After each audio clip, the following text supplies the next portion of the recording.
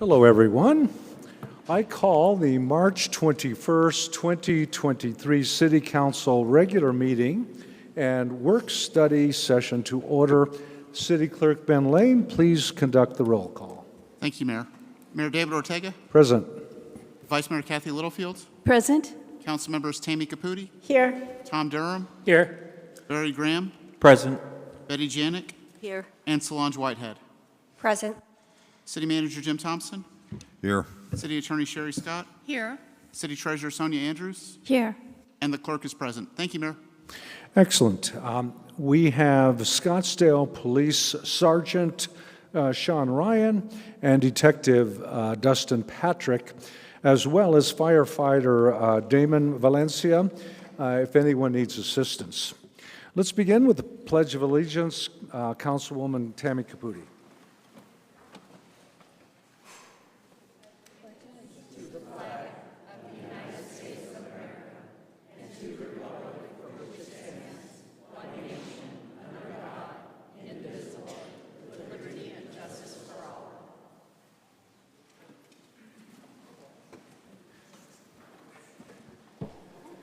Well, we are assembled here in a form of local democracy, and I call our attention to the war in Ukraine. Remember their sacrifice and fight for freedom and democracy in Ukraine, and ask you to join me and pause in silence for the people of Ukraine.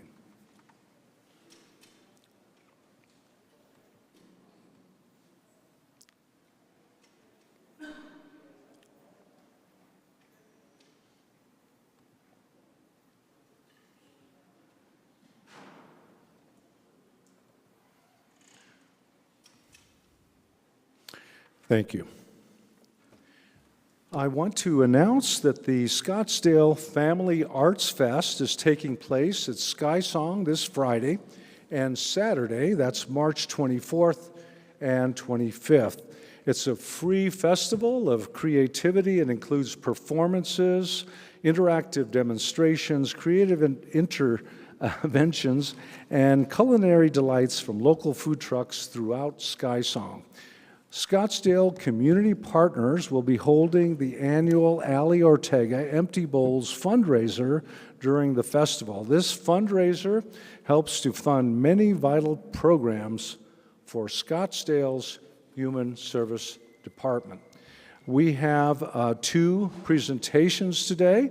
I'll call, first of all, on the Spirit of Scottsdale Awards, Larry Hewitt, Vice Chair, and Louise Lamb, Commissioner of the Neighborhood Advisory Commission. Please come forward.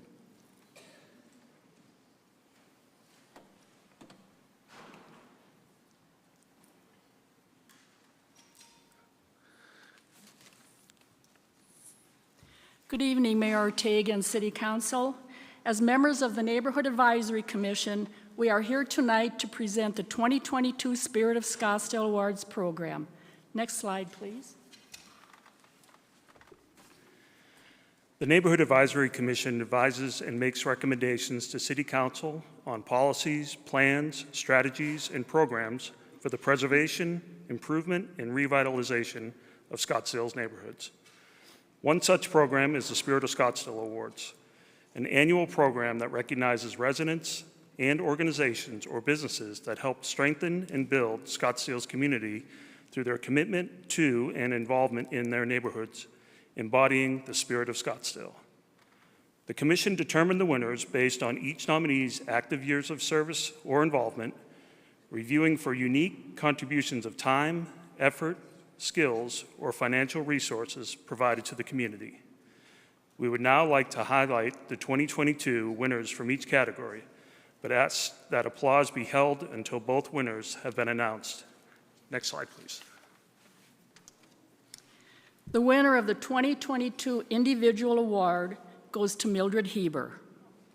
Mildred was nominated for her tireless efforts in volunteering.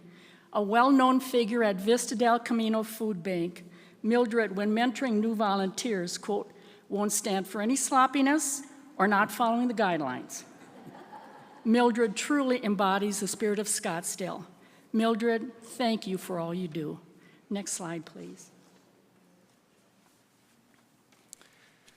16 unique nominations were submitted for the next award winner. For 2022, the Neighborhood Advisory Commission recognizes the Holland Center as the 2022 Organization Award winner.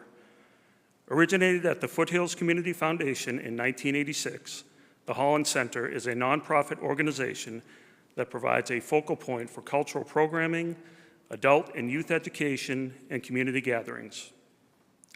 Through the years, many vital community organizations have launched from an early association with the Holland Center, including the Foothills Food Bank and the Desert Foothills Land Trust. Today, the Holland Center supports neighborhoods and beyond by partnering with local and national speakers, artists, clinicians, and community organizations to bring relevant information, resources, classes, desert awareness, leadership opportunities, and activities for all ages, preschool through senior community members. This recognition is very well deserved. Congratulations, Holland Center. Next slide, please. Thank you to all who submitted nominations to this year's program, and to you, Mayor and City Council, for your time this evening. Now, please recognize the 2022 Spirit of Scottsdale winners, Mildred Heber and the Holland Center.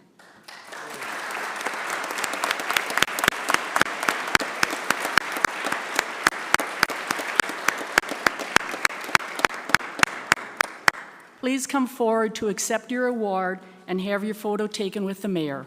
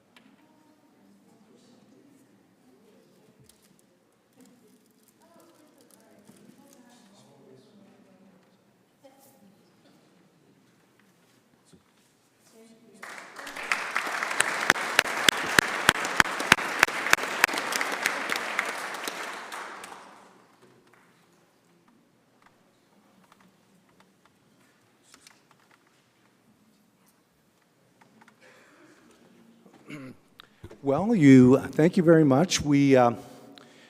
On January 18th, I had the special duty of delivering a State of the City address. It was hosted by the Scottsdale Chamber of Commerce, and it was an opportunity for over 400 of us to enjoy lunch. The council members all participated, and we had the look ahead as well as what we have accomplished year to year. The Paiute Neighborhood Center, Partners for Paiute, was the recipient of other donations. And so right now we're going to be receiving and presented a check from the CEO of the Area Chamber of Commerce. That is Mark Stanton. And then I was thinking of Raul Zubia is the chair of the Partners for Paiute. So please come forward.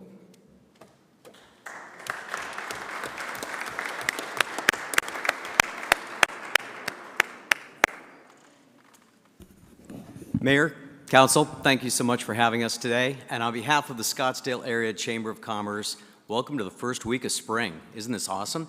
Thank you again, Mayor and Council, for partnering with the Scottsdale Area Chamber of Commerce. I think it was an outstanding event, building on a legacy of partnership, and looking forward to many more years to come. Very excited. So on behalf of the Scottsdale Area Chamber of Commerce Board of Directors, to the partners of for Paiute, thank you so much, and I'll turn it over to Raul. Thank you very much, Mr. Mayor, members of council. Mark, thank you for this generous award. This will go far into helping those citizens of Scottsdale that are less fortunate, the vulnerable citizens, the ones that really could use the help. The uniqueness of Partners for Paiute is that we are, if not the only, one of the few that can do almost immediate aid, sometimes within an hour if somebody really needs it. And we do everything from rental assistance, utility assistance. We also do stuff that's outside the box. We've purchased scooters for someone. We've done very expensive, some eyeglass. I had a special prescription, things like that. So thank you very much for those that attended. Thank you very much for council and Mr. Mayor. And this will go far and it'll be used very well. Thank you.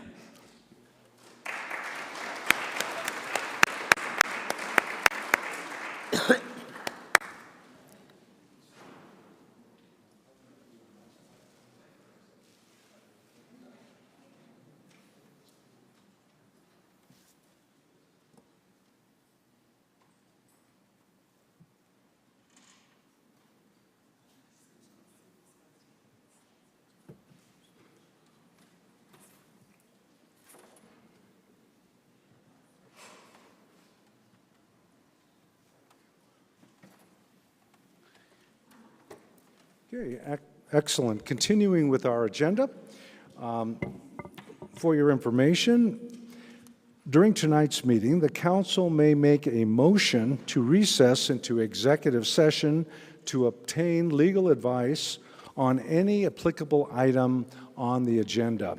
If authorized by the council, the executive session will be held immediately and will not be open to the public. The public meeting would resume following the executive session, again, if requested. Continuing, per our City Council rules of procedure, citizens attending City Council meetings shall observe the same rules of order and decorum applicable to members of the council and city staff. Unauthorized remarks or demonstrations from the audience, such as applause, stamping of feet, whistles, boos, yells, and/or other demonstrations shall not be permitted. Violation of these rules could result in removal from the meeting by security staff. Also, the meeting flows much easier.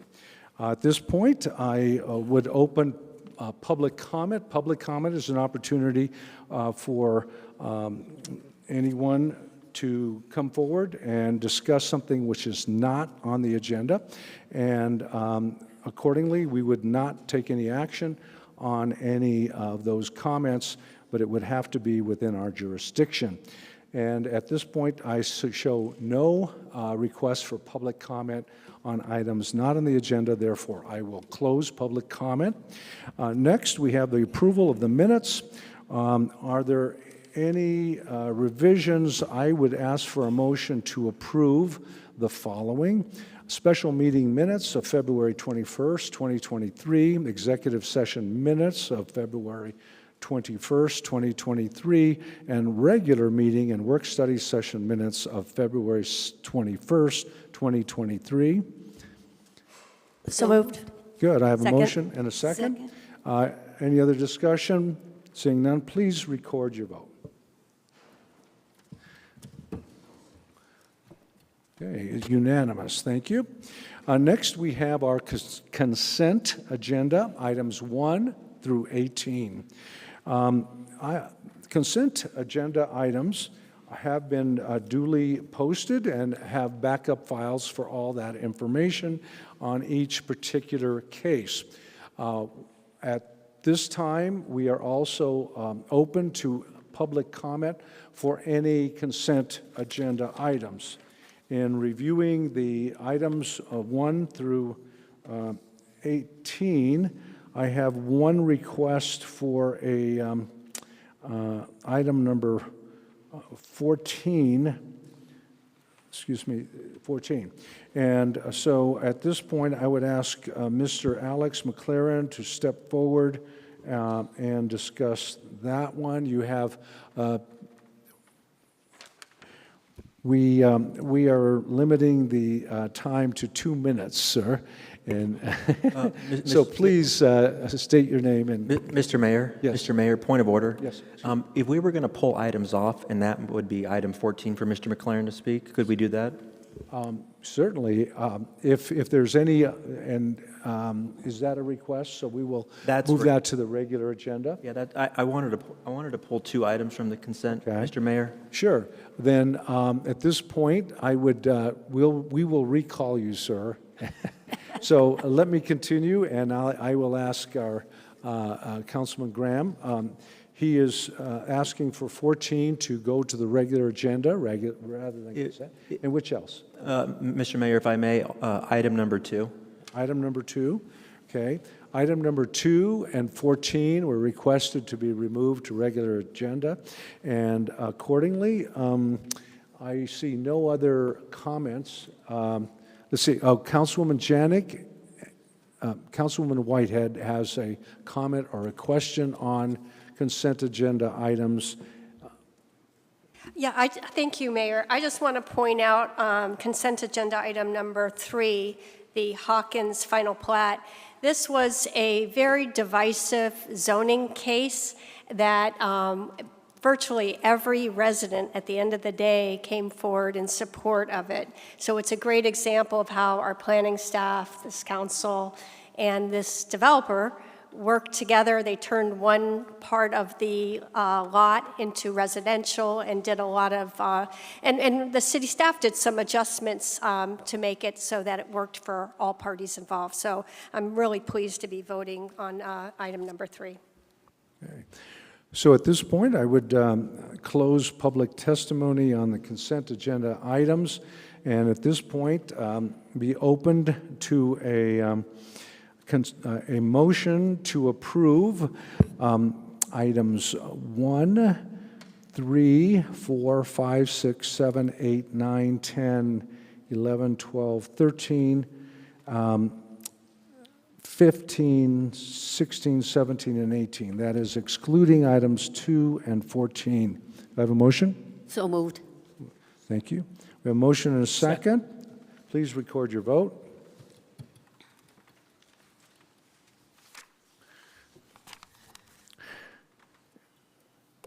Push harder. Good. Thank you. That's unanimous. Moving on, we will revise our regular agenda items to include item number 2. And let me clarify something as well. Item number 19 will be heard after item number 20. So we're just going to bring 20 first and then 19 afterwards. So let's proceed with item number 2. We'll have a presentation by staff.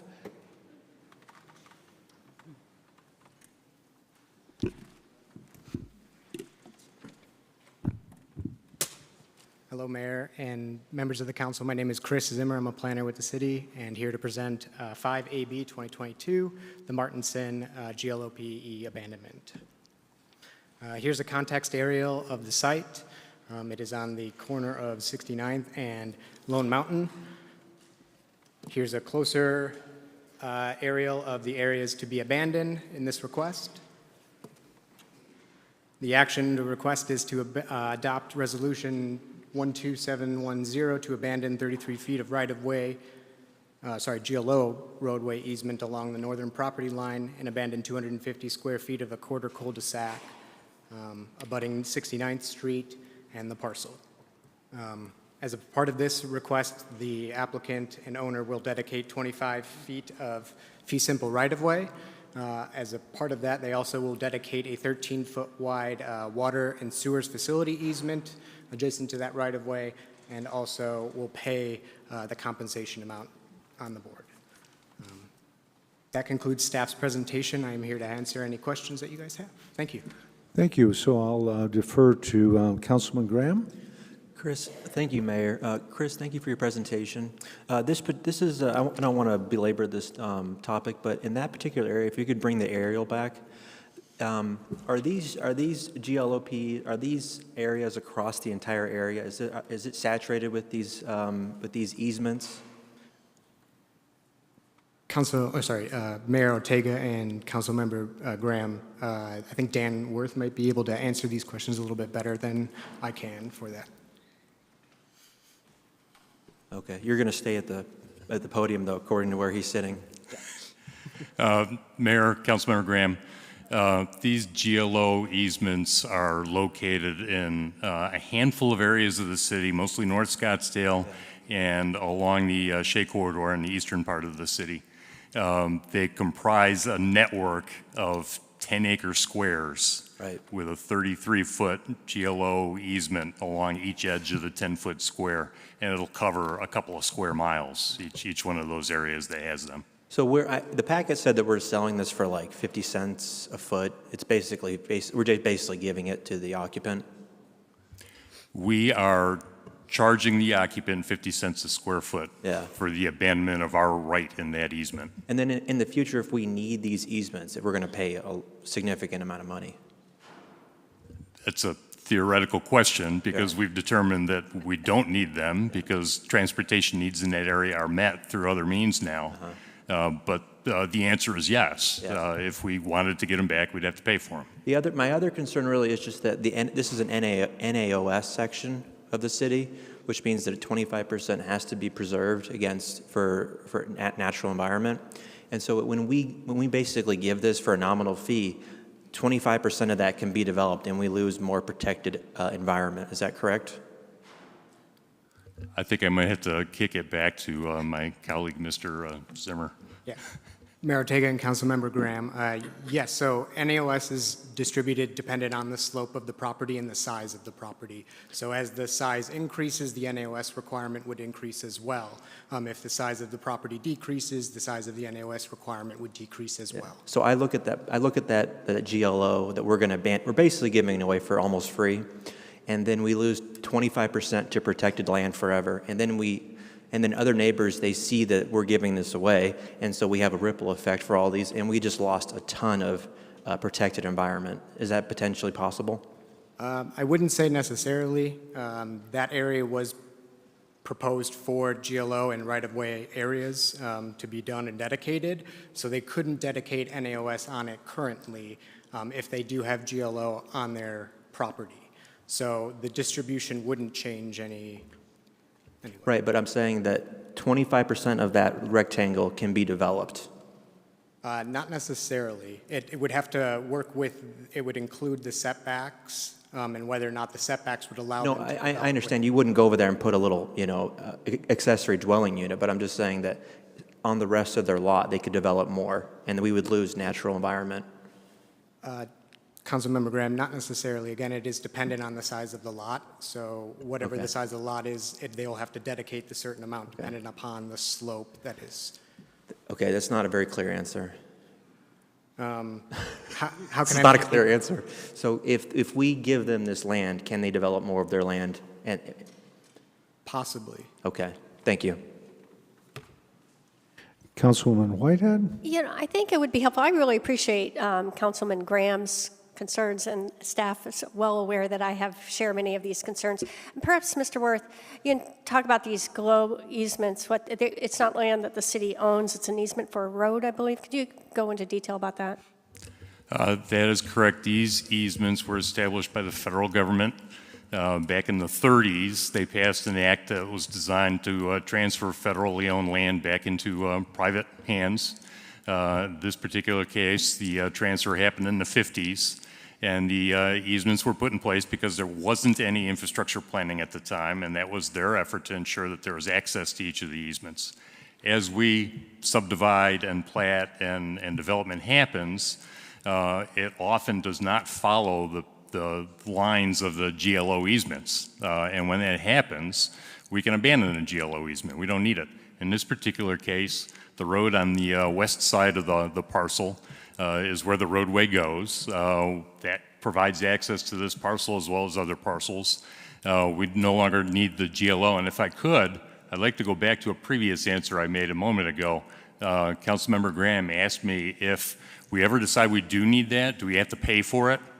And I said yes, but there's a caveat. If they give it to us for nothing, we don't have to pay for it. And this property owner is giving us for nothing the 20-foot roadway easement on the west side of his parcel and a 13-foot utility easement. So we don't always have to buy them. Thank you. Okay, and we've encountered GLOs consistently. They don't follow the contour of good planning. They interrupt the desert. Sometimes there's a saguaro in the center of it, right? And it was just set a grid in the desert. With that, I would move for approval of, and by the way, we're only sending, it's the city's interest in that, and the utilities are covered because they're not interested in covering an out-of-bounds location, and then when their utilities are after along a approved road. So with that, I would move to adopt resolution number 12710 to abandon 33-foot wide GLO roadway easement and along the northern property line, and to abandon 250 feet of one-half cul-de-sac abutting the 69th Street of the parcel 21650-028A with single-family residential, environmental, sensitive lands, foothills overlay R170, also located at 31421 North 69th Street. Second. Thank you, and we have a motion and a second. Please record your vote. Okay, it passes 6-1. Next, we will go to 14 and have a staff presentation.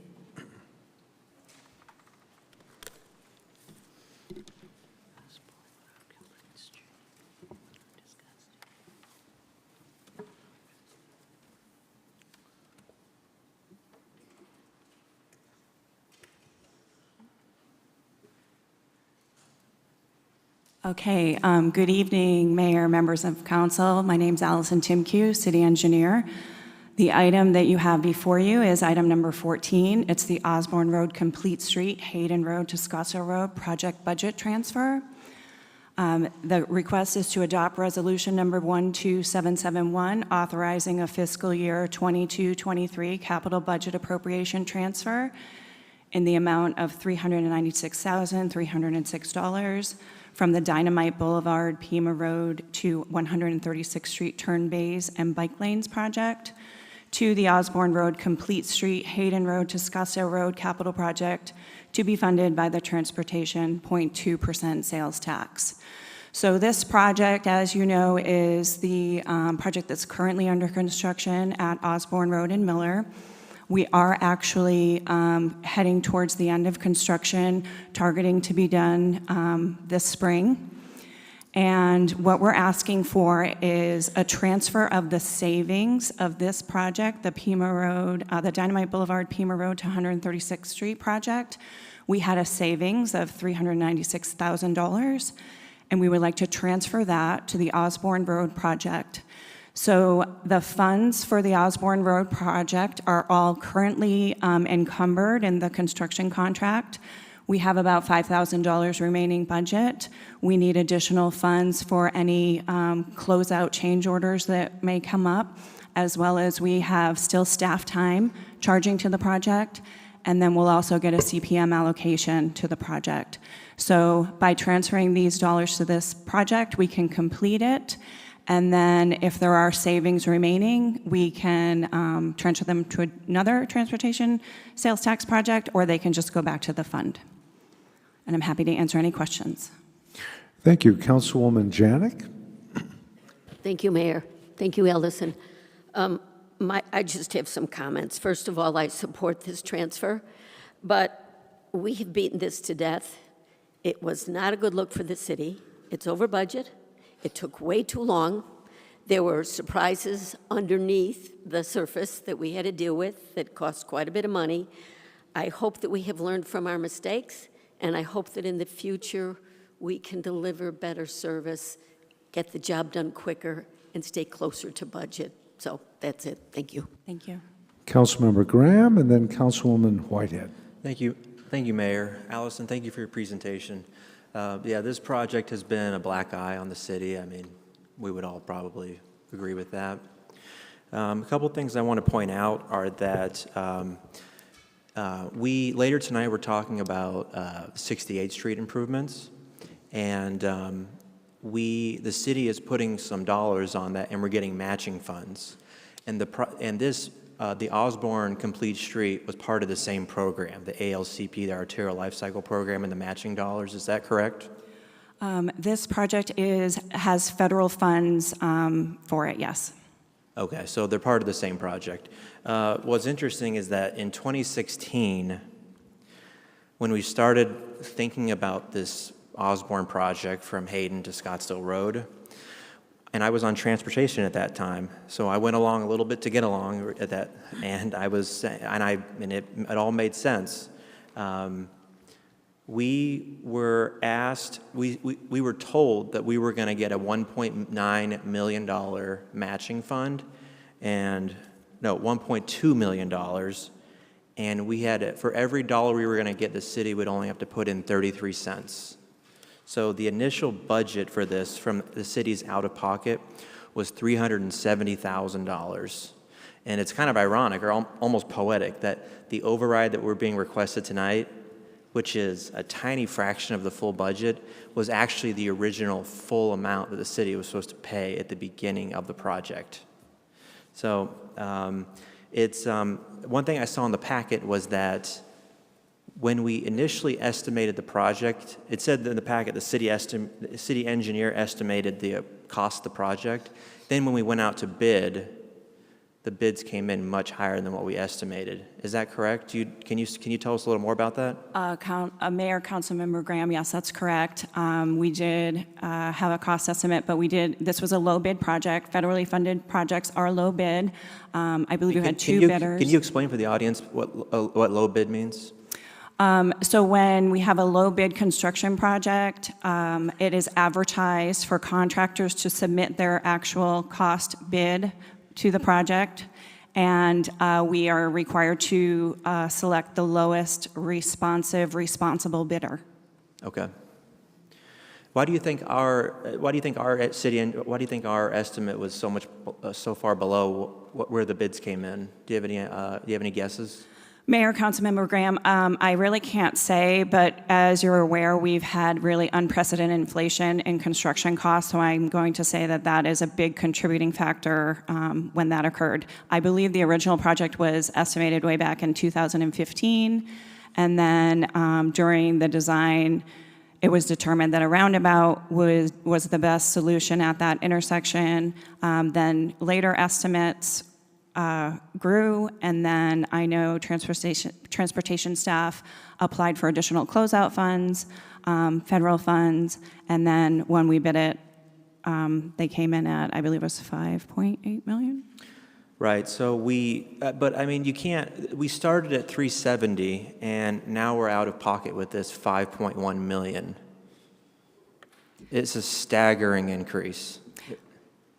Mayor, Councilmember Graham, so when we apply for federal grants, typically if the grant covers the entire construction amount, then it's a 94.75.3% split. So we're typically paying the 5.3% split.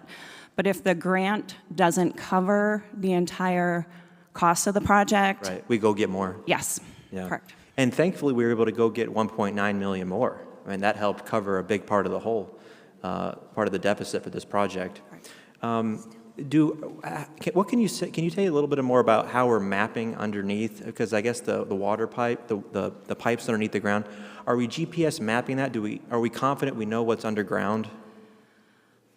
Mayor, Councilmember Graham, so yeah, it's always been a challenge with the utilities that are underground. So what we typically do is we get the utility maps from the utility companies, and then our design engineer looks at those locations with respect to the improvements that we're making. And then we typically do a series of potholes to determine what's below the ground. Again, this project is a little bit different because we had to do the water and sewer upgrades, the city water department water and sewer upgrades prior to this project. And then another thing that occurred was the SRP irrigation pipe, which we didn't anticipate that we were going to have to replace until construction started. And the reason being was once construction started, SRP realized that their existing pipe was not going to have enough cover over the top of it. And SRP had prior rights in this area, and so when the utility company has the prior rights, then the city has to pay for the relocation. So when you say SRP realized, did they not tell us something at some point and then change their mind, or they found something out after we dug a big hole? Mayor, Councilmember Graham, it is my understanding that the inspector on the job determined that the pipe was too low during construction. Okay.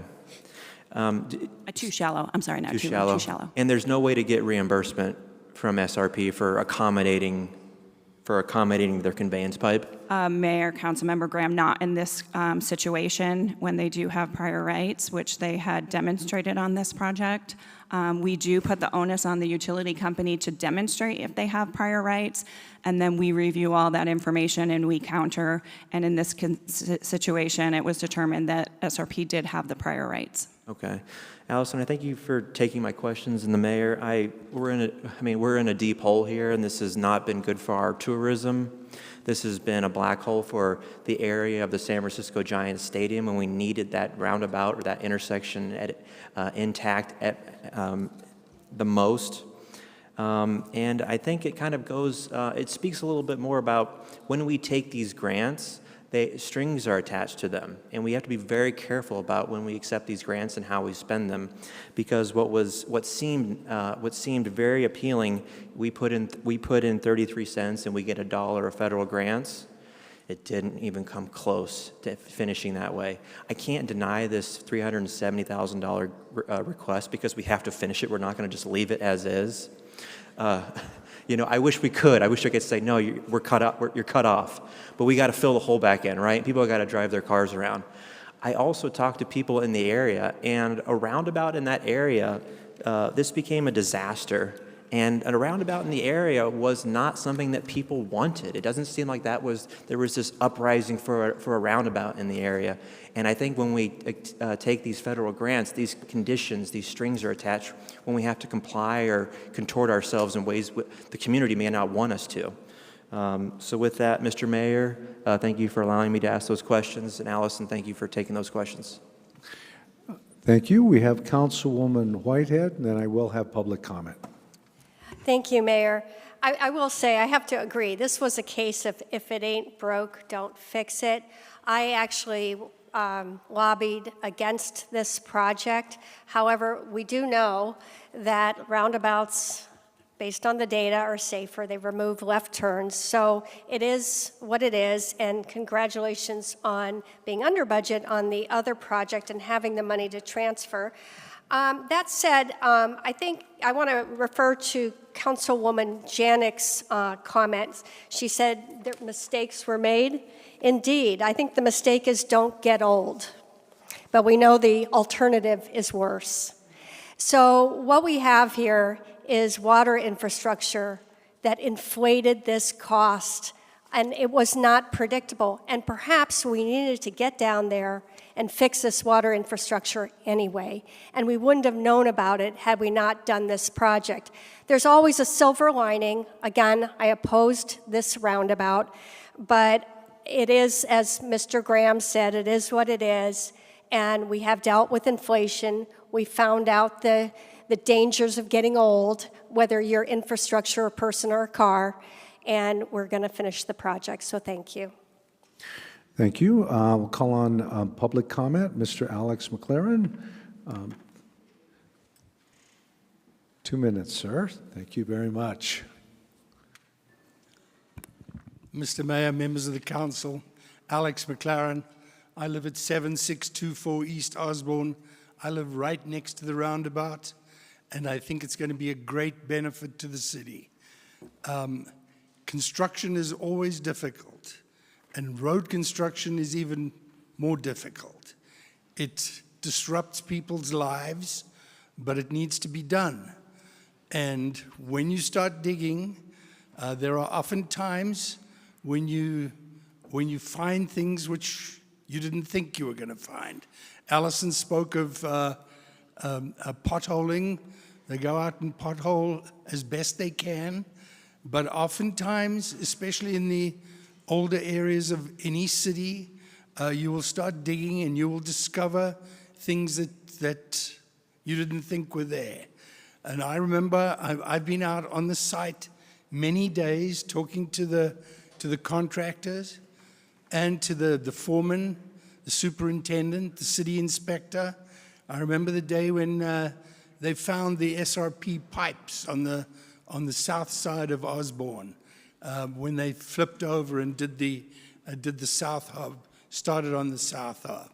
So I'm here to support you doing this. I'm here to support city staff in all of their efforts. This is a good project, and I hope you will approve the funds transfer. Thank you. I'll just have one comment that the project does start on Osborne and Hayden and includes that roundabout. So there were many other portions that had to be replaced along the dip there at Indian Bend. With that, I'm open to a motion and a second for item number 14, adopt resolution number 12771. I make a motion to approve, adopt resolution number 12771 to authorize fiscal year 22-23 capital budget appropriation transfer in the amount of $369,306 from the Dynamite Boulevard, Pima Road to 136th Street turn bays and bike lanes, SH05, capital project to the Osborne Road, Complete Street, Hayden Road to Scottsdale Road, capital project, SF02, to be funded by the Transportation 0.2% sales tax. The city manager and city treasurer or respective designee to take such action as necessary to carry out the intent of this resolution. Second. Thank you. A motion and a second. Please record your vote.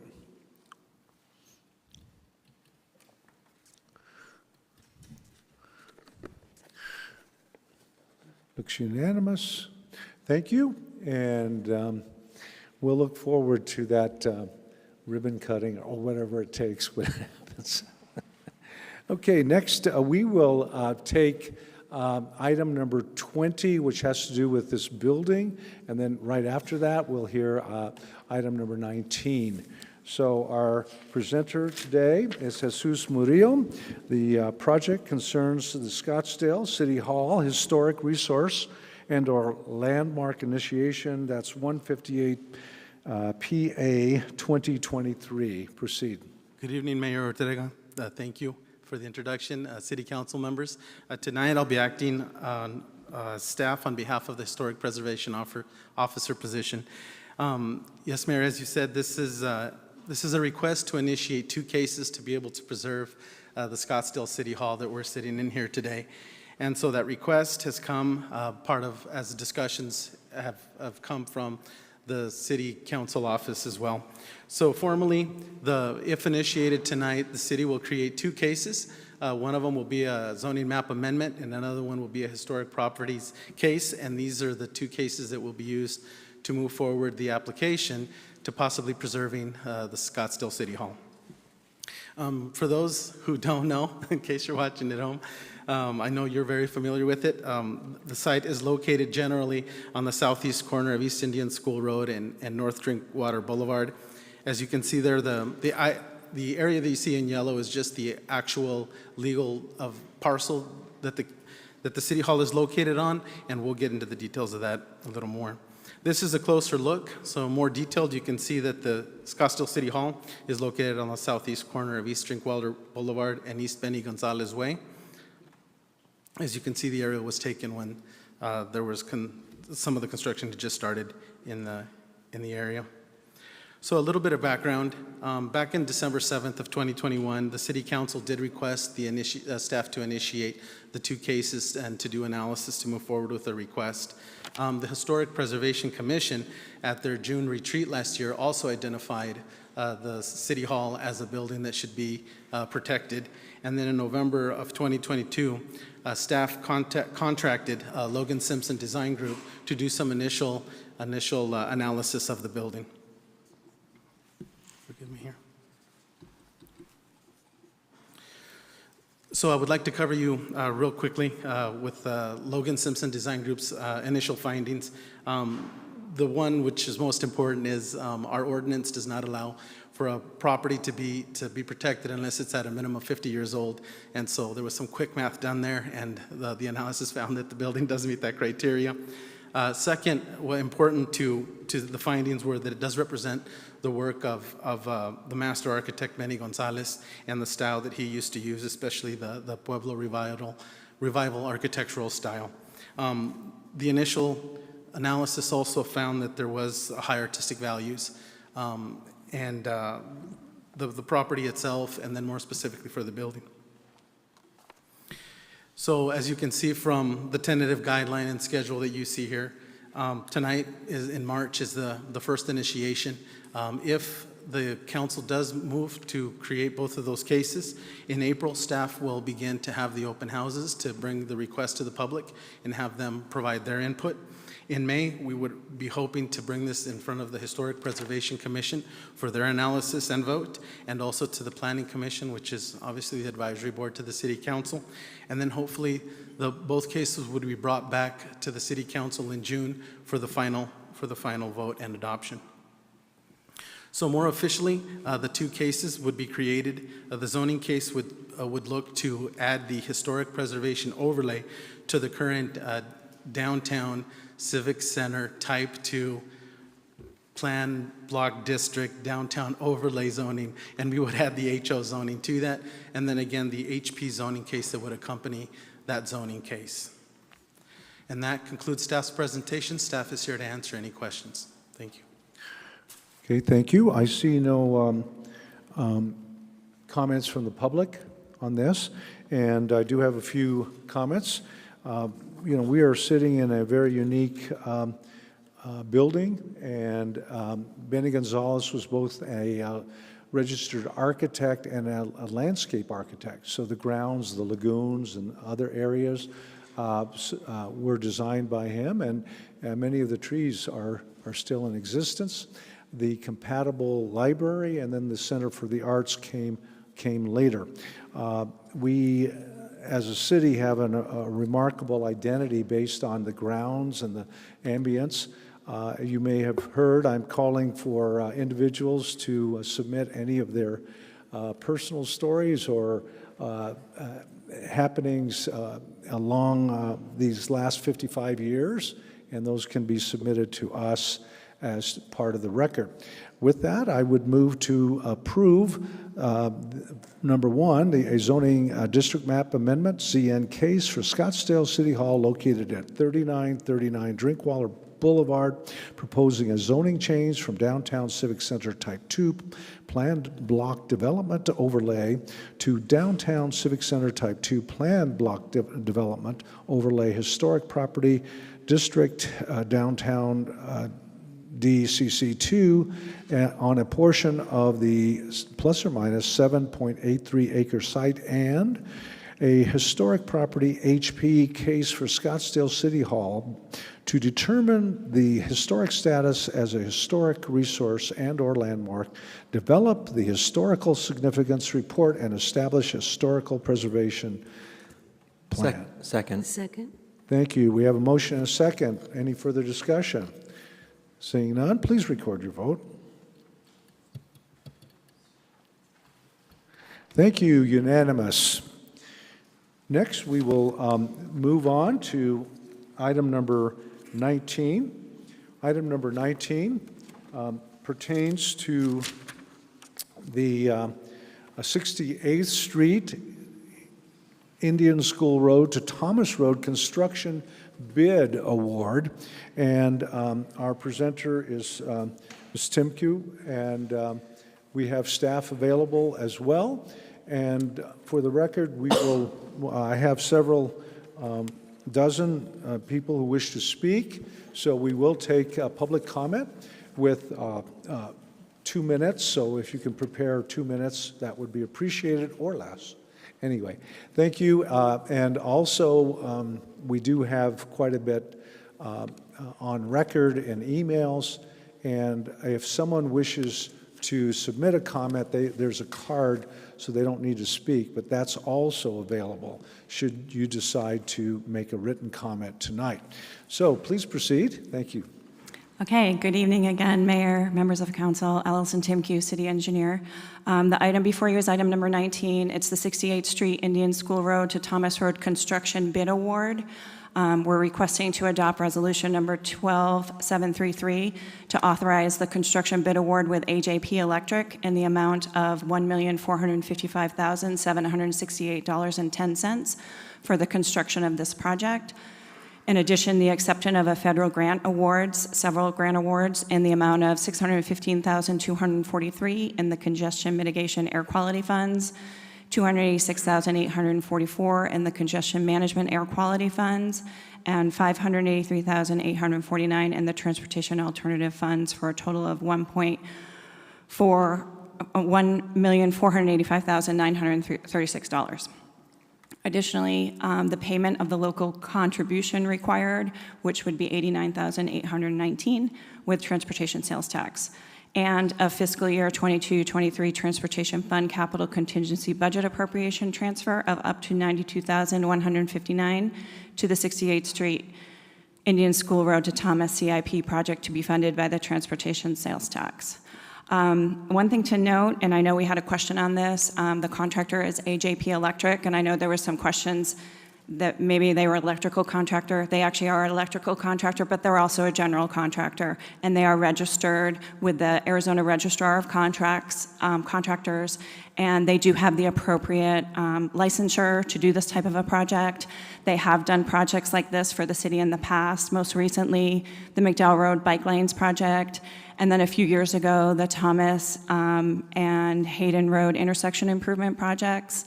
Additionally, being a federally funded project, it again was a low bid project. And working with AJP in the past, they do actually have a lot of experience with federally funded projects, which really kind of is a special niche because there's a lot of special requirements with the federal funds as far as like reporting and things like that. So, okay, next slide, let's see.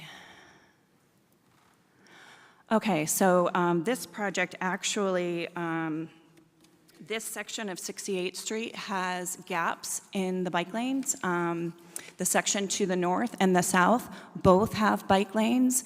This section is 2 lanes of traffic in each direction, and the section to the north and south are 1 lane of traffic in each direction. So essentially, we're just reconfiguring the roadway to align with the rest of the corridor.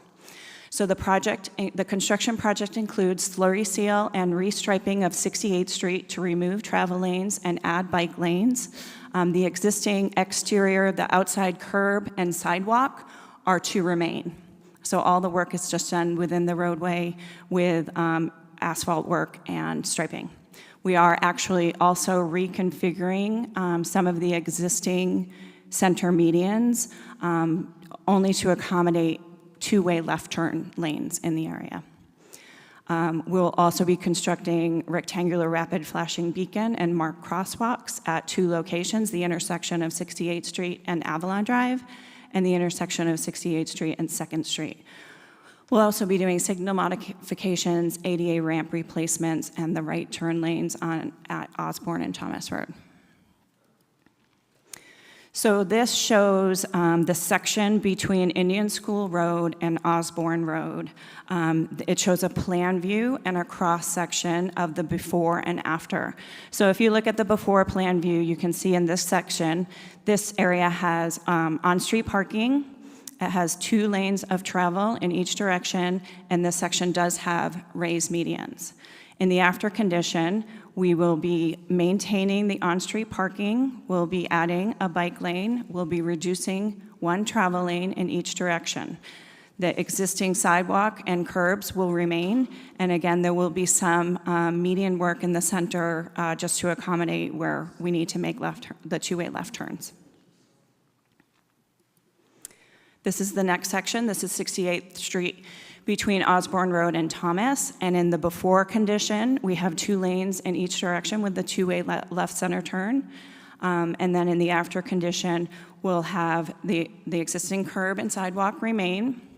We'll have a buffered bike lane, so it'll be a bike lane with a 3-foot buffer and a travel lane 1 way in each direction, and then the 2-way center left turn.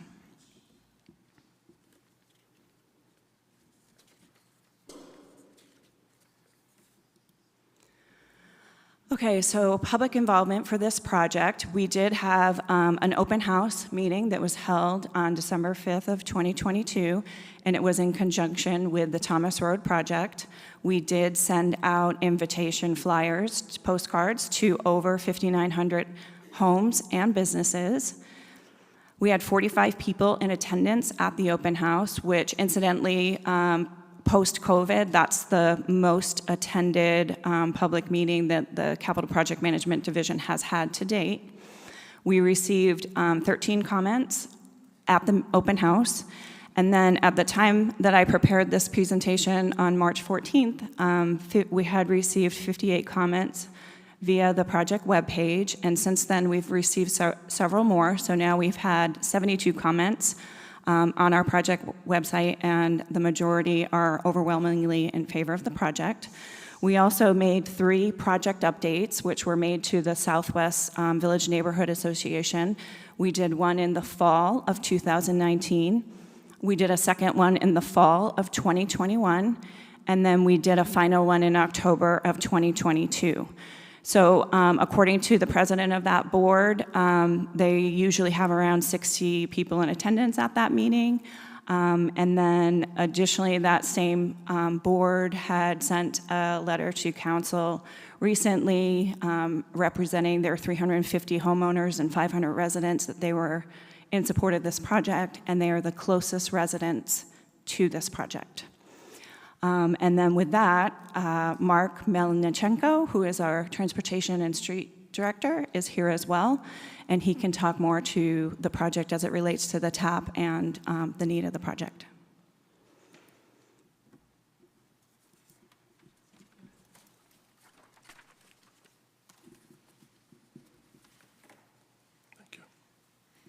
And just before you start, we really appreciate it. Just to let you know, after this presentation, we'll go into public comment, and then should any questions arise due to public comment, we would be calling you back, Mark. Thank you so much. Thank you, Mayor and City Council members. I'd like to expand on Allison's excellent presentation by providing some additional information on how this project links to the Transportation Action Plan, the thought process behind this and similar projects, as well as examples of successful, comparable design features implemented throughout the city. The city's TAP is a 10-year roadmap for the city with 5 elements, including streets, bikeways, pathways, transit, and pedestrians. Because we only have a small amount of our lane miles in the city still to build, it is important that we emphasize maintaining and refining what we have and safe and livable streets over moving traffic quickly through the city. The 68th Street Active Transportation Corridor from Continental to Jackrabbit is included in this adopted plan. And during the public outreach process for the TAP, as you can see in this chart, 68% of residents agreed that Scottsdale should emphasize pedestrian safety and multimodal travel over vehicle speed. In addition, 62% of participants also agreed with removing travel lanes on streets with excess capacity to provide a stronger active transportation system. This graphic depicts our north-south corridors as well as our project study area. As you can see, arterials, shown in orange, emphasize vehicle travel, and collector streets in blue provide a more comfortable environment for pedestrians and cyclists. The remaining 1 mile gap to be addressed in the bicycle network is shown in yellow. So you can really see that our corridors are nearly complete. We're missing this 1 mile section to complete the network in this portion of the city.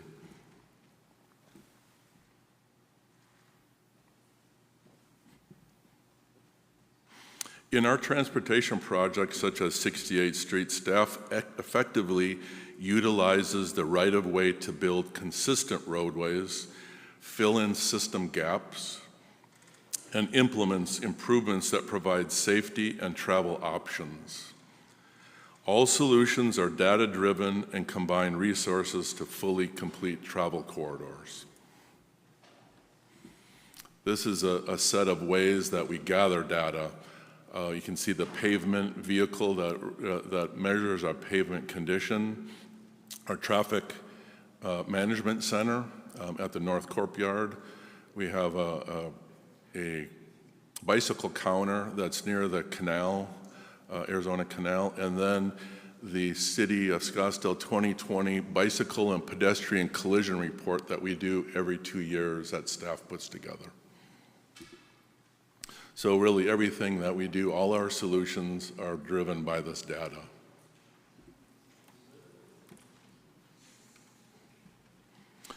Shown on this slide are our data. These are our 5 proven Federal Highway Administration safety methods used in this project.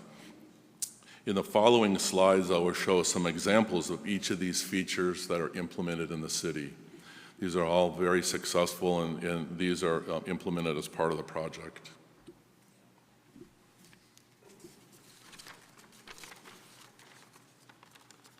First, in 2020, we reclassified a portion of Indian School Road from 60th Street to Goldwater Boulevard from 6 lanes to 4 lanes to create a fully consistent roadway throughout the city. We also modified the Goldwater intersection, narrowed the lanes to our standard 11 feet, and implemented buffered bike lanes for improved safety. This work was also done in conjunction with our paving program, and also when we provide buffered bike lanes, it also adds additional safety and buffering for pedestrians in these corridors.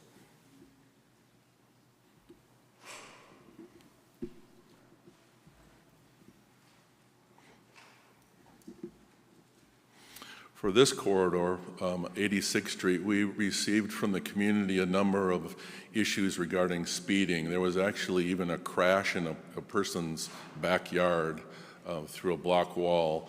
We looked at various kind of tools in the toolbox, and this is an example of where we put in bicycle lanes, we narrowed the street, and we've only heard good things from the public in that area on how the street is tamed.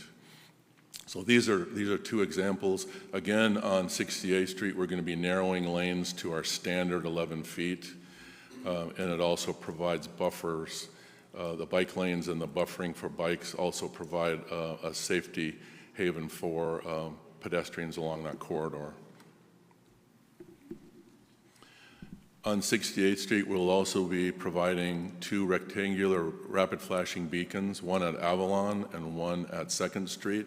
These are examples throughout Scottsdale, 6 that we have implemented, and then 7 that are in planning stages. So it is a feature that has been very successful that we've implemented throughout the city.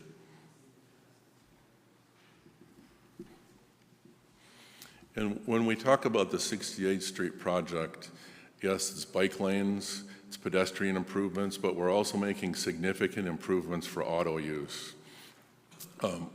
As Allison talked about, we have new right turn lanes and left turn bays to improve traffic flow and safety. Most of the on-street parking is preserved. Buses, our trolley system stopping to pick up passengers will be outside of the travel lanes. Drivers don't need to share the travel lane with cyclists who currently must take the lane when biking. And then we're also providing a pavement treatment that will be beneficial to all. I won't go too much further on these two were shown previously. And then would just like to finish the presentation again with this graphic, which is very telling. We're looking to complete this roadway, the final mile of 5 miles in this corridor, and create a very strong, complete pedestrian and bicycle street that is, as I said, part of our transportation action plan. This is a video that we took on 68th Street at 5:30 in the afternoon on a spring training game day, and you can kind of see the traffic that is located on 68th Street. This is a southbound direction.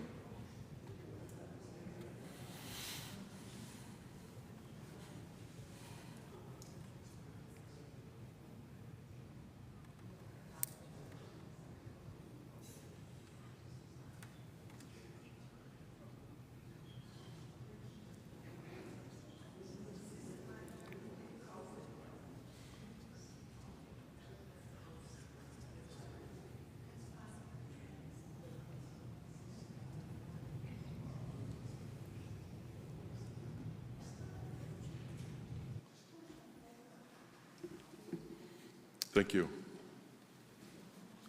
Thank you. At this point, we will open to public comment, and I will read 3 names at a time. Please state your place of address, and then you have 2 minutes. Julie Urias, and then Harold Back, and then Alex McLaren. Julie, hello. Good evening, Mayor and City Council members. My name is Julie Urias. I live at 6540 East 2nd Street, which is in the Southwest Village neighborhood. I'm currently the president of the Southwest Village Neighborhood Association. I'm here today representing our 350 homeowners and approximately 500 voters and taxpayers. We are very proud of our Old Town single-family residential community and the revitalization that has occurred in our neighborhood. Our residents include active retirees, individuals, and young families.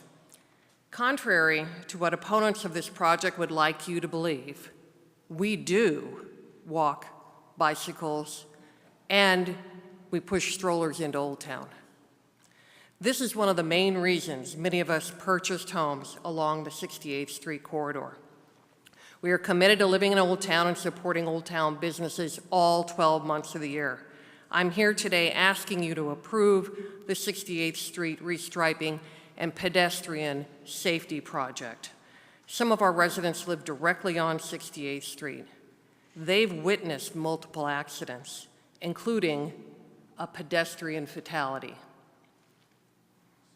In this 1-mile segment, cars are taking advantage of the double lanes. They speed past other vehicles, they dodge around vehicles, cyclists, and pedestrians.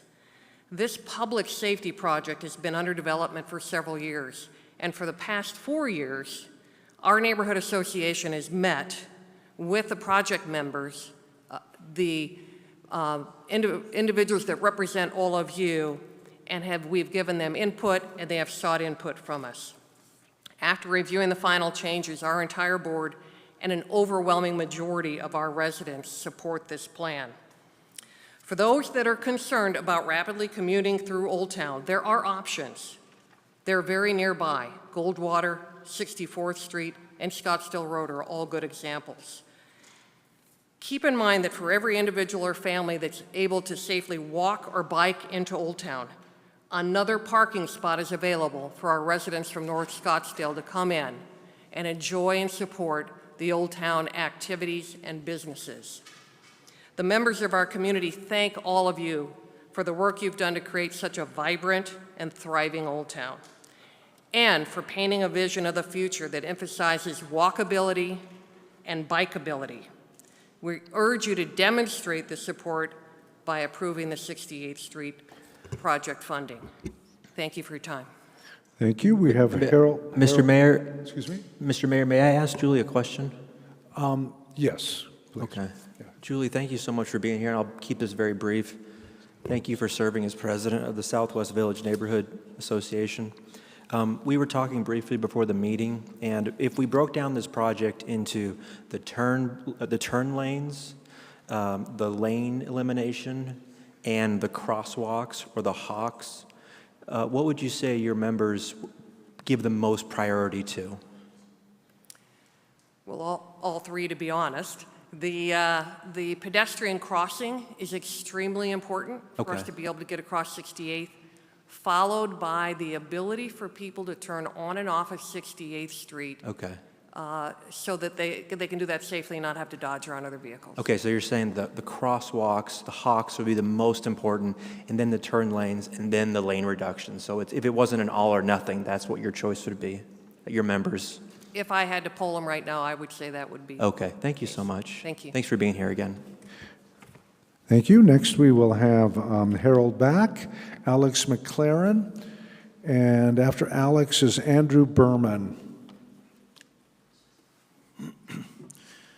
Mr. Mayor, City Council, ladies and gentlemen, thank you very much for the opportunity to address this group this evening.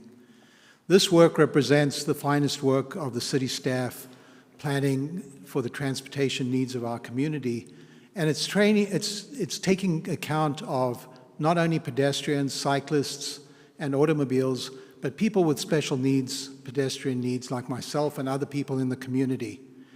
We strongly urge that this not be ignored as a component in this project. It's something not spoken about, but it is a critical element of everything that is being done with regard to transportation and transportation needs in the community. Secondly, I cannot help but comment on all the negative feedback that we have received most recently. What is striking to me is that in all those negative comments, no one has taken the time to suggest an alternative, something positive that can be applied to augment the work that has been done by city staff. We thank you very much for your effort and hope that you will favorably consider this project. It is crucially important to the community and to the neighborhood. Thank you very much. Thank you. Alex McLaren, then Andrew Berman, and Russell Olinsky.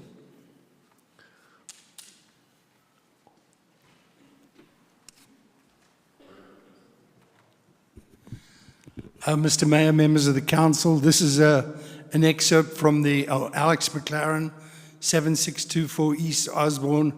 I know this area well. I go up and down it on my bicycle regularly. I think this graphic is a good illustration of what the city is trying to do. There are the arterial streets, the orange-colored streets which carry the traffic, and then there are the blue streets, like 68th Street, Miller, and 86th Street. Those are suitable for bicycles and pedestrians. The section, the gap on 68th Street, I'm not sure how those two lanes snuck in there. It must have long before my time at the city, but they were there.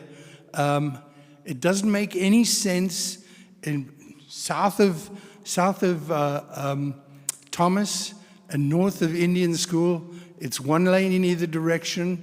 There is some buffer on one of the sections from south of Indian School, but the section from Osborne down to Thomas is crammed in there. There's very little room for a bicycle on that road.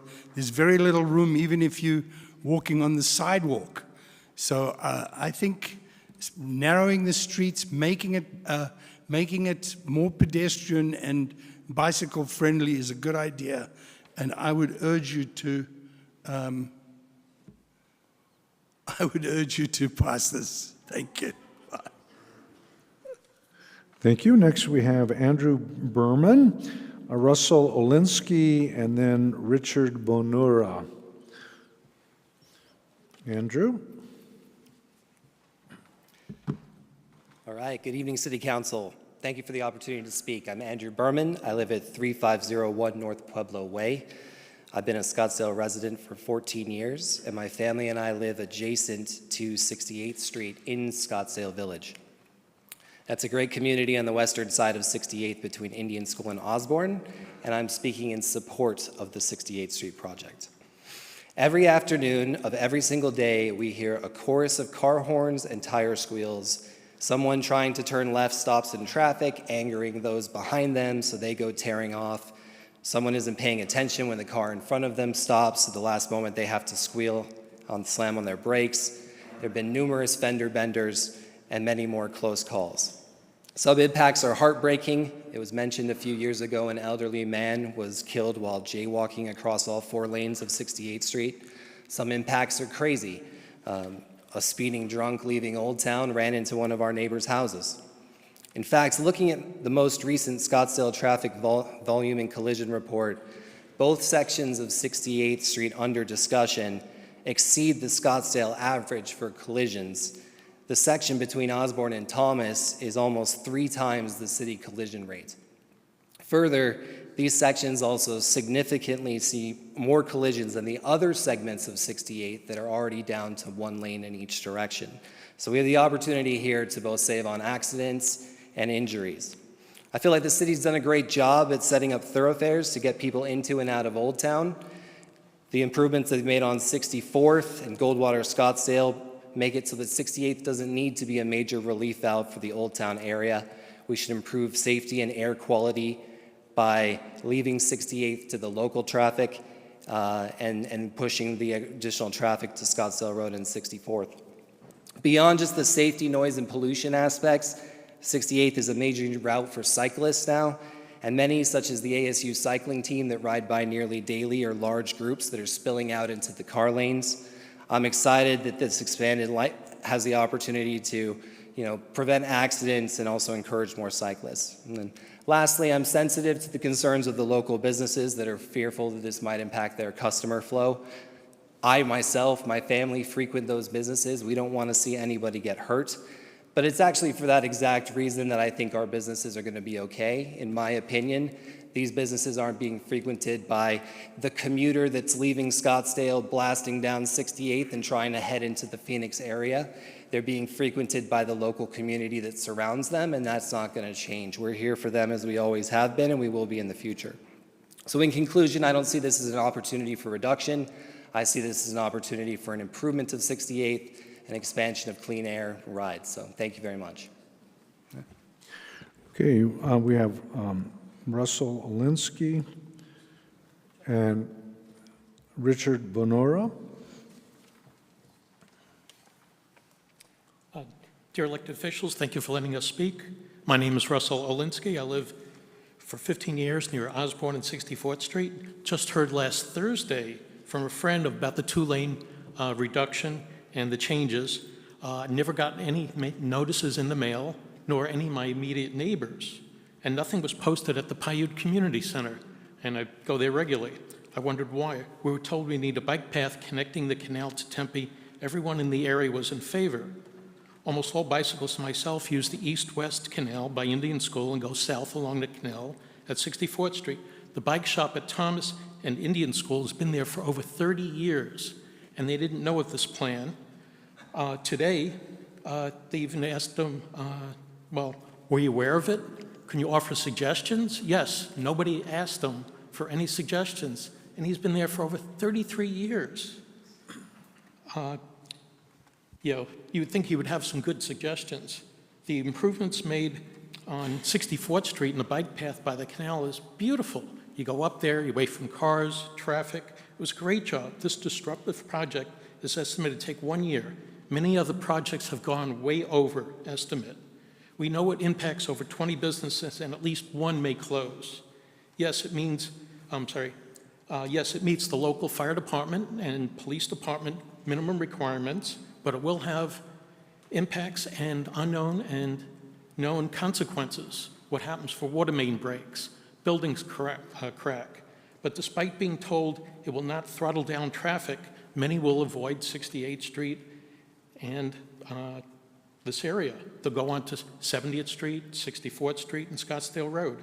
We already have late night racing on 64th Street and Indian School. Pretty much every night, we have crashes probably once a week or more at the intersection of Osborne and 64th Street. This will have a negative impact. We can have better traffic enforcement for police. Anyway, I consider this project greenwash with all the wants of a few outweighing the needs of the many. Thank you. Thank you. We have Richard and Michelle, excuse me, it's just going to slow us down. Richard and Michelle Bonora. Michelle gave her time. So, Richard, you have 3 minutes. And then Marietta Strano and Margot Rosen. Richard? Thank you, Mr. Mayor. Mr. Mayor, council folks, I want to first start by saying that I want to thank you for your service. I have yet to experience such divisiveness between or polarization on items. I'm not a political person. My greatest polarizing decision is muffin, cupcake, or cinnamon roll. There are some benefits to being the muffin man. But I do want to thank you because this can be a very thankless job in instances like this where you're forced to make a decision that unfortunately people have to abide by that may not always agree.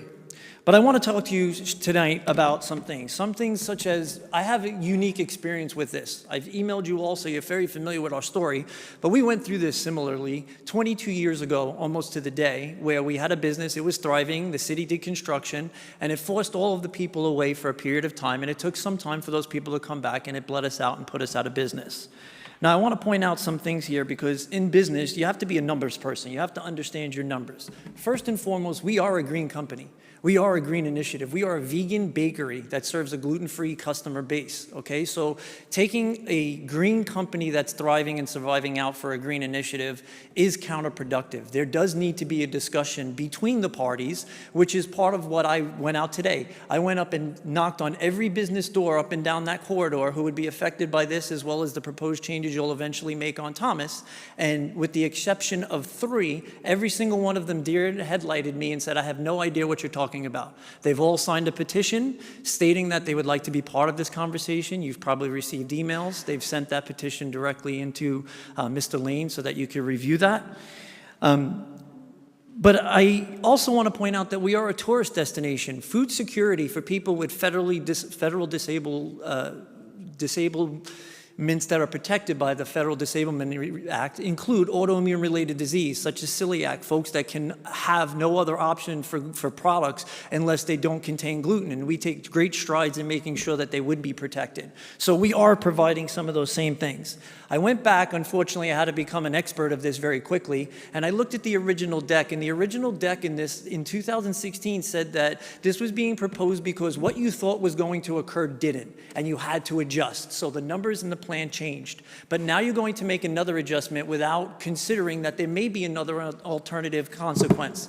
So what I did was I went out to find out that the National Transportation Safety Board, census statistics in this country state that the percentage of pedestrians is currently 2% that actually commute that way.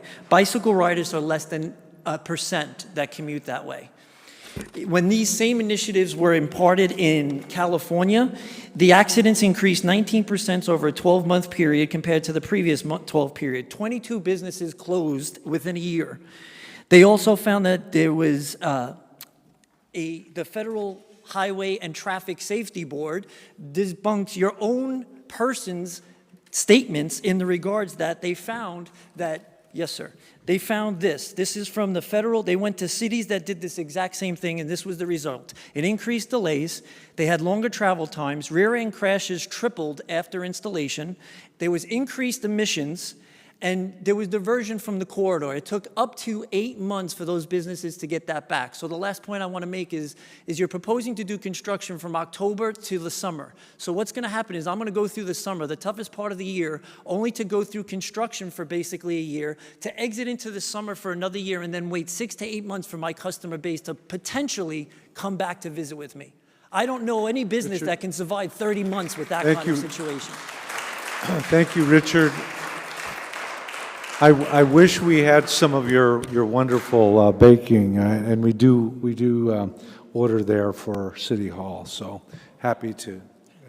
But continue, please try to stay to, we're going back to 2 minutes. Marietta Strano, Margot Rosen, and Gabe Rosen.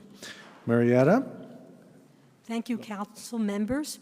My name is Marietta Strano, and I live at 68th and Thomas. I walk, I bike, and I use our public transportation. I do not own a car, so just put that in perspective.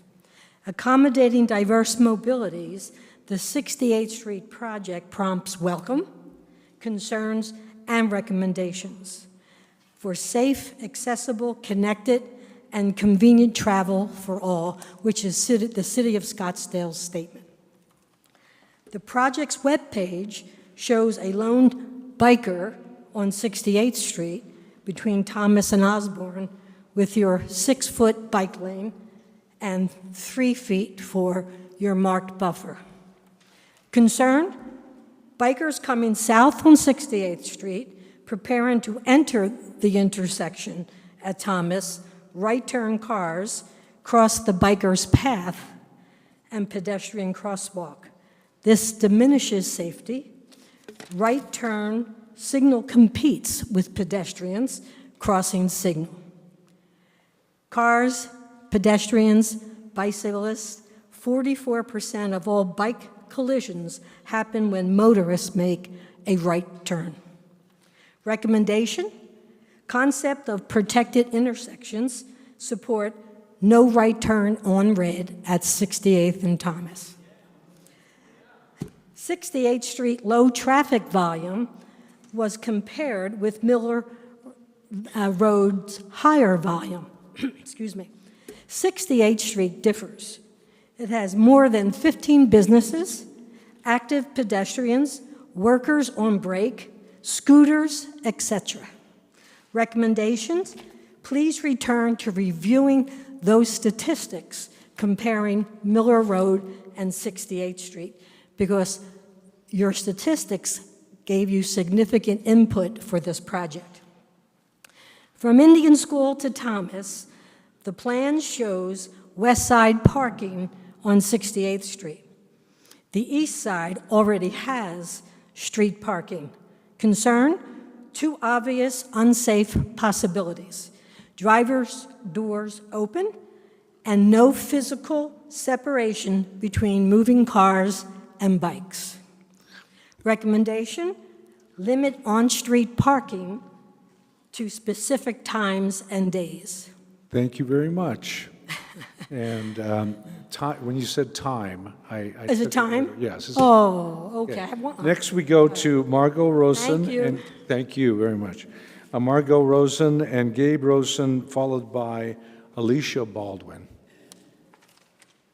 2 minutes. Thank you. Thank you. Thank you so much for, one, allowing everybody to come and converse about and have a good discussion about a project that will be happening hopefully soon. I'm new to Scottsdale. I've been in the area for 14 years. We've been from Paradise Valley to Phoenix to Paradise Valley to Scottsdale, and I think we finally found our home.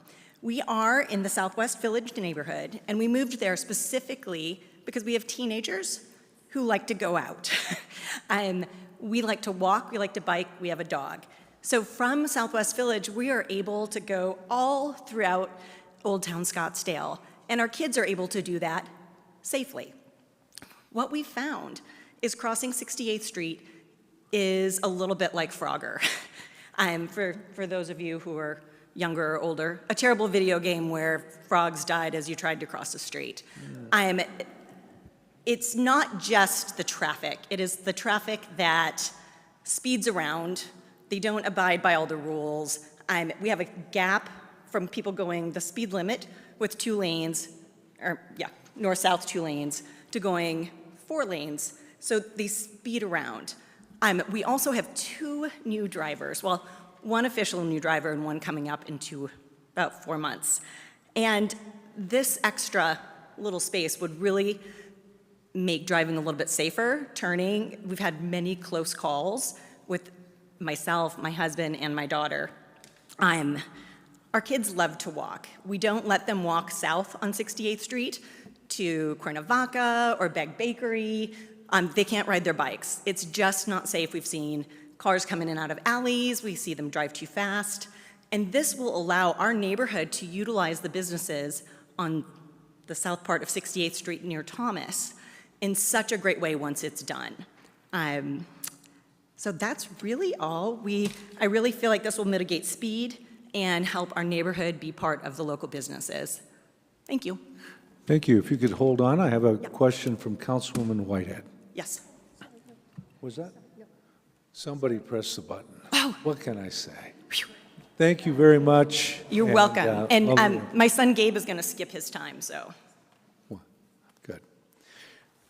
Thank you. Next, we will go to Gabe and then Alicia Baldwin, but he's here, yes. So Gabe Rosen.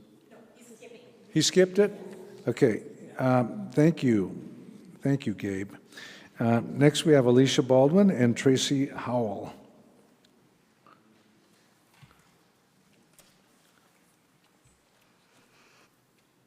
Thank you for letting me address you and the audience. My name is Alicia Baldwin. I am the owner of DT Roadhouse, which is at 68th and Thomas. I'm super concerned about this project and the construction it will bring and the inability for folks to get to my business. I have people coming into the business, coming left, coming right down 68th. I have vendors bringing inventory. Based on what you just said about the Miller Roundabout project, I'm even more concerned that you're going to dig into the ground and I'm going to lose water at my business. So, you talked about improving quality of life for residents, students, visitors by making these bike lanes, but nobody addressing the business. Nowhere in that presentation was anything about the businesses that are on the 68th Street corridor. Yet you say that you foster a business-friendly climate that generates some of the world's most successful companies, but yet you're going to limit access to my business, and you're going to do construction and block off lanes. So it's just really concerning, especially when a lot of our businesses are finally recovering from COVID. Finally, after all this time, finally got our numbers back to where they were pre-COVID, and now we're at risk, like Richard said, about, we're going into the summer.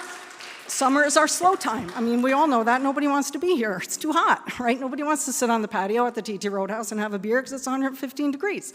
So you're limiting the traffic to coming into my business.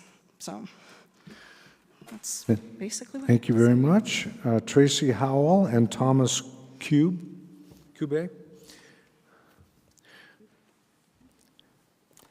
And by the way, it's my understanding that no driveways will be altered, but that'll be a question, that is driveways into businesses, driveways into homes or apartments. That's off the table. That's not included in this proposal. Continue, if you will, please, Tracy. Hi, my name is Tracy Howell, and I've lived at 3314 North 68th Street for the last 13 years. At least I thought I did, because the 68th Street I'm hearing people describe does not match the one I live on. I walk my cat on 68th Street, and that lady won't let her kid walk down 68th Street?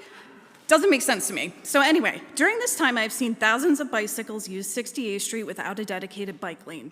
A parallel route exists on the canal a quarter mile away between Indian School and Thomas for those who are afraid to bike without a dedicated lane. It is disingenuous to enact a traffic diet under the guise of helping bicyclists. While the area north of Osborne on 68th may be a neighborhood street, the area below it is not. It is a vibrant area full of small businesses that would be negatively impacted by construction and reduced lanes. 68th Street is used for overflow traffic from Scottsdale Road. If speeding is a concern, why do I never see police officers on 68th Street pulling people over? At a time when the council has approved over 10,000 new apartments, it seems foolish to attempt to diet. Okay, thank you. Thank you. You're Statistically, cutting it. most diets fail. It leads to binging. Further, the cost of this project is $1.45 million for a 1 mile road, meaning the cost is $145,000 per tenth of a mile. Are we paving the road in gold? Finally, the city does not even have the full amount available and will be using taxes to finance a portion. Scottsdale, which prides itself on being America's most livable city, will be impeding on the freedom of those on 68th Street by restricting our movement and taxing us for the privilege of the tyranny. We will consider your traffic diet when you go on a building diet. Thank you. Thank you. Next. Okay. Okay, we're going to have to put that one on mute, okay? Next we go with Thomas Kube, Miriam Waltz, and Jesse Westad. I'm just going to cut the time off the next one, so please be quiet. That's what we've asked for. It lets people and respects the next speaker. Thank you, Thomas Kube. Thank you, Mr. Mayor, members of the council. That's a tough act to follow. I'm Tom Kuby, a 26-year member of Scottsdale's citizenry, and I've lived at 12740 East Sunnyside Drive during that time. I speak tonight in opposition to the 68th Street project, also known as the Road Diet Traffic Calming Initiative, estimated to cost $1.6 million just to configure this mile-long stretch of road.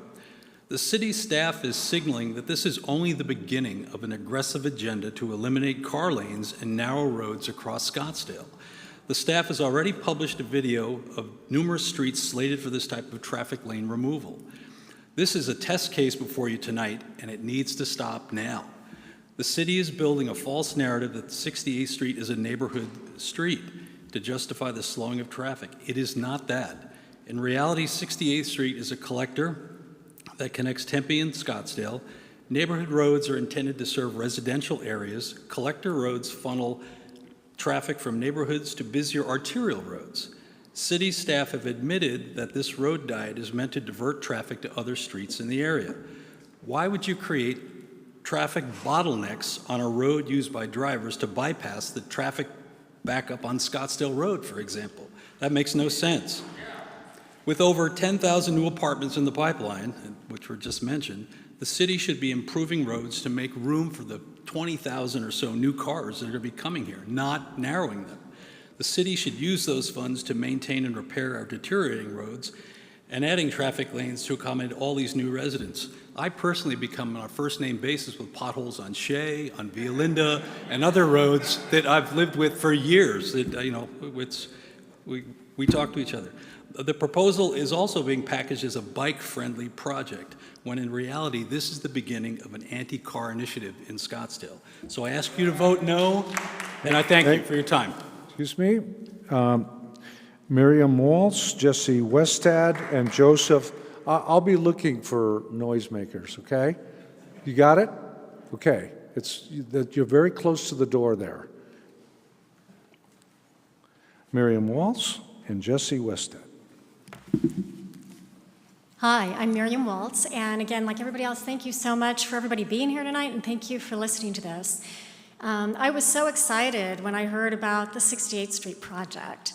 I've lived in Scottsdale. I was in Old Town for a long time. Now I'm more close to 60th Street, so I pass through the neighborhoods all the time. I'm a biker, I'm a driver, and I'm a walker. And almost all of, I live at 60th, but almost all my life is over in Old Town. So that's what I do all day long. I'm going back and forth. All of my business, all my packages in my mail come to the UPS store. I shop at Sprouts. I do my yoga at CA Bar Yoga. I go to the library. That's just where I am. So 68th Street is right in the middle of my life. And again, I'm all three. I'm a driver, I'm a biker, and I'm a walker. And I use the canal as exercise.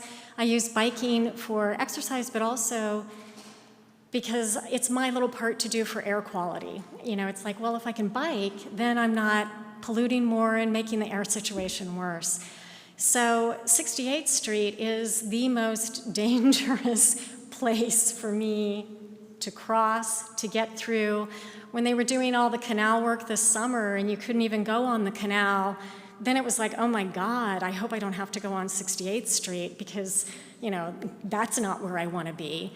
And even when the traffic is really bad and you don't like, just some of the big events that go on, just as an alternative to get there, 68th Street becomes really important. So I guess my comment for tonight is that, you know, the future is all sorts of modes of transportation. I mean, that's just the way it's going to be. And as the city does get more congested and as we get more people here, we're all going to have to share the road because the bikers aren't going away. Hopefully the walkers aren't going away. And of course, I'm driving. I mean, I drove tonight. It's raining. I'm not going to ride my bike. So we just have to figure out a way to all share the road. And although I'm not familiar with all the details, you know, this sounds like a way where we can all share and we can all do it safely. So Thank you. I hope you support the project. Thank you. Thank you. Jesse Wested, Joseph Starbuck, and then we will have Craig Weber. So, Jesse.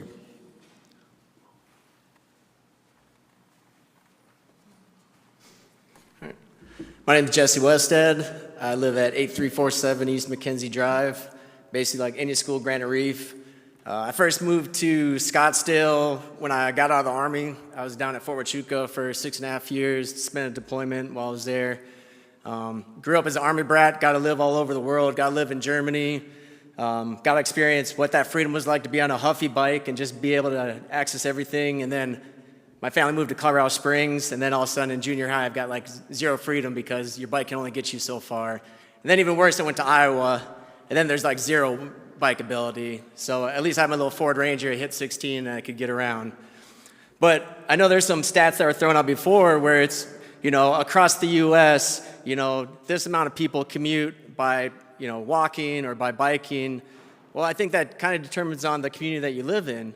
I live in Scottsdale. I can take my e-bike everywhere I go. When my office was down on Mill Avenue, I could take my e-bike all the way down the Greenbelt, shoot there in 25 minutes. 25 minutes is the same as it takes my F-150 to get down there. So if I'm on the Greenbelt, you can't be mad when you're on your e-bike. You just smile. When I'm in my F-150, I'm just pissed off at the world. So you get on the Greenbelt, you're like, hey, Mrs. Jenkins, hey, Mrs. Johnson, hey, that's a cute dog. You can't do that in your car. Think about that. When's the last time you're happy driving around here? I'm never happy about that. So when we're looking at this, we're just trying to find different avenues for us to move around the city and get there, you know, in one piece. My wife, our favorite bike spot is that one that's right there on 68th Street in Indian School. We rode it one time. She's like, I'm never riding this again. But she's happy to be on the Greenbelt. So you got to look at what is the way to get around safely. When I'm in my F-150, I never think about, like, what's the safest way where I don't die on the way there? If I'm taking my bike, I do. I think about what time of day it's going to be. Is it going to be nighttime when I get back? I love TT Roadhouse, and I don't booze cruise. I booze cruise on my bike. So, like, if there's a safe way to get to TT Roadhouse now, hell yeah, I'm in for it.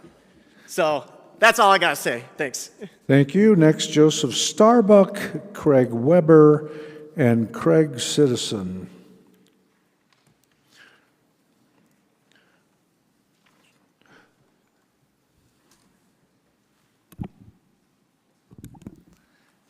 Good evening.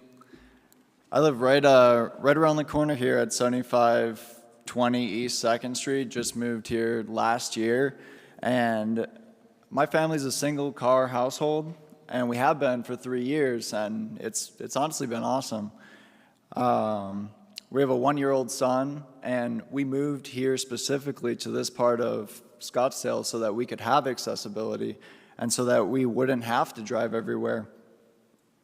And so what we look for is obviously safety, but also convenience and comfort. I mean, it does get hot here, so we want, wide sidewalks and places to walk and, have convenient access. And that's what we're talking about here is complete streets, by definition, are safe, convenient, comfortable access for all ages and abilities, regardless of that mode of transportation. And we're not trying to get rid of anything. We're just trying to provide equal access for all different types of transportation. And I think as Mark said in the presentation that the case studies have proved to tame these roadways, which is exactly what I'm looking for my family. And I'm in support of this project and all future projects like this where we can continue to use all modes of transportation around the city safely and comfortably. I mean, I'd love for my son to grow up in an accessible city where he can safely travel around and I don't have to worry about that. Thank you. Thank you. We have Craig Weber and Craig Citizen, then Matthew Jordan Pfeiffer. Craig Weber. I'm Craig Weber, also at 7520, just down the street here. I'm here to show support today for these improvements. As we've discussed plenty in the last half an hour, this project is really just connecting two disjointed segments right now, and that's really what it boils down to me. It's just connecting these two amenities that we already have. Cars have already adjusted to one lane of traffic north of Indian School and south of Thomas, and I have complete faith that they will be able to adjust to one lane of traffic in this new segment. Now, expanding these bicycle and pedestrian-oriented infrastructure opportunities, it seems to me that it's really a commitment to the citizens that we have now and the citizens that are already growing up here and providing them with alternative forms of transportation and ways to get out and experience our city in safer ways. It's kind of a promise that we can make as a city, as residents, by supporting this. That gives us a chance to allow people to slow down and appreciate some of the neighborhoods that strengthen the fabric of Scottsdale and really support, what I see in my mind when I think of Scottsdale, this idyllic western town where people are on their front porches, talking to pedestrians going by, waving at bicycle commuters, people that they don't even know. It creates a sense of community, and that's something that I think we need to support.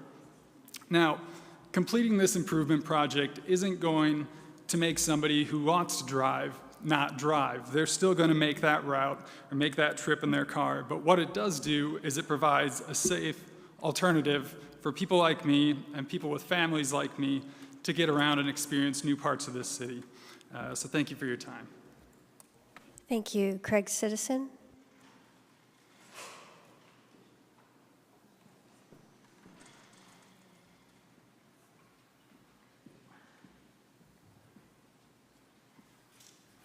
Thank you, Council, for your time. Thank you, everybody. I live on 68th Street in Cherry Lynn, and I'm a little taller than this thing, so I'll try to speak into it. I've been on 68th Street in Cherry Lynn for about a decade, and I can tell you, just a little over a decade, and I can tell you as a 42-year-old, 250-pound male that I do not feel safe walking on that street. I am completely for the bike lanes or whatever makes our neighborhood safer. I watched the YouTube video, the shockumentary video, that referred to 68th Street as not a neighborhood street, but a collector street. And to be honest, that's pretty offensive to me because it's my neighborhood. That's where I live. I mean, I see you. Some of you don't live. I walk around there all the time. And I would never come to Choya or Yucca or any other neighborhood and ask you to expand the streets that you live in where your kids, your families, your elderly, your pets work. I had a dog hit on 68th Street by a car going so fast that the dog bounced off the tire, right? 30 miles over the speed limit is pretty frequent. I mean, I've done it before, right? If you make a right turn onto my street, you have to slow down because you're afraid somebody's going to hit you from behind. So, again, I take offense to that. There's a school bus stop in front of the Circle K that every day about 30 to 40 kids get out of. And I understand that some people, that may not want this because it affects their business, but I don't really care about that as much as I care about my neighbor's children. This should be a no-brainer for our community. It's 1 mile, a little over a mile, and nowhere else on 68th Street is like this.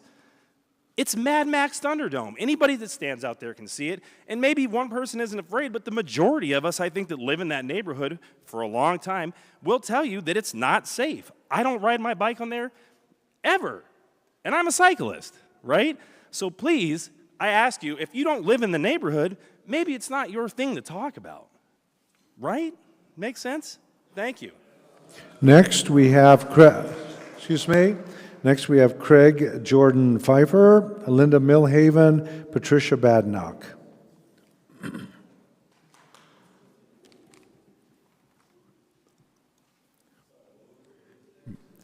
Matthew Jordan,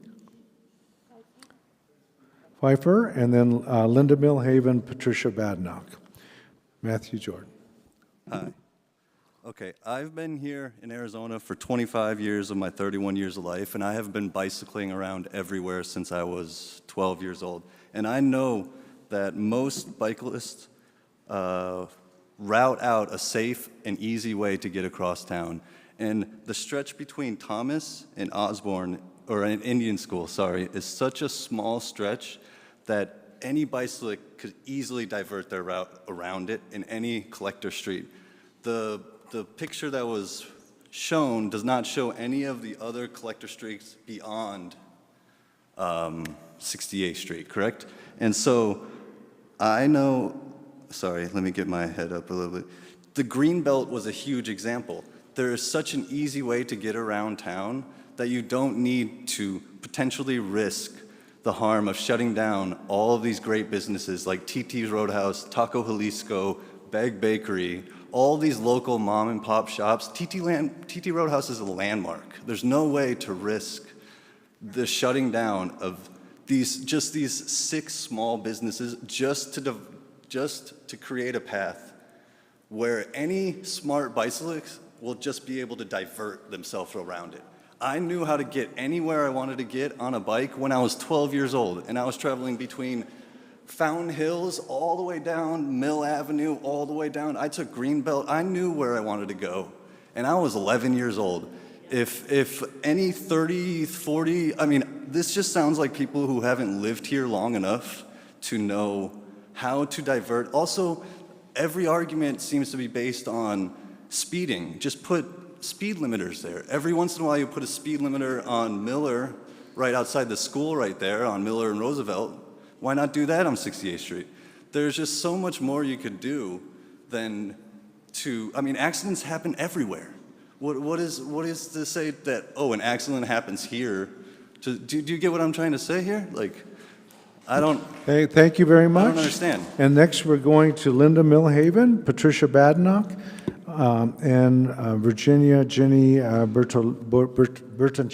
Bertoncino. So we have Linda Milhaven, Patricia Badnock, and Ginny. Good evening, Mayor and council members. I'm Linda Milhaven. I live on Belgian Trail in Scottsdale, and I think the neighbors have done a wonderful job advocating for the wonderful elements of this project, so I'd like to just make a few additional points. First, our city has a long and strong legacy of looking forward and planning for the future. Today, our enviable quality of life is due to the foresight and long-range planning of past leaders and staff planners, and today that tradition continues. Second, as we've seen tonight, street planning is more science than art. There are some who are concerned about this project and that it may impede traffic flow.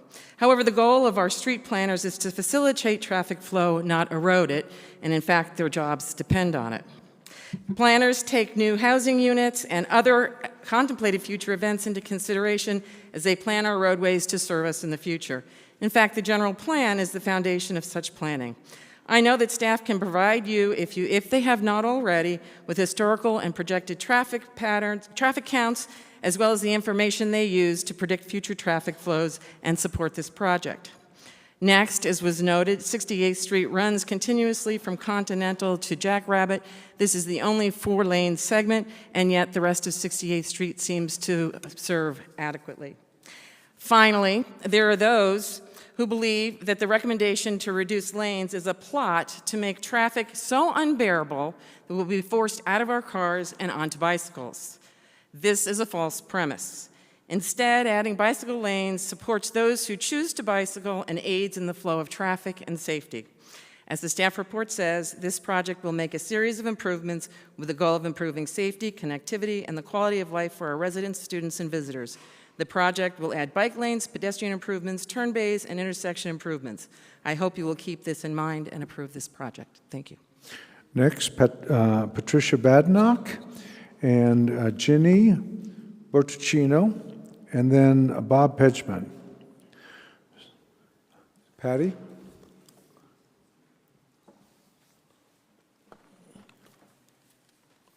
Good evening, Mayor and Council. Patty Badenoch, 47 resident. I've heard there's about over 300 pages of emails against this project. First of all, calling the Indian School Road to Thomas Road Improvement Plan is a misnomer. Taking further ability away from cars to drive on streets is hardly an improvement to accommodate bikes. Not even clever, but clearly a transparent reason to further set aside us up for a more conglomerate city. The citizens of Scottsdale got rid of some of these council people who were noted in saying refuse the light rail system. Then we will create the problem of congesting streets to force the solution of mass transit. In spite of our efforts, you're on your way. This narrowing of streets is just another means to build more density projects that Scottsdale was never meant to accommodate.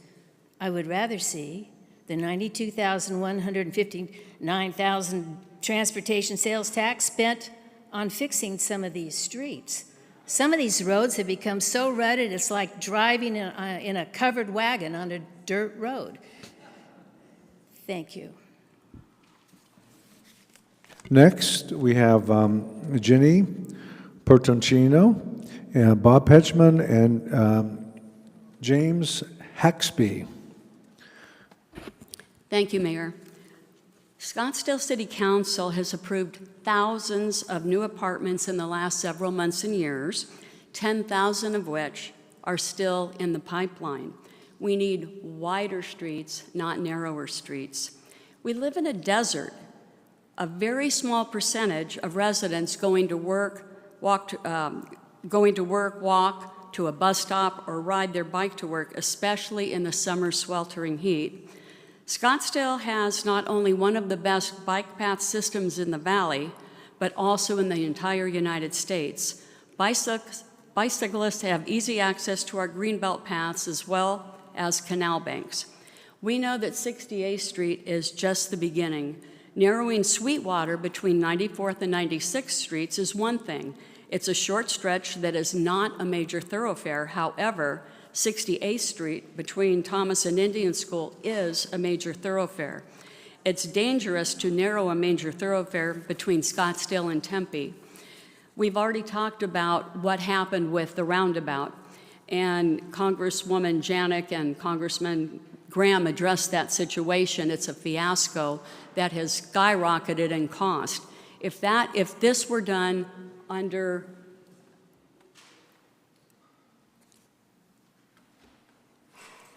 private means, somebody would have been fired. You're well aware that the federal grant does have strings attached. We know that the federal government is attempting to make roads less friendly in hopes of saving the planet through its climate change advocacy. However, narrowing roads in many cities across the United States has proved a huge mistake. Scottsdale will be no exception. Please, council members, do not be derelict in your duties. We must bring sanity back to City Hall. Please stop spending time and money on projects that hurt our quality of life. And looking back at the video that the gentleman showed us at 5:30, I'd have to see it again, but I didn't see many pedestrians or bicyclists in it. Bob Pedgman and James Haxby. Next, we have French Thompson.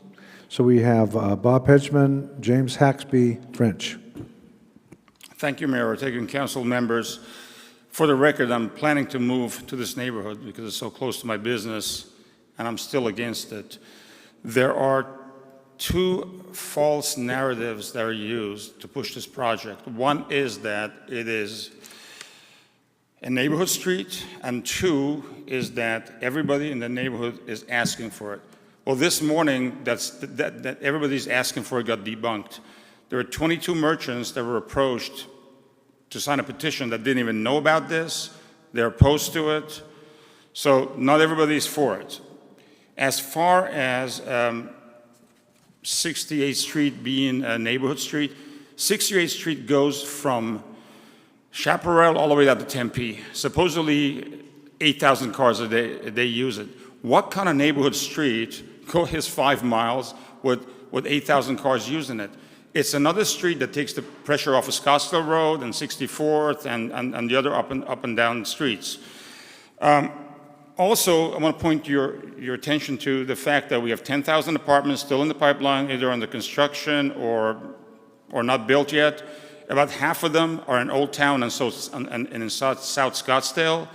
And the density of 85251 is double the density of most other zip codes. So why would you want to remove or narrow down any road knowing that it's the densest area and more density is coming? I mean, that's a sure thing. Council got about 500 pages of emails, mostly against this. So when I hear staff saying that, oh, they got all this positive input, put those emails also next to them.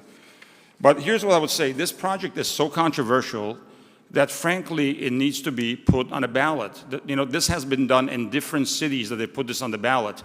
There are 3 members of the council here right now that were activists that pushed a petition or an initiative to put commercial development on the preserve on a ballot. I think maybe you should do what you were doing yourself as activists now, since you're on the council, and put this on the ballot. Not just 68th, but put road diets on a ballot. Thank you, Bob. Thank you, Mr. Pitchman. And by the way, to Mr. Beck, we have positive ideas. They should build the sidewalks on your stretch. Thank you. Next, we have James Haxby, French Thompson, Veronica Cochran. So, you know, I have another full page, so let's please be precise and move it along. James Haxby, French Thompson, Veronica Cochran. Thanks, Mayor and Council. Jim Haxby, 7336 East Sunnyside Drive. And when I first read this proposal, I come up this as a scheme. It's a scheme for the city to get $1.5 million of federal funds so we don't have to use transportation funds for this road on there to get the majority of it. So, and the funds come out of congestion mitigation or congestion management. Now, when you remove a lane that people are driving on, that traffic's got to go someplace. If it's down from 2 lanes to 1 lane, that road's going to be more congested. If that traffic that moves out of that lane moves over to Scottsdale Road, it's going to be more congested. That's not congested mitigation. My other concern is when we do this, there will be some extended time for first responders to respond to this area. It might only be a minute, might be 2 minutes, but a lot of times that minute counts. I went down to 68th Street and kind of cruised around and looked at it, talked to several people, and I didn't bump into one person that knew about this, and I really think that the community outreach was maybe lacking on what needs to be done down here. And the other thing, I was talking to my sister from over in San Diego, and they did this in her neighborhood, and it did increase accidents. And now they're reversing it, and I thought, well, gee, if we're reversing it, we took $1.5 million of some federal funds or some other funds to build this, and if we got to reverse it, we're going to have to dig the money out of our own pocket. We're not going to be able to go back to the feds and say, oops, we made a mistake.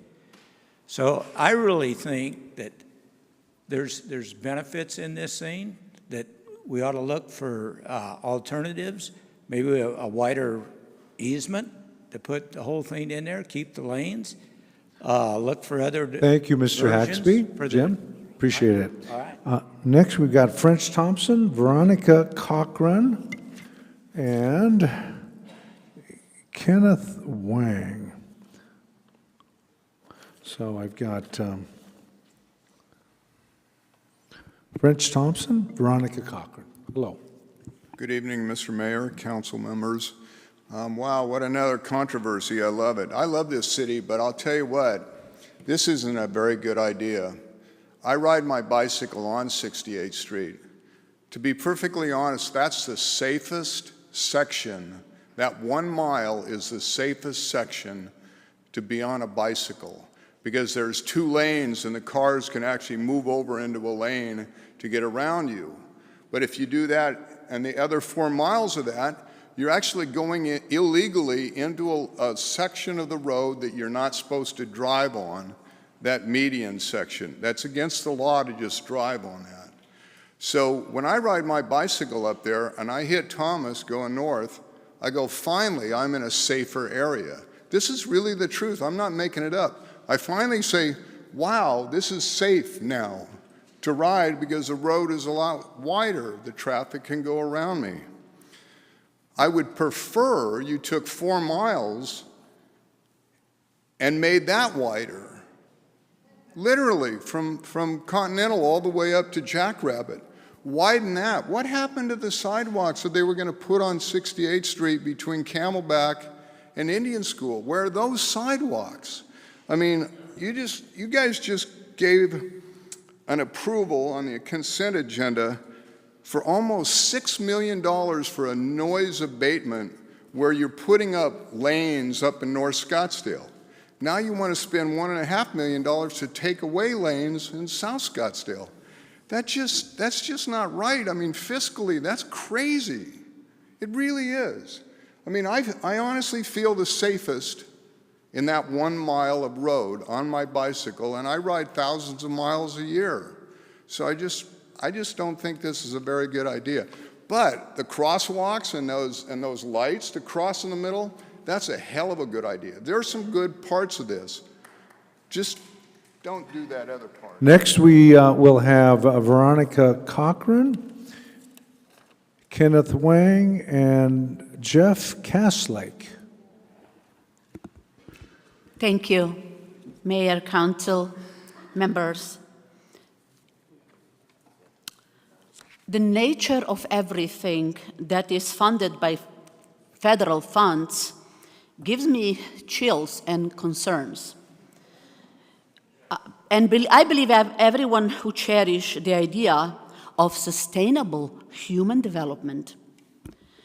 We human beings are under attack with overload of information, forgetting our true intelligence. We are attacked with artificial intelligence today, and young families like this cherish freedom and safety, cherish safety before freedom because they do not yet understand what tyranny look like, what totalitarian regime look like. I happen to study in China. I happen to live in Eastern Germany. I happen to see as a child the totalitarian regime. And let me remind you, this state, everybody, I know from some information that I already publicly know, Arizona is a beta testing ground for a smart city region. We have so much more to be concerned. I don't want the city to become a Wuhan. I studied in China. It's still terrifying to even think what people are going through in China. And please, Mayor, you need to promise us that you are not taking us this road, down the road, the World Economic Forum, that Nazi Klaus Schwab, who talk about hackable animals. So they're putting us in little cages right now and trying to tell us that we will be better off on the bikes. There is nothing wrong with our America.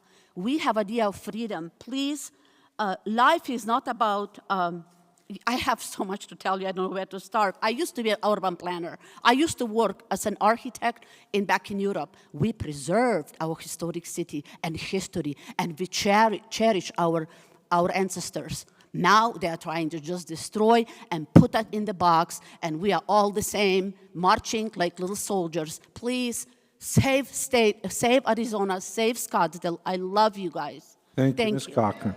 Thank you, Ms. Cochran. Next, we have Kenneth Wang, Jeff Castlake, Jack Ketchum.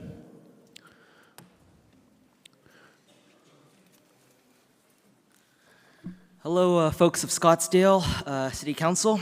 I'm not a resident of Scottsdale, but I have worked in Scottsdale for the past half of a year, and North Scottsdale to be specific, and I used to have to commute all the way up from Mesa up to Scottsdale, and I tried using cycling as an option, and I really wish it were better. I'm currently a person who does bike as a primary form of transportation, and one thing that I've experienced is the tough reality is that drivers have an assumption that we as cyclists don't have a rightful place on the road. Even though sometimes the laws here might require us to be on the road. Drivers often use their 1.5-ton vehicles to intimidate me off the road just because of this dangerous assumption. I literally record all my rides, and I've got half a terabyte of the interactions that I've had with drivers, sacrificing my safety for their convenience, and overall not being particularly kind to me.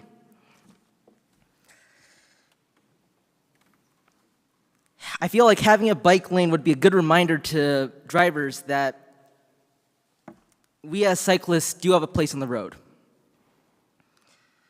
About this bike lane, I do see that there are benefits to it. I could see myself as an ASU student and other ASU students who can't afford a car taking this route to the downtown Scottsdale area and supporting the local economy. I can also see folks who just need to make a short trip, feeling more safe about making a bike trip rather than taking their car. And this will help people who actually need to go long distances and people who are less physically able to just take a car, as opposed to being clogged up by people like me who more or less are forced to drive. And last but not least, it's really on you guys' hands to be forcing people who shouldn't be driving to drive. There are plenty of people who can't afford insurance and are driving a suspended license just because they don't feel safe anywhere else but in a car. Thanks, residents of Scottsdale. Thank you. Next, we have Jeff Castlake, Jack Ketchum, and Jason Alexander. Jeff Castlake.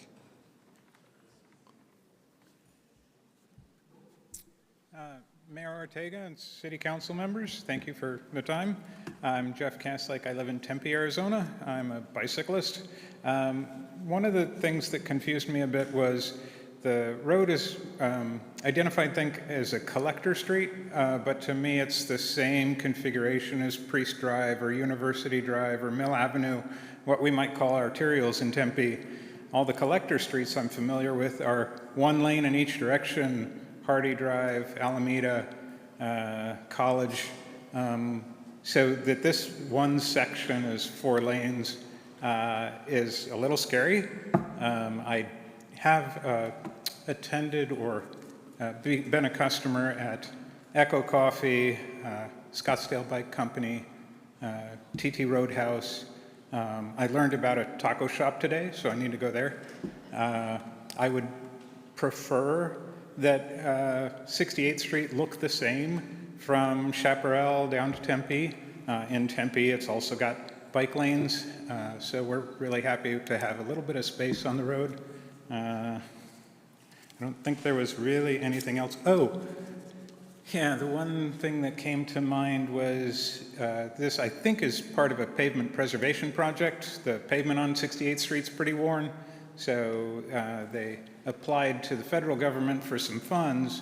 Those funds include, well, you have to have bike lanes or something to that effect. So you might be forfeiting about $1.5 million if you don't have that facility on the street. Thank you. Thank you. Jack Ketchum, Jason Alexander, Marilyn Atkinson. Thank you, Mayor, members of the City Council. I just wanted to come here and signal my support for this project. I grew up in Scottsdale and currently live in Tempe, and I consider myself one of the visitors to Old Town that would use the bike lane on 68th Street. As others have pointed out, this is the only stretch of 68th Street that has this 2 lanes in both directions configuration, so this would simply make 68th Street more complete and make sense, all the way through. And others have commented that, they don't see many pedestrians or cyclists on 68th Street, but I'm not sure if they've considered that, the facilities that are there on this stretch of 68th Street really aren't inviting to cyclists or pedestrians. So I think this is just a great opportunity for the city of Scottsdale to improve its already very nice bicycle facilities, which many people, year-round enjoy. Yeah, thank you. Thank you. Jason Alexander, Marilyn Atkinson, Mike Croker. Thank you, Jason Alexander. I have been, frankly, quite nauseous at the misinformation and falsifications largely surrounding this project, and they have been promulgated by a small group of anti-growth agitators who have promoted conspiracy theories and paranoia around this project. They allege in their shock video, quote, that this is a scheme from the bicycle lobby, the climate change lobby, and the city staff, and that the final solution is to take you away from your cars. Next slide, please. Or sorry, this is the right slide. Go back one, please. I am certain that most of the emails that you received as a result of this conspiracy theory that's being promulgated by this small anti-growth advocacy group have mentioned that 80% of this project will be federally funded. Next slide, please. I'm also sure that most of the opposition you received does not mention the safety features that this project will provide. They're too busy complaining about your woke government. There's no mention how there will be 2 signaled crosswalks. I'm sure they didn't mention how the city staff conducted outreach in December. I'm sure that they didn't mention how the majority of the businesses and the residents in the area do support this. Now that is resident friendly. Next slide, please. This is a picture of a sample at 96th Street, just north of Shea. Ironically, this is around the corner from some of the $1 million homes of many of the people who are responsible for promoting these conspiracies about this project. So why are we listening to people who live 15, 20, 25 miles away instead of the residents who live there? Now look, some of the folks who spoke here tonight are local and they do oppose that project, and I respect them and I respectfully disagree with them. But the inconsistency and incoherence of some of these people promoting their conspiracies when they don't live anywhere near this zip code is simply intolerable. Please make your decisions based on facts and data. Thank you so much. Next, we have Marilyn Atkinson, Mike Croker, and then Kat Djurek. So we'll. Good evening. I'm here tonight to talk about what else but the 68th Street project. I actually contacted a few of the businesses on 68th Street, and they had no clue. Absolutely had not heard a thing. Nobody had met with them. Nobody had tried to get a hold of them. They knew nothing about it. This street, and mind you, I support putting in sidewalks and so on, and safety so that you can cross the street easily in mid-block, that type of thing. It needs to be done. But I cannot help but support the merchants that are there, who've been there a long time, who've had their businesses. As a small business owner myself in the past, I know that once you get into construction, that's it. It's lights out. They've already bounced back from the economy as it is, and to now go through and redo the road, you need those lanes because they have deliveries that come. Those delivery trucks are big. they take up a lot of room. The space there for those businesses are tight. So that's the reason I'm down here, is to support the merchants. I do like that area a lot. I live in South Scottsdale. I don't live far from there at all.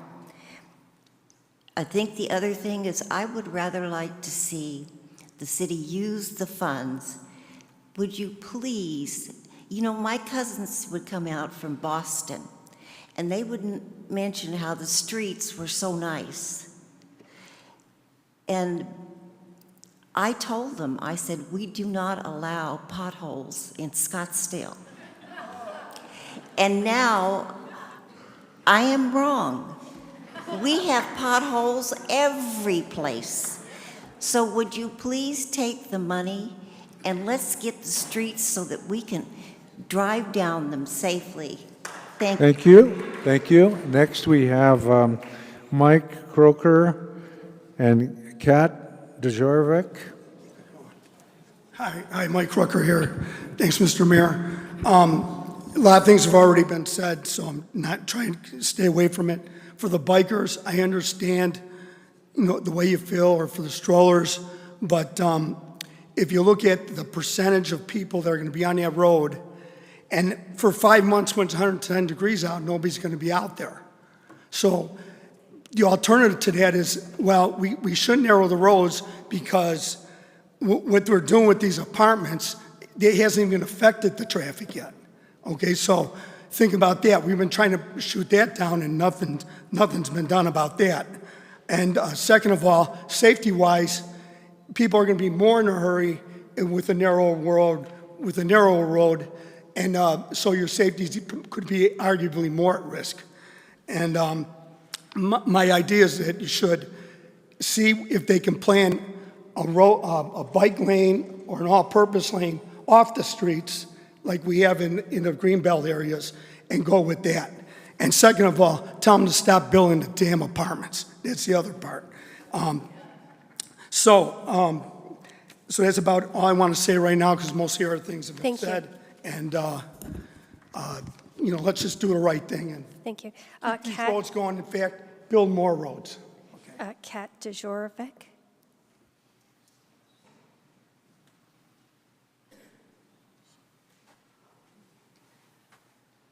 Hi, I have been in Scottsdale for almost 7 years. I live at 6835 East Elmeria Road, which is just north of McDowell on 68th Street. We have a bike lane, but there's no buffered lane, and that is really, really crucial. My son is here with me today. He is very close to being able to ride his bicycle, but no way would I allow him to do that on 68th Street. I spent my childhood in Yugoslavia. We have no bike lanes over there. That's a whole separate issue. In Canada, I lived in Canada.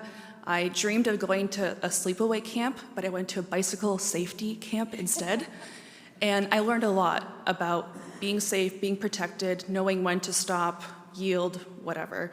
I lived in Massachusetts, where we actually biked against traffic, so you could see them coming towards you if they were gonna hit you, which is fine. In Arizona, it's totally different. We are a very safe, conscious family in terms of bicycles. We wear helmets. We have very bright and flashy bicycles. We wear flags. We are out there to let them know that we're a person. Do not come close to us. And still, we have been clipped. We now need to have horns that are actually decibel levels of a car, excuse me. And it surprises them, but also what surprises me is when a car is about to hit me. So I want to ride, to walk, and to drive on safe roads. On 68th Street north of Osborne, just before Indian School, you have all of those cars that are parked alongside the apartments. Even as a driver, I go to the left because I don't know if somebody's going to come out and open the door. So even as a driver, I avoid the right lane because there's no buffered area.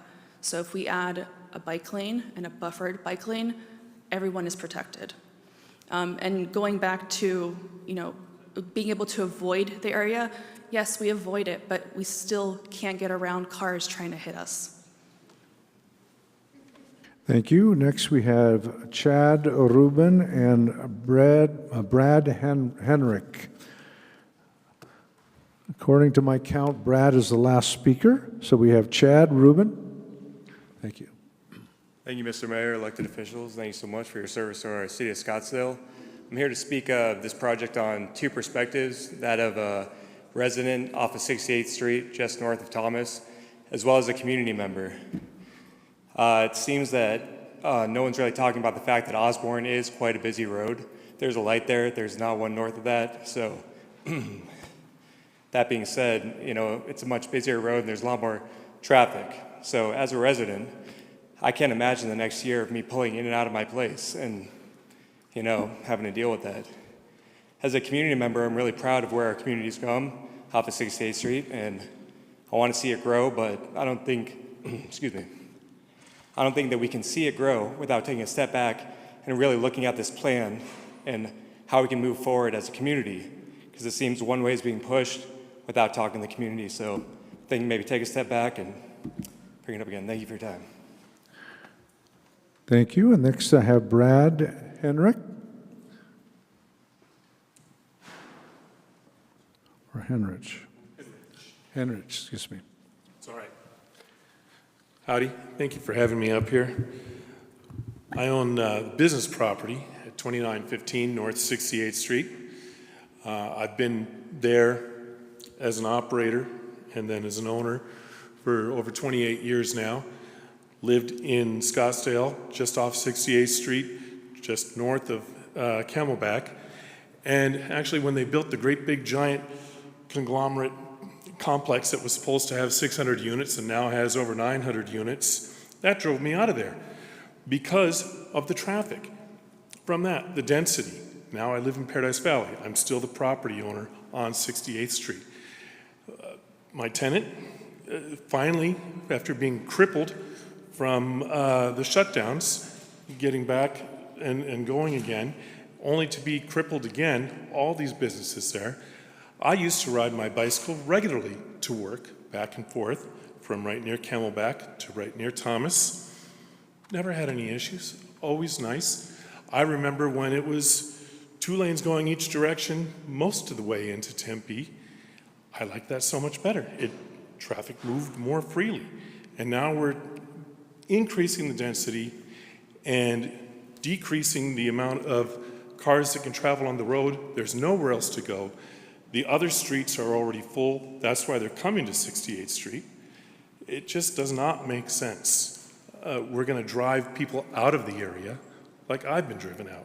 And I hate to see the business, my tenant, my property that I own. I depend on income from the rents, having that go away because people can't get there. It's too much traffic. They don't want to bother. I put in bicycle racks years ago. We have bicyclists there. Our customers that are bicyclists never complain about that. It's just not an issue. So thank you very much for hearing me out. Have a pleasant evening. Thank you, sir. With that, I will close public comment portion of the presentation. Thank you everyone for your patience. Next, we're going to look at council member comments, and I see Councilmember Durham, Councilwoman Whitehead, and then Councilwoman Janik. Councilmember Durham. Thank you, Mayor. I have a number of questions for the staff. I'm not sure which of you is best equipped to answer them, but there's been quite a bit of concern tonight about access to businesses on 68th Street during this period. And so I'd like to hear what you have to say about access to businesses, because that is a big concern. We don't want anyone's business to be impaired. So I'd ask what actions, what precautions are being taken to make sure that businesses can continue to operate during this period. Mayor and Councilman Durham, this project has a limited amount of infrastructure, and so the work in the street, we would preserve access to all of the businesses during construction. Even when we pave the roadway, it will be done in segments, and that will be with a micro seal.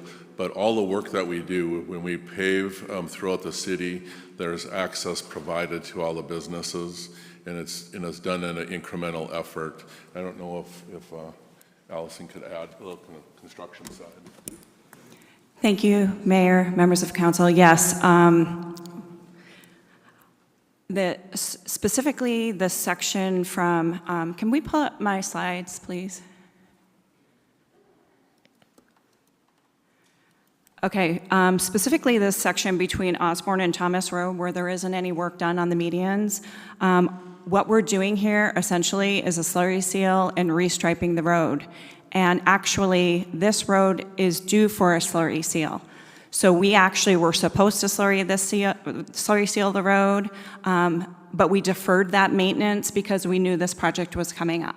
So if we don't do this project, which in this area is essentially a slurry seal and restripe, we actually will have to slurry seal and restripe the road. Thank you. Next, I wanted to ask about community outreach. I believe I read that there were over 5,000 postcards sent out to the area. Yes, that's correct, Mayor and Councilmember Durham. We did send over 5,900 postcards to the businesses and the residents within the area. My next question, I hate to ask this question because it's silly, frankly, but it's been suggested that the city intentionally withheld providing notices to businesses so that they wouldn't object. Is it true that the city withheld notifying businesses of this project? Mayor and Councilmember Durham, no, we did not withhold anyone within the targeted area. Next, I wanted to ask some questions about the finances. This project is something like $1.5 million, something like that roughly. I think most people don't understand that only $89,000 of Scottsdale's money is going toward this project. Is that right? Mayor, Councilmember Durham, that's correct. The project is, I'm going to scroll back here. I'm going the wrong way. Okay, so the federal funding that we have is $1,485,936. And with that, we do have a local contribution requirement of $89,819. And then our calculation to complete the project, including the administration and staff time, we could need up to an additional $92,000 to complete the project. So it's the 89 plus the 92. Now, if we were to vote this down, what would happen to the federal funds? It's roughly $1.4 million or something like that. Could we take that money and patch potholes or do something else with it? No, Mayor, Councilmember Durham, if we turn down the federal grant, we lose it and it goes into closeout funds and other communities can apply for it. And what would happen to our future relations with the federal government and transportation funds if we were to turn this money down? Mayor, Councilmember Durham, I can't really speak to that. Maybe Mark can. I think there's a possibility of the relationship between MAG, that we have with MAG, as well as ADOT and the FHWA, part of the DOT, could be strained if we renege on this money. We apply for other federal projects, not just transportation. They come our way from DC, and I think that us not accepting this money for this project could hinder that. Thank you. I have no more questions right now. Councilwoman Whitehead, Councilwoman Janik. Okay, thanks. Thank you, Mayor, and thanks. We definitely received a lot of emails, and I will say that the neighbors in the area definitely are more supportive, and I know you can never get 100% of any area. You know, I want to talk about a couple of things before I get to this project. First of all, this idea that that this is some sort of slippery slope towards road diets everywhere. You know, I will say that I think that the city did make a mistake by putting some proposed road diets on a website. I got to pull those up. None of those projects are imminent. I'm actually going to be asking that they be pulled. I think one project that's gotten a lot of attention is like maybe would be under consideration 10 years out. So to the question, are you the people who mostly wrote from the northern part of the city, will you be having a road diet in your neighborhood soon? The answer is no. As well, I am hosting meetings with neighborhoods to talk about that. Do they want it? Do they not want it? Another thing I want to talk about is the idea of this, this idea of road narrowing. Last year, many of the people who wrote me emails, in fact, were the same people that helped me stop a road widening project right there in the Shea Corridor. Most of the emails did come from the Shea Cactus Corridor. So I sent out my newsletter and let people know that the transportation staff was considering a road widening project that would have disrupted a nice pedestrian corridor with tree-lined roads, Mountain View Road, and added 2 lanes, which would have enabled more high-density development in the area. It would have been infrastructure for more development.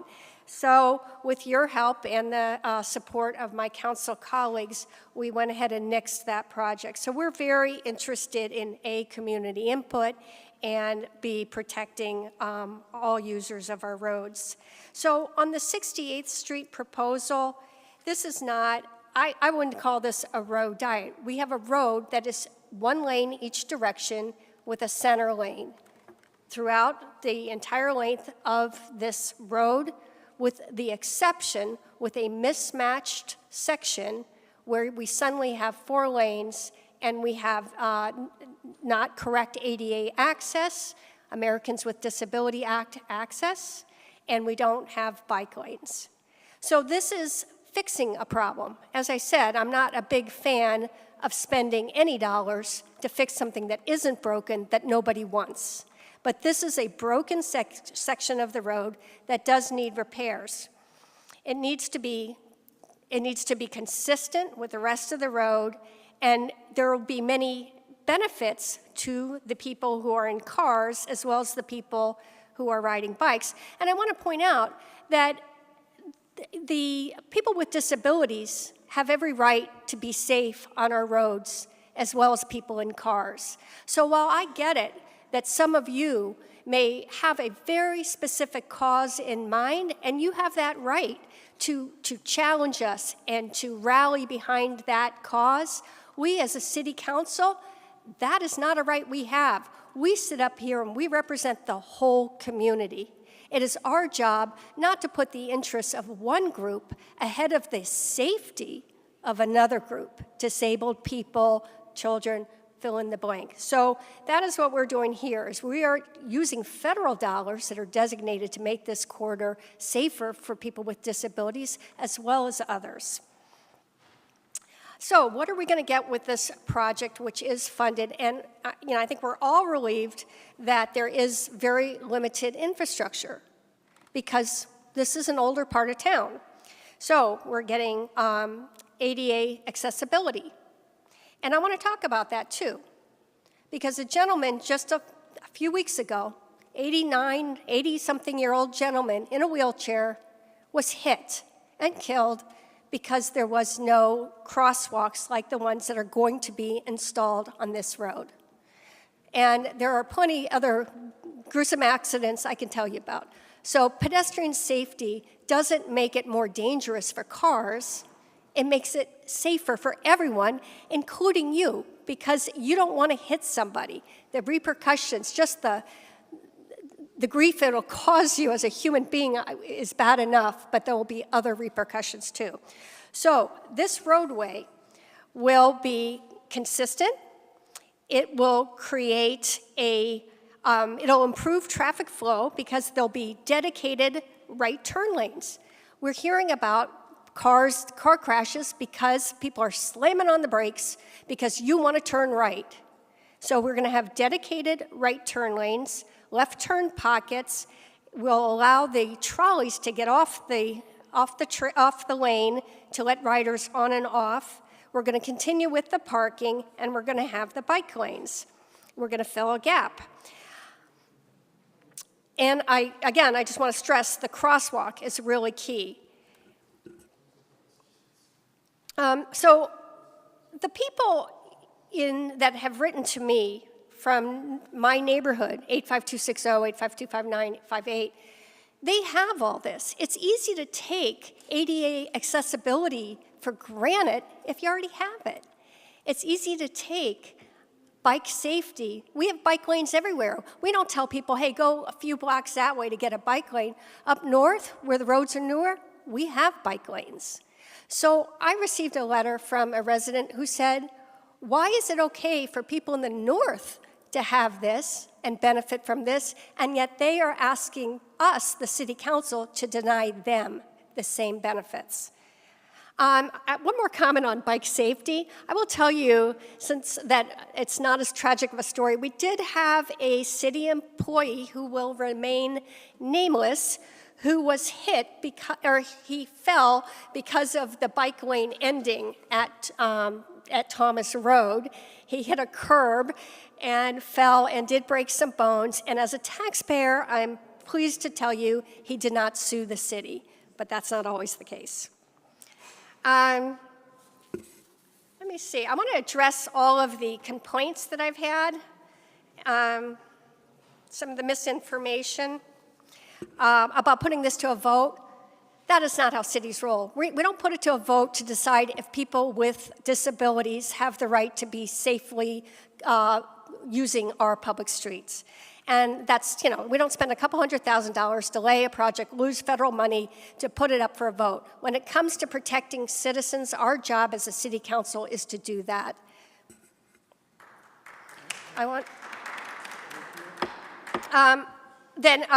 Staff already addressed the electric contractor, started out as an electric contractor. Obviously, he was successful and became a general contractor. Small businesses, I want to address that. Construction is hard. But the good news is this isn't the roundabout. And believe me, because of this project, I found your bakery. So we are very committed to protecting our businesses. And when this is a more pedestrian-friendly corridor, I think you'll see an increase in your business. Outreach, I want to talk about outreach. This city of Scottsdale does far more outreach than is required by the state government, and we're not getting a whole lot of thanks. We could save a lot of tax dollars by simply doing the outreach as required by the state. So when we do excessive outreach, when we go out of our way, we cannot reach everybody. If we still get complaints, maybe we should save those tax dollars and just do what the state requires. And let me see if there's anything else. Oh, many of you mentioned data from other cities, or from other states, New York, California, Florida. Let me tell you, we just had a lane narrowing project right here in the area. It was when Councilwoman Littlefield and myself and former Councilwoman Millhaven were on the council a couple years ago. Staff came forward and decided they thought it would be better and safer for all to narrow Indian School Road. And not a single person showed up. So I'm flattered with all the attention today. But Councilwoman Littlefield and I both voted yes, as did Councilwoman Millhaven, but she was the only one to ask the question, do you think this will cause a traffic problem? It did not, and we haven't had a single complaint. So you can talk about California, you can talk about New York, you can talk about Florida, but we just did it right here. And most of the people that were willing to talk to me that did contact me from other parts of the city admitted they had never been to this road, and they were just worried about this spreading and having all of our roads turned into bike lanes, which just frankly isn't going to happen. And one other thing, the Greenbelt. Everybody talked about the Greenbelt, and I love the Greenbelt too. Voters turned it down twice. So, there's always naysayers for every project. Civic Center Plaza, to make that pedestrian friendly. The city council voted to put the road underneath to create a park that is now one of our most beloved parks and pedestrian friendly. And I will tell you, 3 incumbents lost the election because they voted to do that. So I understand change is hard. I appreciate everybody's input. And when we're going to do a project in any neighborhood, we're going to definitely weigh the interests of those who are directly impacted. So thank you. Next, we have Councilwoman Janik, Councilmember Graham, and Councilwoman Caputi.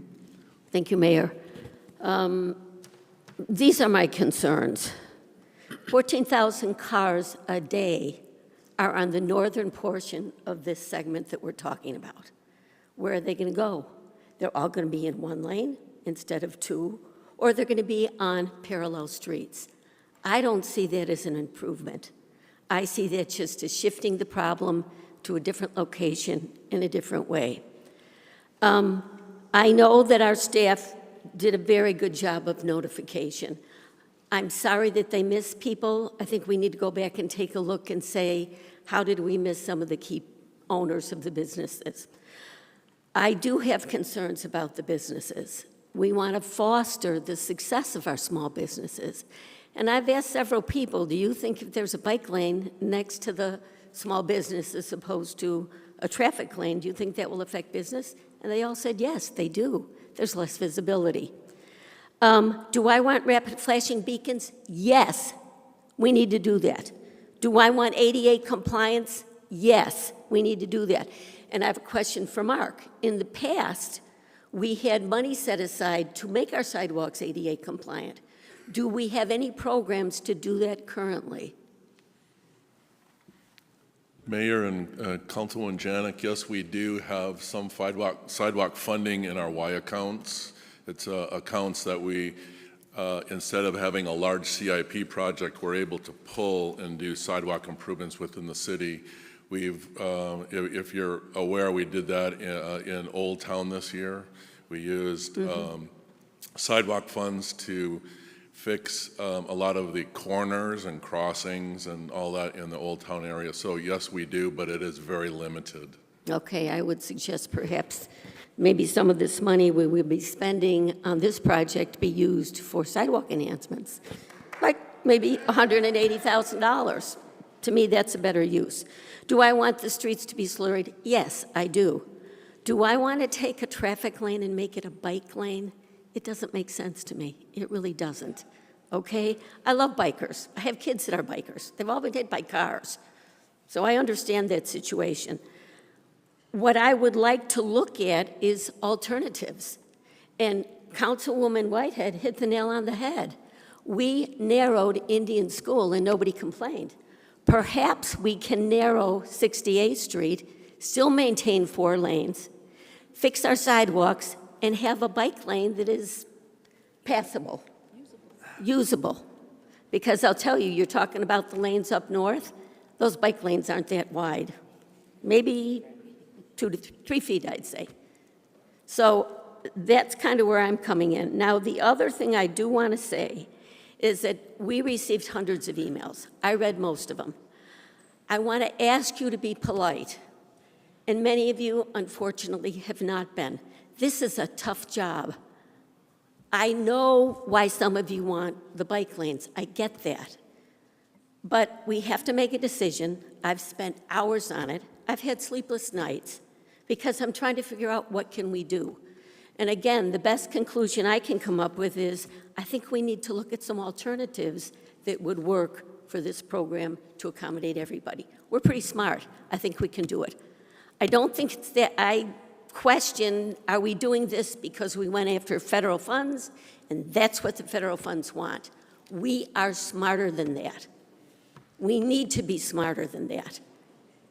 So those are pretty much my concerns. And I just want to say I, too, am very, very much concerned about safety. Thank you.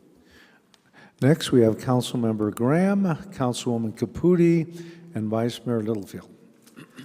As far as the Indian School road diet, that was several years ago. That passed City Council unanimously.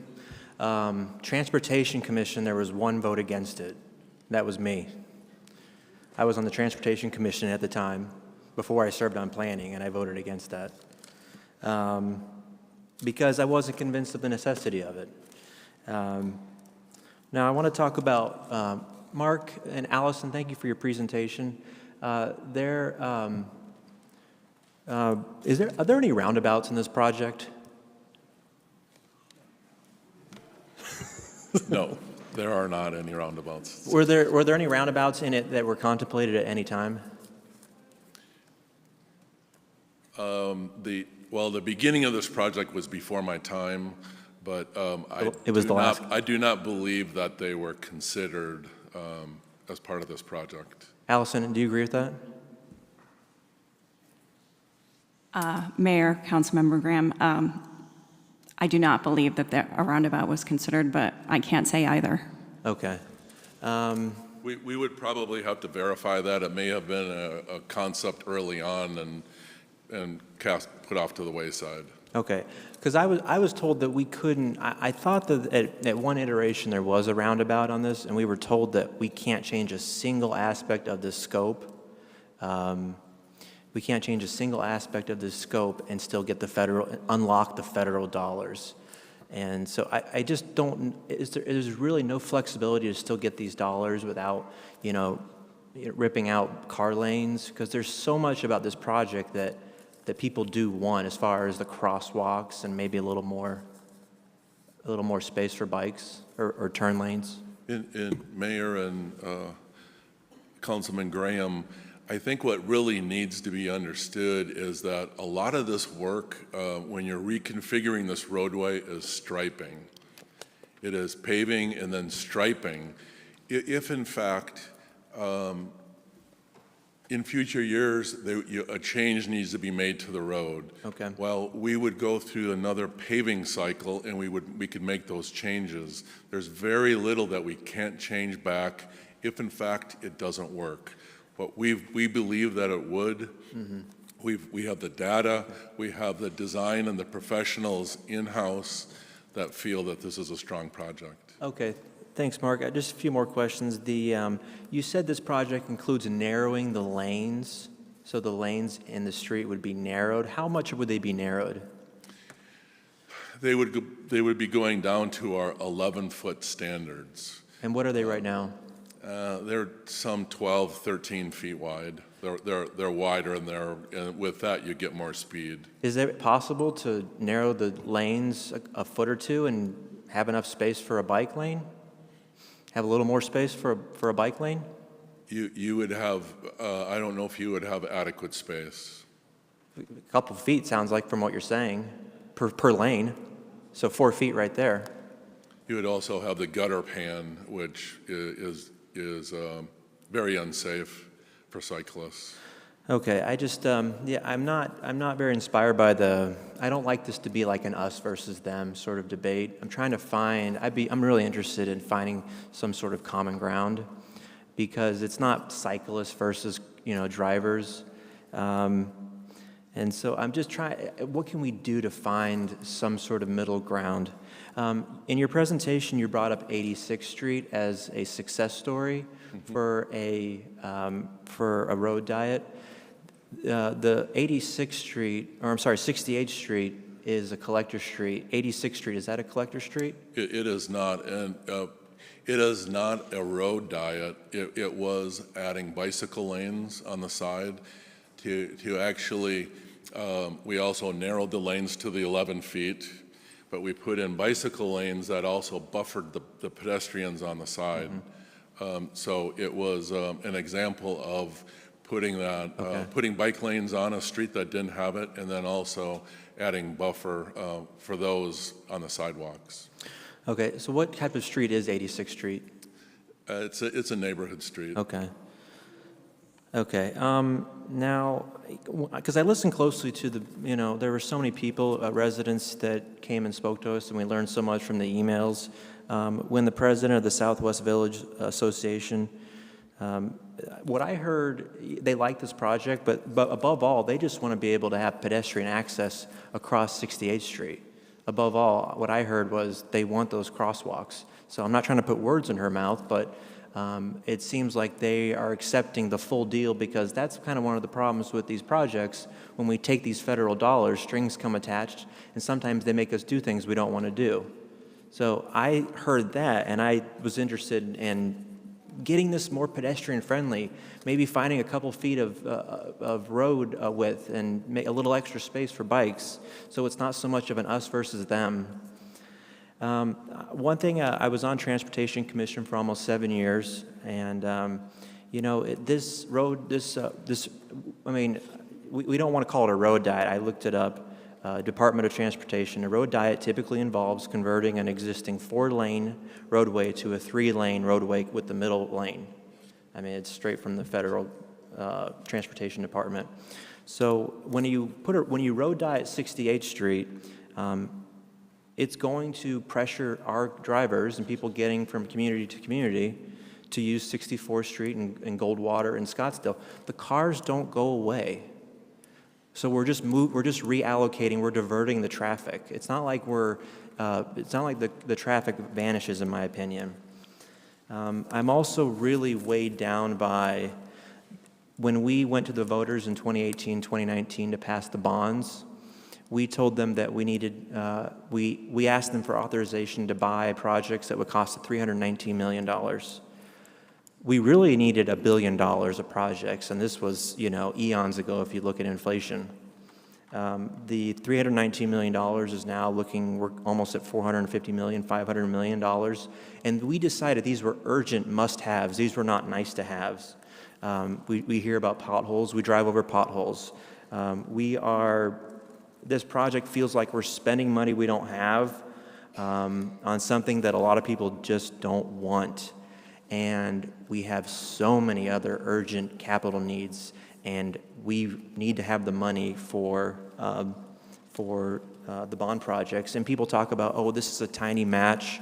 This is a tiny match, a local match that's going to unlock federal dollars. Those federal dollars come with strings. And as we saw with the roundabout and the Osborne project, what started as the federal government gives us $1 and we spend 33 cents. That didn't go up to 50 cents per dollar. That didn't go up. We didn't match it dollar for dollar. We ended up, now we're paying $1.65 out of our own pocket to unlock $1 of federal money. So a couple more comments. We've heard a lot of feedback from people that have opened up to us honestly about how they moved to Scottsdale from other cities, and they said, we tried it in the city we left. We came to Scottsdale because that's not how things are here. We tried it in our former city. They regretted it, and they put it back. We heard that very often. We talked about the strings attached to federal dollars. This council had a retreat a couple weeks ago, and one of the things that we talked about was that based on polling, residents are not happy with the air quality. And so I'm concerned about the gridlock that's going to be going on 64th, Goldwater, and Scottsdale, and here, and the increased idling and the less movement of traffic, and what that does to air quality. So overall, this project doesn't seem to, from what I'm hearing, to have met our best practices in outreach. And I would just pose the question. Does this project benefit a small group at the expense of a very large group? Or does it benefit a large group at the expense of a small group? And that's kind of a rhetorical question. So we're looking at $1.6 million in total funding. And you know, the question about would our relationship with the federal government sour if we returned it? Returning these projects, that happens all the time. I mean, I think that's kind of a non sequitur about would it strain our relationship with the federal government. I mean, they're the ones giving us the money, and they're attaching strings to it. Cities are allowed to determine for themselves what's best for their community. So I think we should define a road diet. And one last thing is, safety of our people is incredibly of paramount importance. But when our engineers put this road project together, our staff, our professional staff, Everything we do is measured. We factor safety into it right now. So it's not fair to say that everything we have here is unsafe, because every project that we're doing, yes, it's nice to, we can't give up everything and cost everything to reach some level of desired safety. Everything, there's safety and risk in everything, and so we have to balance those and we have to consider our costs. So with that, I will return the mic back to the mayor. Thank you, Mayor. Thank you, Mark and Allison. Thank you. Councilwoman Caputi, Vice Mayor Littlefield. Thank you. We hear a lot of controversial projects up here, and I have to tell you, this is one I never saw coming. I still, sitting here, really read all the emails, and I'm having a hard time understanding the controversy. So this project is a 1 mile section of a road that's 4 lanes north and 4 lanes south. I'm sorry, the other way around. 2 lanes up, 2 lanes down, and 4 lanes in this one little 1 mile section of a roadway. And so we are simply asking to align the street. We are removing the bikes and the buses from travel lanes so that I'm understanding that traffic will actually flow much smoother, correct? So we are thinking about this project as an improvement, certainly not something that would be stopping traffic in any possible way. The only thing we haven't really talked about, which came up over and over in the comments that we heard, was the fact that people are concerned about increasing traffic volumes in the city, and I think that's real. People are scared that if you narrow a road, suddenly there are going to be more traffic, more congestion, more gridlock, more pollution. And yet, all of the data that the city provided us showed the exact opposite, that traffic volumes are not increasing year over year in the city, that in fact, they've stayed fairly flat over the last however many years we've studied, and that I saw some numbers from the director of our public works that showed us that specifically on this street, 68th Street, on this segment, traffic has actually been decreasing over time, not increasing. And so it was my understanding that the reason it makes sense to align the street on this one small mile section was that it wouldn't actually cause the things that people are afraid of happening. Could you just maybe address that? Because I think that's the thing that's scaring people the most, that we're going to narrow the streets, create the bike lane, create the pedestrian lane, have a nice crosswalk, but we'll be overwhelmed with traffic on this section, or that so much more traffic is going to flow over to the other feeder streets. And I'm not seeing that in the data. And again, I totally appreciate people's fears and their feelings and their comments, but we have to make decisions on this dais based on facts and data, and so I really want to hear more of that, please. Mayor and Councilwoman Caputi, your overall comment on traffic volumes in the city for the past 20 years has been somewhat flat, somewhere between 3.5 and 4 million vehicle miles. So it is pretty flat. And I actually think you should repeat that, because when I have this conversation with folks, they tend to be incredulous about it. But that's my understanding, that since the 101... And this is data that we prepare. Regarding 68th Street, we feel that the improvements will be a more effective use of the right-of-way. So when you have one lane of traffic that does not have to weave back and forth to be able to turn, we're creating turn lanes left and right. It is far more effective than a 4-lane roadway. And in terms of volumes, there is more than enough capacity for one lane in that stretch, just like we have in the other portions of 68th Street. Okay, and then in terms of this idea that first responders would have trouble getting through, I heard this a lot too, yeah. First of all, we had the question today posed to us, was this approved by the fire department? And this project went through the one-stop shop in planning and was reviewed and approved. But the question is, can a fire vehicle get around you? It's paint. So yes, it can. We aren't changing the curb line on the sidewalk side. The only modifications that we're making are to the median to make sure that we're able to put left turn pockets in. Okay, and then again, people are very concerned that this particular section of our city is going to be overwhelmed in the future. I know that when we plan our roads, we're looking out decades. So I'm under the impression that city staff is more than comfortable that the capacity of this road, if we were to go ahead and do these adjustments and improvements, would be more than adequate to address any future growth of the city in that area.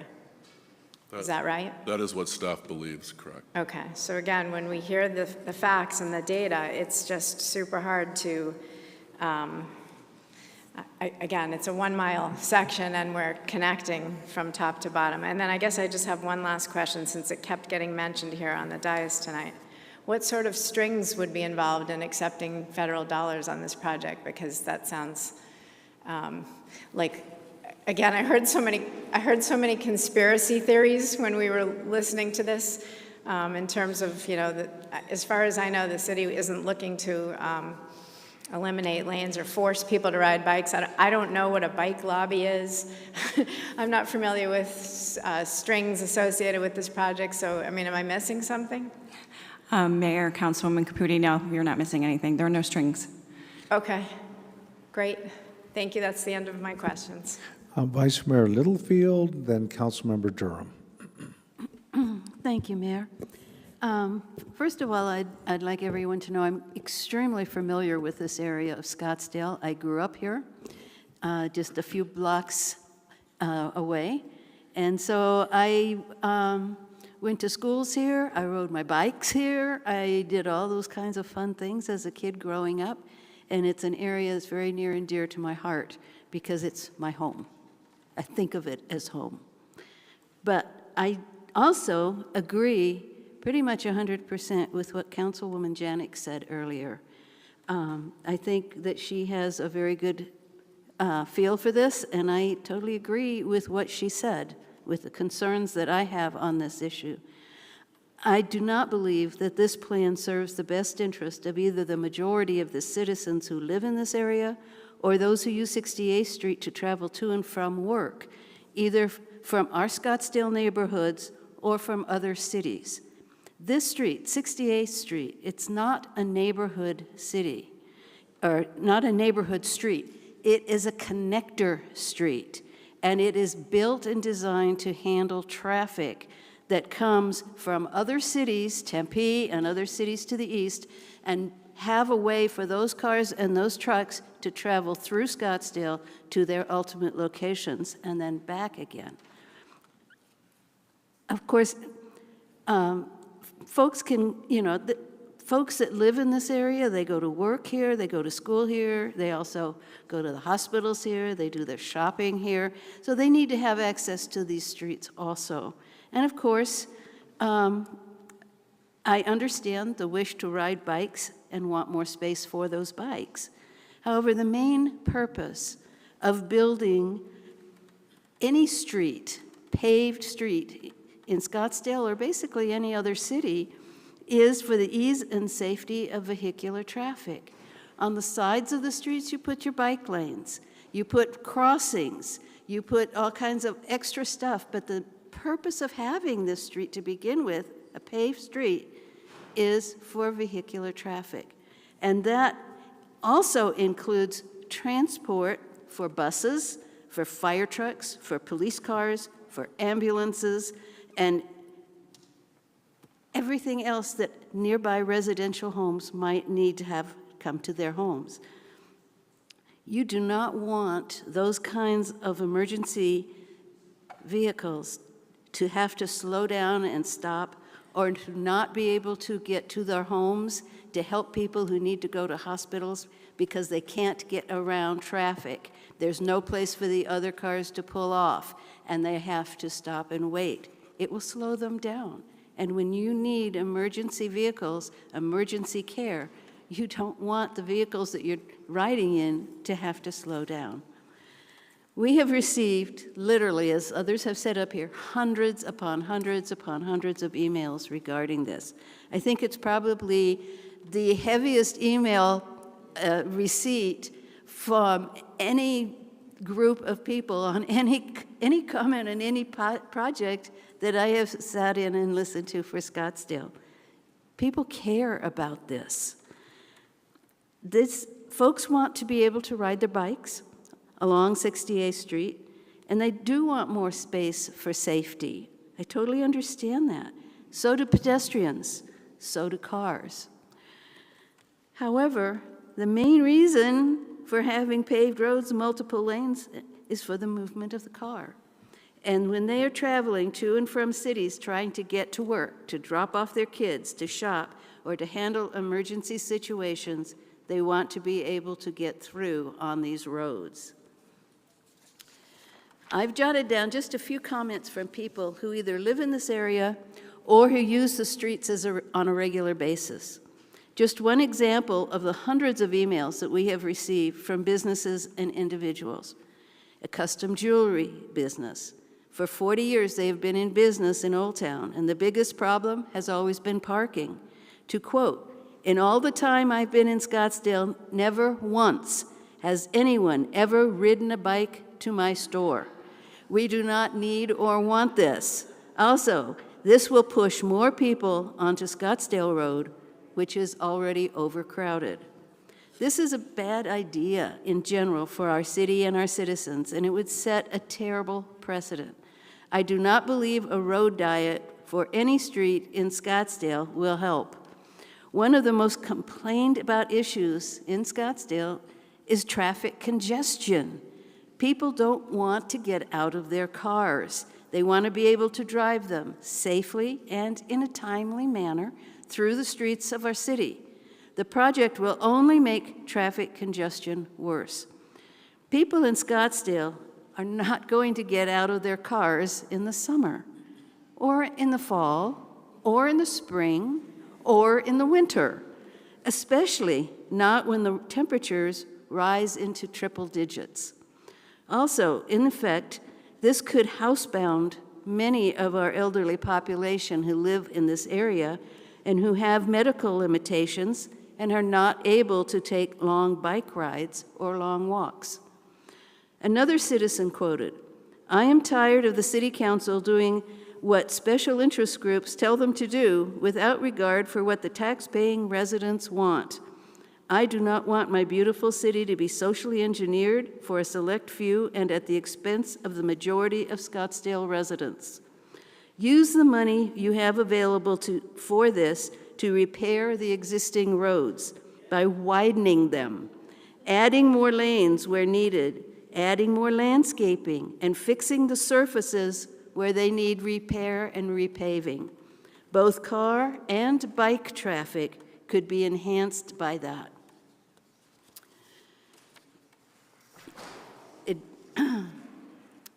Get the paper out here. And I totally agree with that. I have no problem with fixing the potholes, repaving the roads when they need it, including the bike lanes, including the walking paths and the sidewalks. Add the ADA compliant additional to the sidewalks where they're needed. That's fine. We have heard input from businesses in this area that this plan will kill the businesses on 68th Street since it will discourage vehicular traffic there. I've heard a number of businesses, many, many businesses, who once this came out and became known, said, "Nobody ever told us about this. We didn't know about it, therefore we didn't have the chance to respond." That's not right when you're talking about putting these businesses possibly out of business. We should be helping our businesses stay in business and helping them, the small local businesses that work in this area, help them to maintain their businesses, especially if we are going to repaint the roads or restripe the roads. We shouldn't be trying to kill them off. And that is what a lot of this is going to be doing. Also, do we have a plan to prevent the impedance of emergency vehicles if this goes through. Police, fire, ambulances. We may have elderly folks living in this area and need these services to be quick and safely available when required. And that really concerns me when we're talking about getting rid of a traffic lane and only have one each way. My suggestions, very simple, and I think they would help, at least, for now. Fix the potholes. I know there are potholes on this street. I have driven it recently. Fix the road surfaces. Resurface worn street areas, including the bike lanes. Fix them so that they can comfortably ride bikes on them. Ensure directional signage is located in areas where it can be seen by everyone, so you know. That will do more good and be more useful for everyone who uses these streets. One citizen wrote, "I find this financially, economically, and socially irresponsible." That pretty much sums it up for me. It is not our duty up here to coerce our citizens into travel modes that they don't want.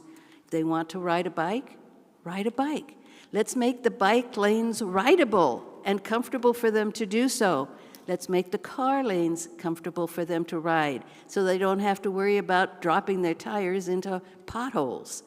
Both the weather and the demographics in this area in Scottsdale support increasing automobile lanes, not decreasing them. And I have an additional comment, which I think I'm just going to add here because everybody's saying a whole bunch of stuff up here. This introduces resentment and discrimination into the social fabric of Scottsdale.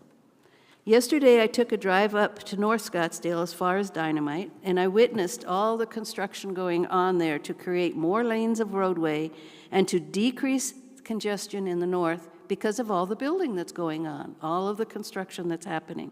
While at the same time, it is being discussed by the city to reduce traffic lanes in South Scottsdale. In spite of all the expected construction of new apartments that have already been approved in this area. One citizen wrote, "I can see the headlines. City increases road lanes for Lexus, Mercedes, BMWs, and Teslas, while reducing and removing road lanes for Fords, Chevys, Hondas, and Toyotas." Hey, I drive a Toyota here. Sounds like discrimination. It may not be meant to be, and I don't think it is, but it can be resented by a lot of people. Several similar comments I've already had in my email. Do we really want to introduce and support this kind of antagonism within our city? I don't think we do. It's not here now. Let's not put it there. For all these reasons, I will not be supporting this tonight. It is not helpful to the area, and it is not good for Scottsdale as a whole. Also, this is the camel's nose under the tent for social engineering of our travel modes. I prefer to keep that camel outside of Scottsdale. Thank you. Okay, next. Councilmember Durham. Thank you. I just want to say, Mr. Benora, we're not going to let you go out of business. It sounds like you've got a great business, and I tried to visit you today, and I would have loved to buy something. I promise I'll come back. But the people that run the city are not going to let you go out of business. In fact, bicyclists love to eat pastries. And I've gotten many emails saying people over 55 never ride bicycles. And I think Mr. McLaren, and certainly I can tell them to the contrary, we do ride bikes. And if there's a bike lane by your business, I can guarantee you that you're going to have more business from bikers. Sure. No? Okay, no. Please. It won't go on the record, but we're not going to let you go out of business. That's just not going to happen. I do live by a terrible construction project up at the north side of Scottsdale, and throughout that project, there has been access to all the businesses. There's no problem getting access to any of the businesses. The contractors, the city staff, et cetera, have made sure all the businesses are open and functioning. and we're not going to let your business be shut down. So my comments on this, I agree 100% with Councilmember Whitehead that we are not going to enact a general policy of road diets. Every single road must be considered on its own. So, and we need to look at facts and data, not propaganda videos and lies and misinformation. So this case is not a precedent for any other case. So what we have to start with are what are the current conditions on this road? And in particular, what is the current level of traffic? So we look at the facts of 68th Street. Now, right now, our traffic engineers tell us that the road is at less than half of its capacity. And some people have suggested this is old data from 2016. That's not true. This is the most recent data that we can possibly get. And if we go through the lane reduction, the road will still be above capacity, according to engineers and experts. And second, I've driven this road numerous times in the last few weeks. In fact, I drove it today before this meeting. I made a left turn off of Indian School onto 68th Street. And between 68th Street and Osborne, there were exactly 2 cars in the southbound lane. And I was one of those 2 cars. So I could see all the way ahead to Osborne, and there was absolutely no traffic except for 2 cars. And I have never seen 2 cars driving beside each other on that road, which tells me that if we go through a lane reduction, the road will still be above capacity. I've never experienced any heavy traffic on that road, and I've driven it at different times of the day. And if you want to question that, I would encourage everyone to open up Google Maps and take a look at this road. And what you'll find is the cars are widely spaced out with plenty of room between the cars. There aren't 2 cars moving beside each other. At the red light at Indian School Road, you'll see 6 cars parked at the red light waiting for a green light. But that's obviously normal to see cars backed up at a green light, at a red light. But what you'll see is throughout the length of 68th Street, there aren't many cars there. And most importantly, maybe, the opponents of this project have circulated a number of videos. But if you look at those videos, you'll see that there aren't many cars on 68th Street. I've watched all those videos, and there was a video about your business yesterday, and the video about your business shows the same thing. There aren't many cars on that stretch of 68th Street. And all the cars are usually mostly one lane. So these videos, and plus the one Mr. Melenchenko showed tonight, sort of demonstrate that this road doesn't get much traffic. And the people who made these videos probably realize that they show a low amount of traffic because most of the videos are devoted to Scottsdale Road or other roads, which do have traffic. And obviously Scottsdale Road is crowded, but the fact that Scottsdale Road is crowded doesn't tell us anything about what's going on 68th Street. So we have to focus on 68th Street. Now, some people have claimed that new apartments in the pipeline might clog 68th Street, but none of those new apartments are near 68th Street except for the one that's up at the corner of Indian School Road. So there are a lot of new apartments on Hayden, Scottsdale, some other locations, but those people are not going to be driving down 68th Street. So I would be worried if there were a lot of new apartments along 68th Street. I'd be worried about adding to the congestion, but they aren't going to add to that congestion. And I hate to disagree with Councilmember Littlefield, but She's concerned about emergency vehicles, but most of 68th Street is a two-lane road. So if there were a problem with emergency vehicles, it would already be happening. In fact, I think 68th Street is about 5 miles long, and this is only a mile. So, and Mr. Pedgman said it would be dangerous to reduce 68th Street to 2 lanes, but that's already happened. So if 68th Street were dangerous with only 2 lanes, it would already be dangerous because the vast majority of that road is only 2 lanes. And so what this project does is it fixes an inconsistency. And that inconsistency is dangerous because it allows people to speed through that area of 2 lanes.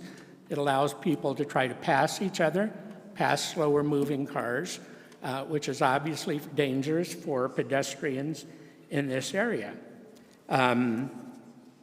So if narrowing 68th Street is going to create a problem, it would have already created that problem south of Thomas and north of Indian School. So we know it's not going to create a problem. The fact that it's not happening tells you that 2 lanes are adequate. All this does is fix an inconsistency in 68th Street and eliminates a hole in our bike paths. Now, not having consistent roadway creates problems because it creates speeding when one car tries to maneuver around another. And some people have said they don't see bicycles using this stretch, but without bike lanes, that shouldn't be a surprise. A lot of bicyclists are not going to try to bike on a road that doesn't have bike lanes. And there's also been a lot of misinformation about the cost. This is an $89,000 expenditure from the city. And if we don't use these federal funds, we don't get to use them for potholes or sidewalks or anything else. They disappear. And we may not get any more similar funds for a while. So if this money goes, we don't get to fix potholes, we don't get to fix new sidewalks, and we lose all of the improvements that come with this. So that means we lose the pedestrian lights, we lose the crosswalks, we lose the ADA compliance, we lose the right and the left turn lanes. And, you know, I don't like that system of taking money from the federal government any more than many of you do, but that's the system we live in. And unless you want to move to another country, that's the way it works. That money, which is very necessary, comes with strings attached. I've mentioned, Councilmember Whitehead did a very good job of mentioning all the other safety features in this project. And I've asked some questions about the neighborhood support. It seems clear to me that the people who actually live in this area are enthusiastically in support of this project. Many of the comments we've gotten tonight, now some opponents do live near the project, but many of them don't. That's just a fact. I've listened to your addresses tonight, and many of you, the opponents, don't live near this project. So I am most concerned with the people who live near this project, whose lives will be directly affected. We've heard a lot of comments about the safety of children. This project, it seems to me, will support Old Town very well because it will be much easier to walk into Old Town. And the city did work extensively with the Southwest Village Neighborhood Association, which represents the neighbors west of 68th Street. And as I understand, there were about 500 members in that association.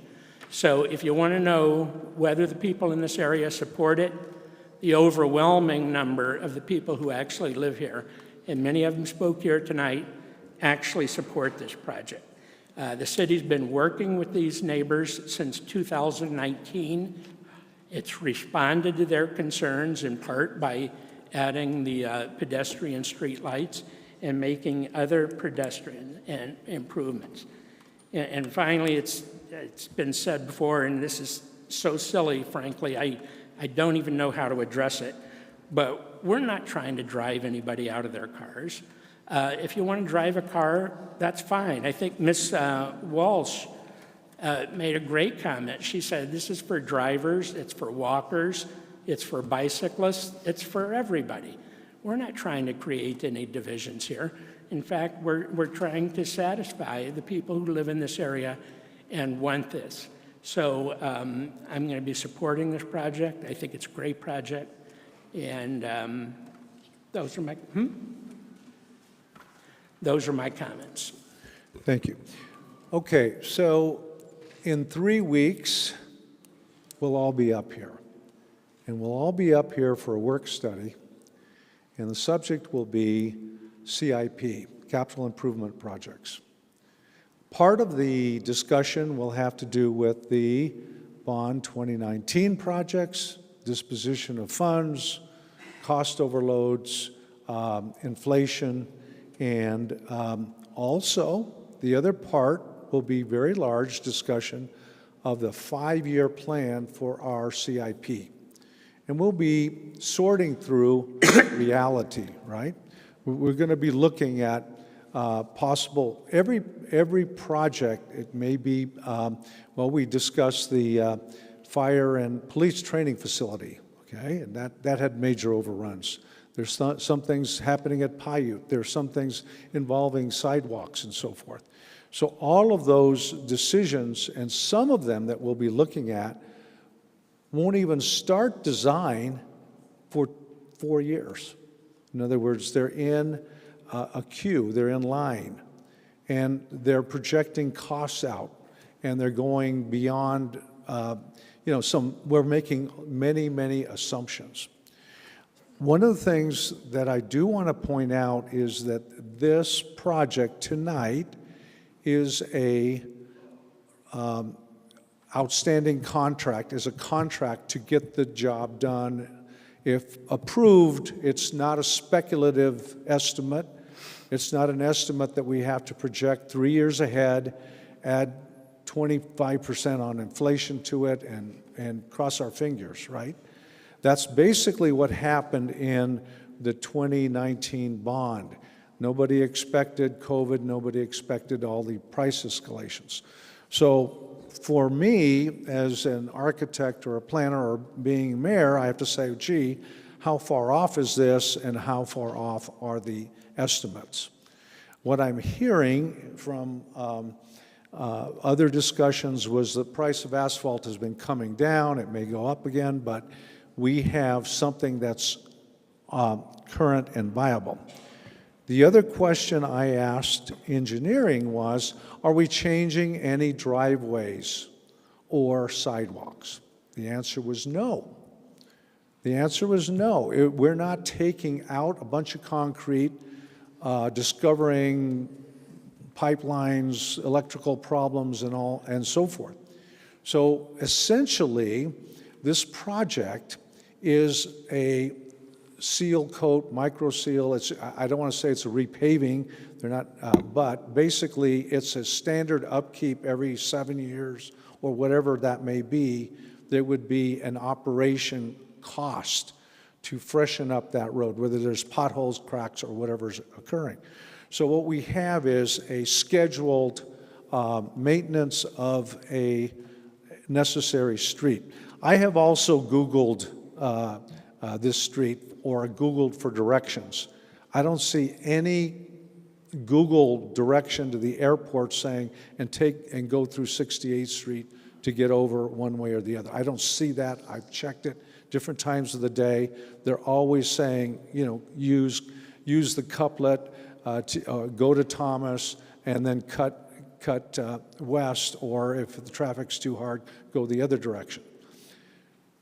The other comparable, so it is ready to build with a certain level of confidence, okay? That's important to us. Now, the local, so if I were to say to any merchant along there or business along there, the results of this project from a construction standpoint, they're saying 4 to 5 months that's what they're saying, because I asked the question, but say 5 months, is basically a resealing of it. We're not tearing out your driveway. We're not changing the drive into the alley or whatever's occurring there. That's pretty important. I mean, that's a kind of basic question I asked. Last year, I got a call from a restaurant saying the city people are messing with my driveway. It was Cinco de Mayo, and they were a Mexican restaurant. Can you imagine that? I mean, it was a mess. And it was actually a vendor doing it in the fiber optics company. So it's ready to build. It's essentially no different than if paving has to be redone in your business neighborhood. And that gives me a certain level of confidence. Secondly, I have to rely on experts.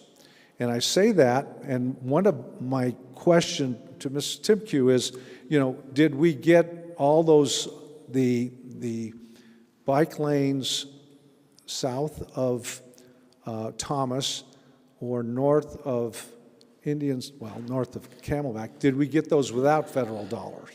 Now, I haven't asked that question, but basically I could have, and they could answer it. Whether they did or not, we have a certain cost, and we have a connectivity problem here. The question about ADA access, I did ask, what are the conditions of the ramps at the corners? And they said a lot of them are rough or they don't meet the ADA standard. Now, that means they don't have the little conical pad there, so someone would know. You've been testifying before. Thank you for being here, sir. And I just say that is a deficiency. That's a deficiency that, as a responsible party, I have to say, I got to fix that, right? And so that is part of, as well as the crossing aspect. Will it be safer for somebody to cross to the business across the street? It should be with these additional measures. The other aspect is when I look at the completion of Miller, which has churches, shopping centers, other kinds of businesses, that one has been completed under the same criteria with some bike lanes. It has been done. Now, I find that to be a rather peaceable drive there. I'm aware that there's really one lane and a turn lane in the center. There's also a median here and there that I got to get used to when there's a bump in the road. But basically, it has been successful, and I find that maybe the big trucks don't come off Miller. I would understand that. They would come off of maybe 76 or whatever that next street is past Miller.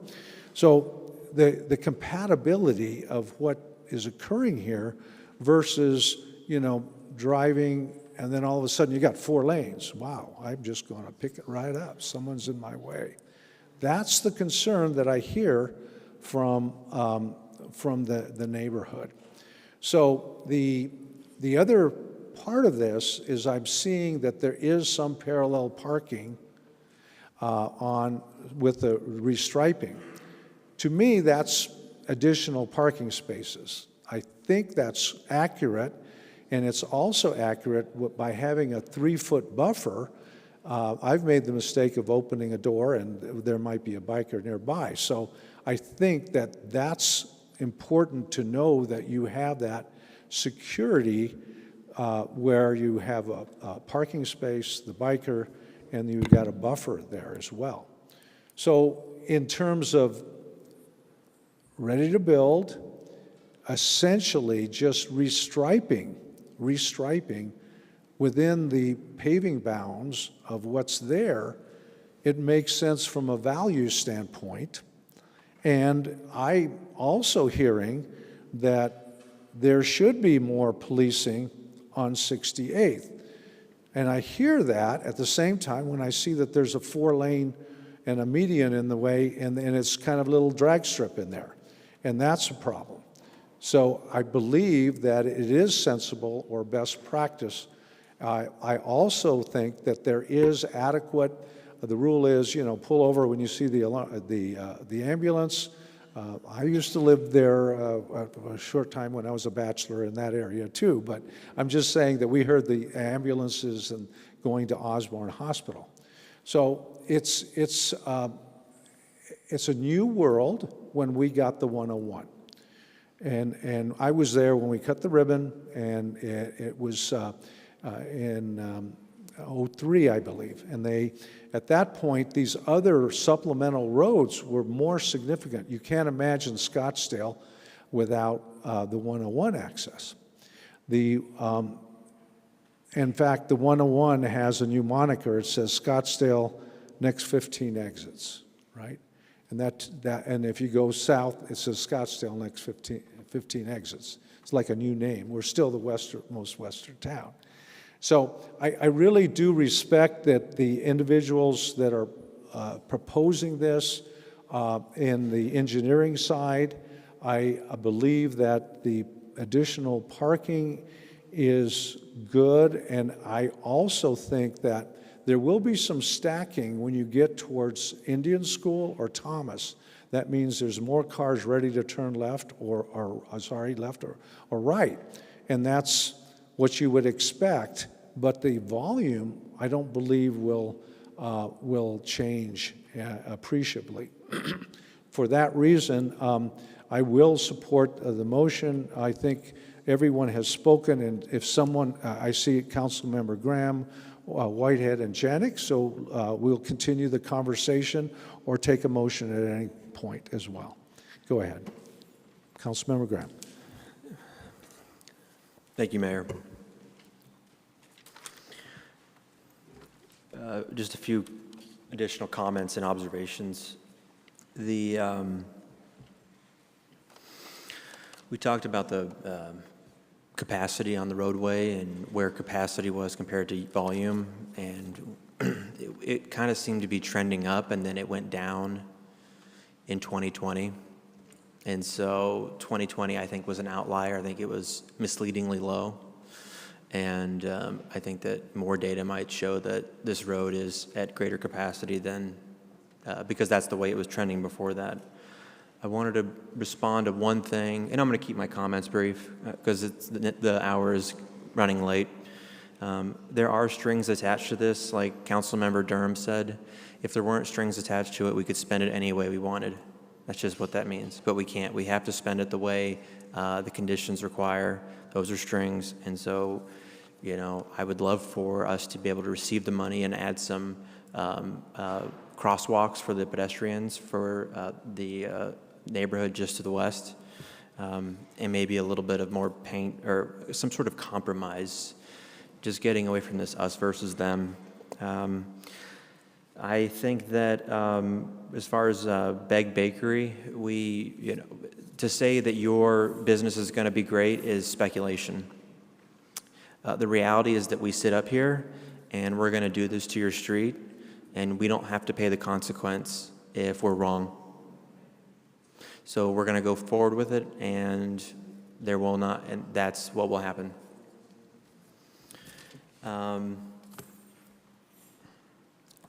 also think it's an immutable fact that this will push more traffic onto 64th Street, Goldwater, and Scottsdale Road. The cars aren't going anywhere. They're just going to be pushed. And we already know, and we talked about how those are at a very high capacity as it is. And I disagree with the premise that the neighborhood next to it uniformly and exuberantly supports it. I think if you dug a little more into that in a granular level, they would say it would be more mixed. And we've already heard a lot of them don't support it. And it would be more mixed and say, well, we don't need from what I heard, the most important thing was the crosswalks. And crosswalks from that neighborhood, Southwest neighborhood, a lot different than eliminating lanes. So those are just paradigmatically different. So I think if you drill down to that, you'll see a little more. So with that, Mayor, thank you for allowing me the opportunity. Thank Thank you. Next, Councilwoman Whitehead, Councilwoman Janik. Thank you, Mayor. I just want to point out a couple things, and then I'm going to motion to approve this item. Council's not qualified to engineer this project.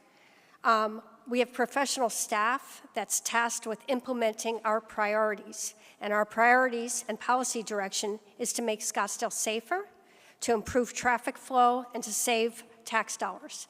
This checks all those boxes. I also want to say that we're not reducing a lane to put in a bike lane. We're not taking away a car lane for a bike lane. What we're doing is reconfiguring a road.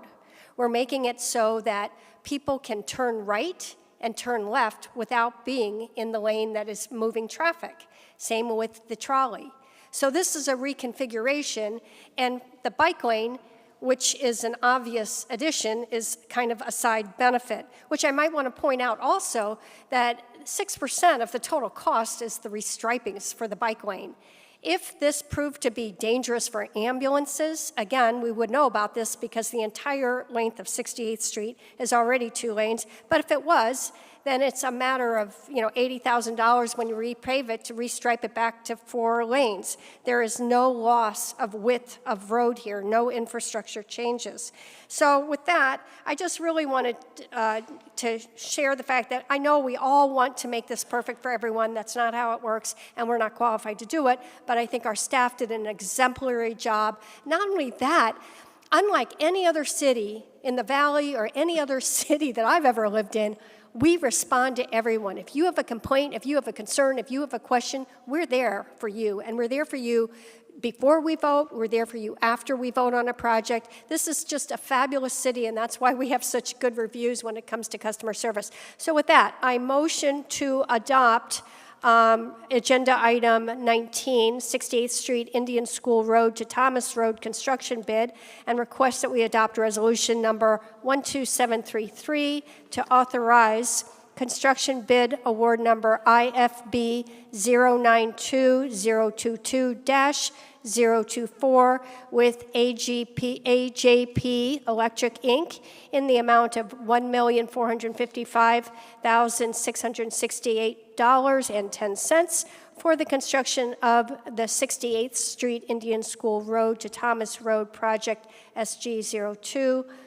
The acceptance of federal grant awards in the amount of $615,243 in congestion mitigation air quality funds, $286,844 in congestion mitigation air quality funds, and $583,849 in transportation alternative funds for a total amount of $485,936. The payment of the local contribution requirement of $89,819 with transportation sales tax, a fiscal year 2022-23 transportation fund capital contingency budget appropriation transfer of up to $92,159 to the 68th Street Indian School to Thomas Road Capital Improvement Plan project to be funded by the Transportation 0.2% sales tax, and the city manager and city treasurer or designees to take such actions and execute such documents as necessary to carry out the intent of this resolution. Second. I see Councilwoman Janik. Yes, Ellison, I want clarification on one point. $89,000 will come from transportation tax. Then you said 92,000. Did it go from 89 to 92, or did it go from 89 plus 92? I was confused on that. Mayor, Councilwoman Janik, so we already have the 89,000 in our budget. It's already there. We're asking for the additional 92. So it will be it'll be over 180,000 from transportation. That's correct. Okay, thank you.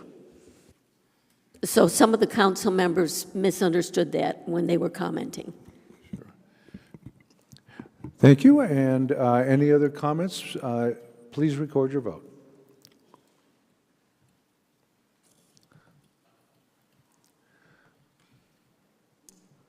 Okay. The motion carries. 4-3. Next, we will go to our next item, which is public comment. Public comment permits citizens to come forward to speak about any non-agendized item which are within the council's jurisdiction. No official council action can be taken on these items, and speakers are limited to 3 minutes to address the council. Seeing none, okay, I will close that. We next will move on to citizen petition. Citizen petition is in our charter, allowing any citizen to petition our council. Record with the clerk. Not having seen none, I will close that item. Finally, we are up to our work study. Our work study is an opportunity to provide a less formal setting for the mayor and council to discuss specific topics with each other and city staff, and provide staff an opportunity to receive direction from the council. To provide an opportunity for public input, we have 2 requests from speakers to speak on that. We will be calling them forward. I will allow a 9-minute break. 5-minute break. So we will resume at 8:56. Thank you. We're just recessing. Yeah. 5 minutes.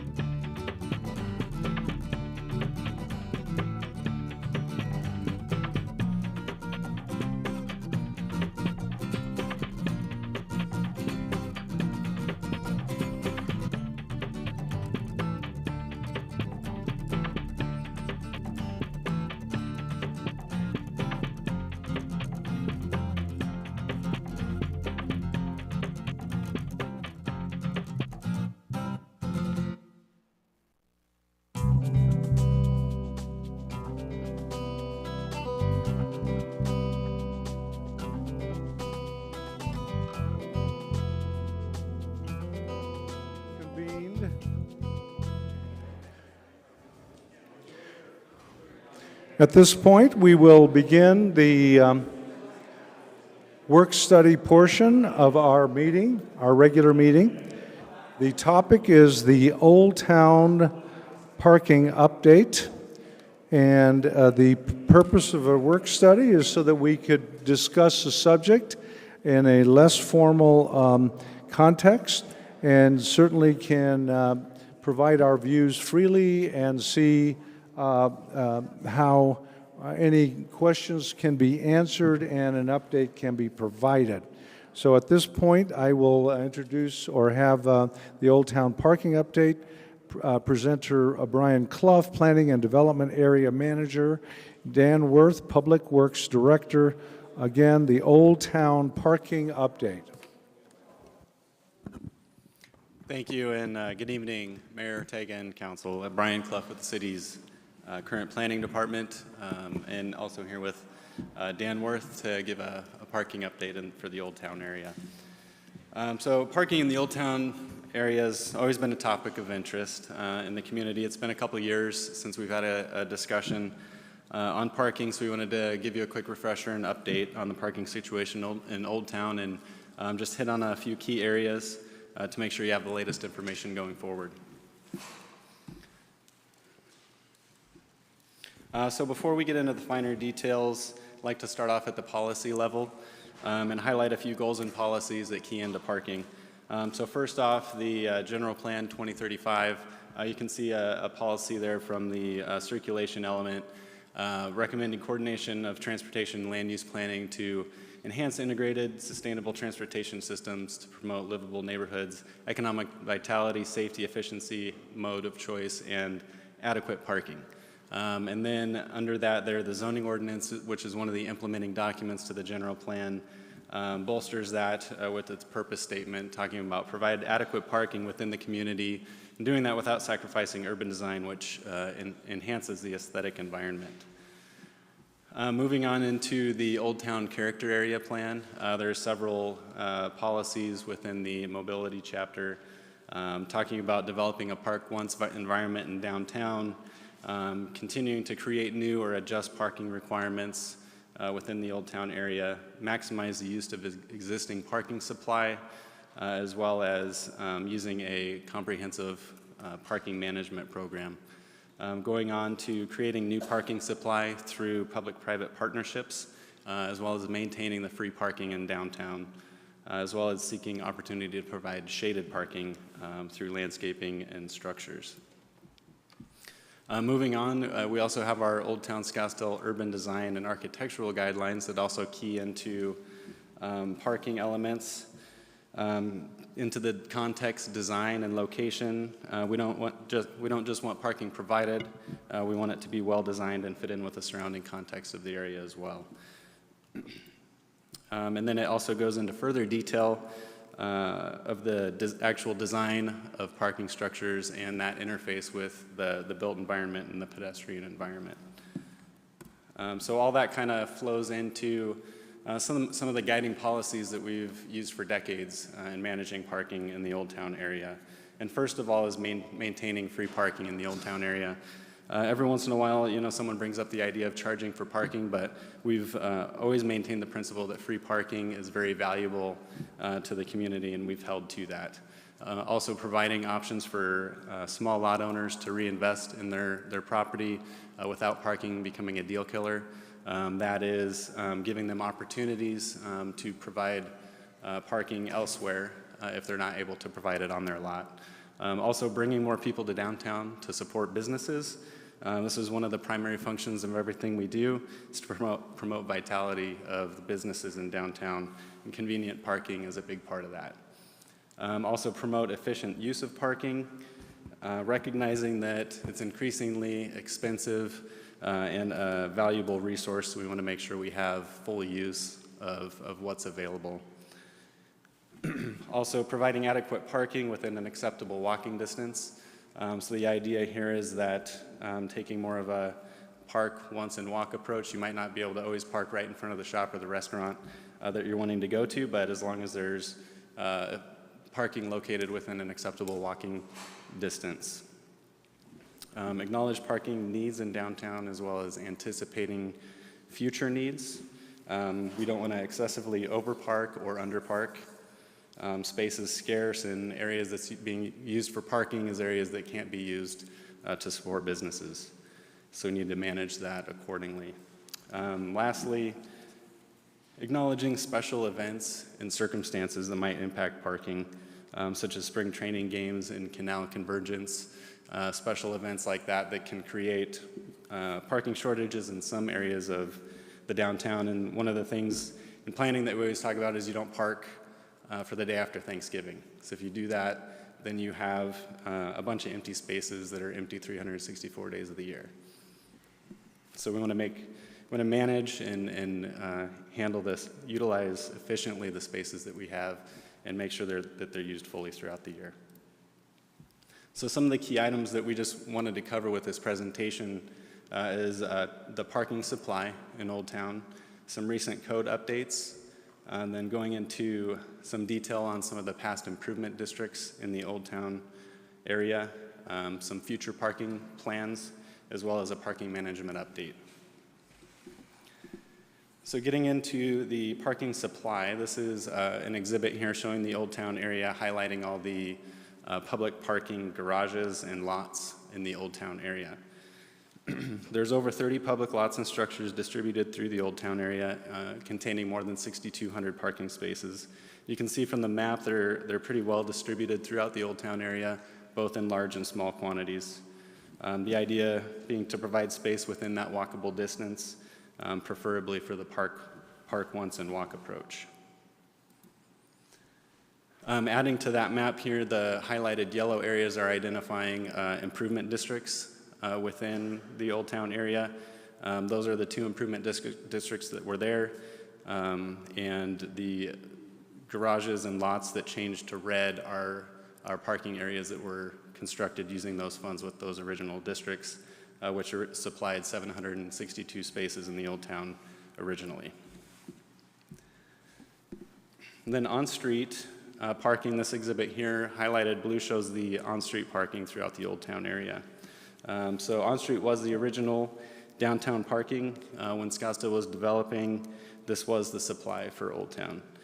City's first parking requirements were adopted in 1962, but most of the Old Town area was still exempt from having to provide parking off-site or on-site until 1969, when an ordinance update required that they start providing parking on-site for expansions and new development.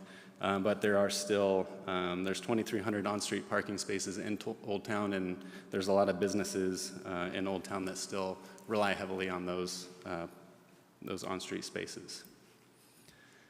So in all, including the public lots and structures and on-street, there's more than 8,500 public parking spaces that are available to serve Old Town. And as we all know, the public parking is not the only parking available in Old Town. There's also more than 9,000 parking spaces in private parking lots within Old Town. The areas that you see highlighted in orange here are not all inclusive, so they don't include every single private parking lot. And the 9,000 that's quoted here is limited to the main quadrants in Old Town. There's a lot of private lots that are further out north of Camelback and south of Osborne that also have a lot more parking. And all new development must provide required parking on site, so these private parking lots will just continue to grow along with redevelopment. So some recent code updates. In February of 2020, the City Council did provide direction to staff to coordinate a text amendment for strategic changes to the parking requirements in Old Town. That resulted in a text amendment that was approved in 2021 by the City Council that keyed into these 7 specific areas here. So the travel accommodations, it was adjusted to actually reduce the per room rate, but it also adjusted the requirements to more specifically address ancillary uses that are within the hotel that might drive up the demand there. It also addressed multifamily residential, increasing the requirement in Old Town, as well as adding a guest parking ratio. It added a new office type for a call center designation that had a higher parking ratio than what a normal office would call for to account for the higher density of employees within the call centers. It also talked about addressed the downtown overlay parking waiver. This was a waiver that allowed certain waivers for additions to businesses in Old Town. What once was were you able to waive 2,000 square feet of additional floor area was reduced to 1,000. And also there was a waiver for you to add residential units up to 2 units without adding any parking, and that waiver was eliminated. Also, the in lieu parking was addressed as part of this text amendment. It eliminated the ability to purchase permanent in lieu parking spaces, limiting that only to leases. It also limited the use of the in lieu parking program to properties that were less than 20,000 square feet in area. It also touched on some special improvement requirements related to structured parking to incentivize structured parking within the downtown area. And some of those recent code updates have been put to work on projects that have been approved recently. This one, 3200 Scottsdale, is a mixed-use development that has received City Council approval for zoning. It'll be moving through the Development Review Board process. It's on Scottsdale Road north of Earl. As a result of those code updates, this project was required to provide 59 more parking spaces than what would have been required before that update. Another example project here that has received zoning approval is the Artisan, located at Marshall and Indian School Road. So as a result of those changes to the code, it was required to provide 30 additional parking spaces than what was originally required. Another key aspect of this project is the city was able to partner with this developer to also include additional public parking, 55 public parking spaces within the garage that are additional to that 30 that was provided. So at this point, getting into the improvement districts discussion, I'm going to turn it over to Dan Worth.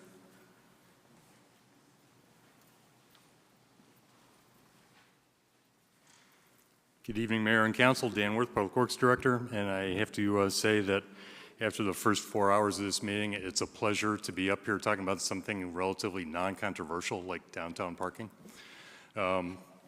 Brian gave a great overview of a lot of issues surrounding Old Town parking. I would like to add some specific detailed context regarding parking in a particular part of Old Town, which has frequently been the subject of discussion. Brian mentioned improvement districts. The city formed 2 parking improvement districts in the mid-70s. They're shown on this graphic. One was referred to as the Fifth Avenue Parking Improvement District. The other is the East-West Main Parking District. These focused on areas of the city that at the time had a shortage of parking. Property owners and businesses had difficulty because of the configuration of the area, providing adequate parking to meet code requirements for their properties. So one of the solutions that we took advantage of at that time, nearly 50 years ago, was the formation of these 2 improvement districts. I'm going to focus on one of them, the East-West Main District, the larger one on the graphic. The way these work, the districts paid to obtain land and make improvements to generate additional public parking in the area within the district, and the property owners within the district who had a shortfall, who were not providing the full amount of parking for their use, were assessed a portion of the cost of acquiring and then making the improvements, and the assessment was proportionate to the amount of their parking deficiency. This is a large graphic, the assessment map that was used for the East-West Main Assessment District, Improvement District.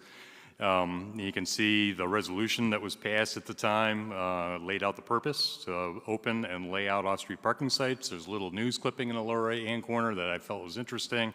It was from the gentleman who was the president of the Chamber of Commerce at the time, who stated that not only was this a great thing, but he made the observation that At some point in time, probably would be used in later years for the erection of multi-story parking. That was not the vision at the time, but Mr. Saber recognized that that was certainly something that could come to fruition in the future.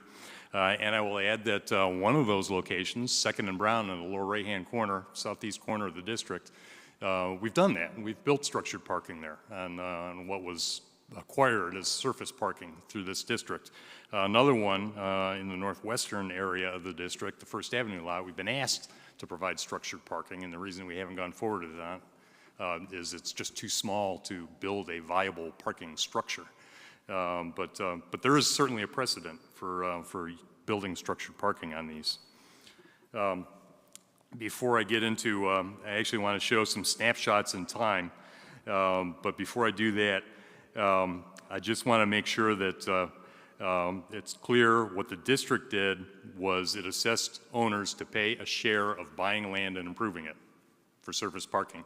What the district did not do, it did not put any restrictions once the city used the funds to buy land and put parking on it. It did not create any restrictions beyond that for what the city had to do or could not do with the lands that they acquired with that district. The parking spots are not and never were permanent. They were bought, paid for, and they've been used for close to 50 years now, but there was no commitment that we're never going to do anything else. It also did not create any kind of ownership rights for the property owners who paid into it. They paid their proportion to get the improvements made, but it didn't give them any right. They've been granted credits for parking since then based on the involvement in the improvement district, but it's all public parking. It all belongs to the public and is managed that way. So this is the first of several snapshots that I'm going to give you to show the evolution over time of what's happened in the area of that improvement district. And you can see the district is bounded by Indian School on the north, 2nd Street on the south, what is now Goldwater on the west, and the Civic Center Plaza on the east. The 5 areas that you see are the 5 original areas. The numbers that you see superimposed on them are the numbers of parking spots that were in each of those areas in 1972 when we bought these, and it was actually 74, I believe. They had to make a second run at the resolution to acquire, and then they had to do the process to give the residents an opportunity to challenge and all that associated with the formation of a district. 74 by the time they actually started buying the land and making the improvements, but this is what we got, 556 spaces spread over the 5 lots. I will move forward a few years to 1979, and some things happened. And I'm going to point out changes at several points in time, but by 1979, if you look in the lower right-hand corner, not part of the district, we had added a pretty substantial parking garage, 357 spaces. This garage was built with general obligation bond funds that were associated with the Center for Performing Arts. It's commonly called the Center for Performing Arts Garage. It's certainly built to support that function as well as other functions in the Civic Center, but it is also certainly available round the clock as public parking adjacent to the area of the improvement district. So you can see how many spaces we added with that.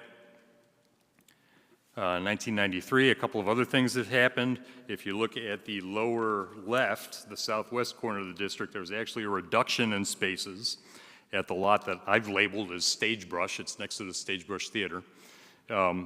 We built our transit center. And when we built the transit center, we lost some of the spots that were in that originally purchased parcel of land. But we also partially offset that loss by acquiring land to the west, adjacent to the original parking lot, and adding that. The net was still a net loss of 84 spaces, but we still provide parking spaces in that area. The other location I want to bring your attention to is 2nd and Brown, the southeast corner. That was originally 50 spaces. We simply bought more land adjacent to it during that time frame and added more spaces and brought it up to almost twice as much, 94. And then you can see the running tally in the upper right. 2005, we did a couple of very significant additions. One was that same 2nd and Brown location, what started as 50, what we added land to bring it up to 94, now houses 225 spaces in a structured garage, 2-floor garage. And then in the lower left, when we entered into a partnership with a developer. Brian mentioned the opportunity to do that with our artisan development. We started doing that back in 2004 with Main Street condos. When that project developed, we had a development agreement that had them build and provide for public parking, 130 spaces. So we again gained back some of the spaces that we had taken away previously with that transit center. And you can see in the upper right, by this point in time, what had started at 556 spaces was now over 1,000 spaces for that same area, an increase of about 87% over what we started with. Again, Brian mentioned the artisan development. We have concluded an agreement with that developer to provide 55, and we've paid for them, or we have committed to pay for them. We haven't paid for them, but an additional 55 spaces. We also got a commitment on the price, which is pretty significant because the price we got a commitment to at $39,999.99 per space, that's fixed. And I guarantee you it's costing them way more than that at this point in time when they go to construction and build those spaces. So we got a swinging deal. Same in the lower left with Museum Square. We got a commitment. Thank you, Dan. I just wanted to mention with the 225 there at Brown and 2nd Street, when that garage was put in, where the Noriega. Yes. I was around when we approved that, but is it, and it was structured for additional floors, was it not? It was, and we have done an assessment, and I'm going to show you some numbers later in the presentation. So, yeah, there was a footprint there where it says 225 at 2nd and Brown. Yeah, 225 is now, but can be expanded. Good, thank you. And then the Museum Square, $45,000 a space for 155 public parking spaces. When that hotel develops, will be added to the inventory. And same thing, it's structured parking. It's below grade structured parking, which is the most expensive parking you can buy. And we have paid already on that through the development agreement and the purchase and sale of the city property. A little about the costs. This takes all those things I just showed you, the original improvement district and the additions that I pointed out, tells you the number of spaces, gives you a cost adjusted to 2022 dollars. So you can compare apples to apples, looking at how much each of these added to our inventory and how much the cost was for adding each of these to the inventory. Cost per space, again, adjusted to 2022 dollars. The improvement district spaces were cheap because, and it's not just because it was 46 years ago. It was cheap because they're the least expensive kind of spaces. We bought vacant land, didn't have to do any clearing, didn't have to do any demolition. We put in curb stops and a little bit of lighting, so the construction costs were minimal. So that was a bargain. The most expensive one on here is the parking corral, the 2nd and Brown garage that the mayor was just referring to. And that was expensive because it includes a below grade level, and below grade parking is the most expensive kind of parking you can do. But because we designed it so we can add one or more levels above it, it's now giving us a pretty cost-effective alternative to create additional parking, which, again, I'm going to show you some numbers on the next slide. Just a quick comment on the funding. You can see in the lower right-hand corner, again, 2022 dollars, $42 million plus have been invested in creating public parking in this area alone, not all of Old Town, just this area. Out of that 42 million, 10% came from the improvement district. And out of the 90% from other sources, about 84% of that came from citywide other sources, came from general obligation bonds that were paid for by residents citywide, from the general fund, or from transportation sales taxes, which again cover the whole city.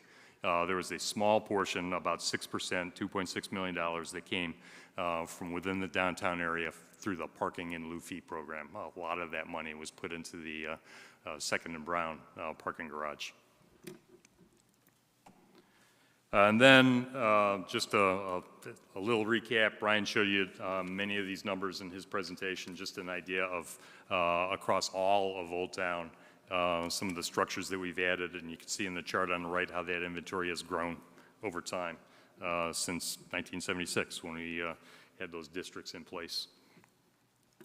And then this is what I mentioned a moment ago. Future, we've already talked about Artisan. We have a commitment through a development agreement to build 55 additional spaces for us in that project. The Sagebrush is our building next door to where the Museum Square Hotel development will go. And as part of the development agreement with Museum Square, we have to reconfigure the entrance to the Sagebrush Theater. We've agreed to do that. We have a project in the CIP to do that. Part of that project is to reconfigure the parking that's associated with the Sagebrush Theater. We're going to take advantage of an area that's not currently used for parking. We're going to create a parking lot that has the median islands and the landscaping that we demand from developers when they build parking lots. And we're going to have a net increase of 30 spaces through that process. And then the Museum Square development, with the level of parking that we get through that development, are all happening. They're all either done deals with developers or on the CIP in the case of the Sagebrush.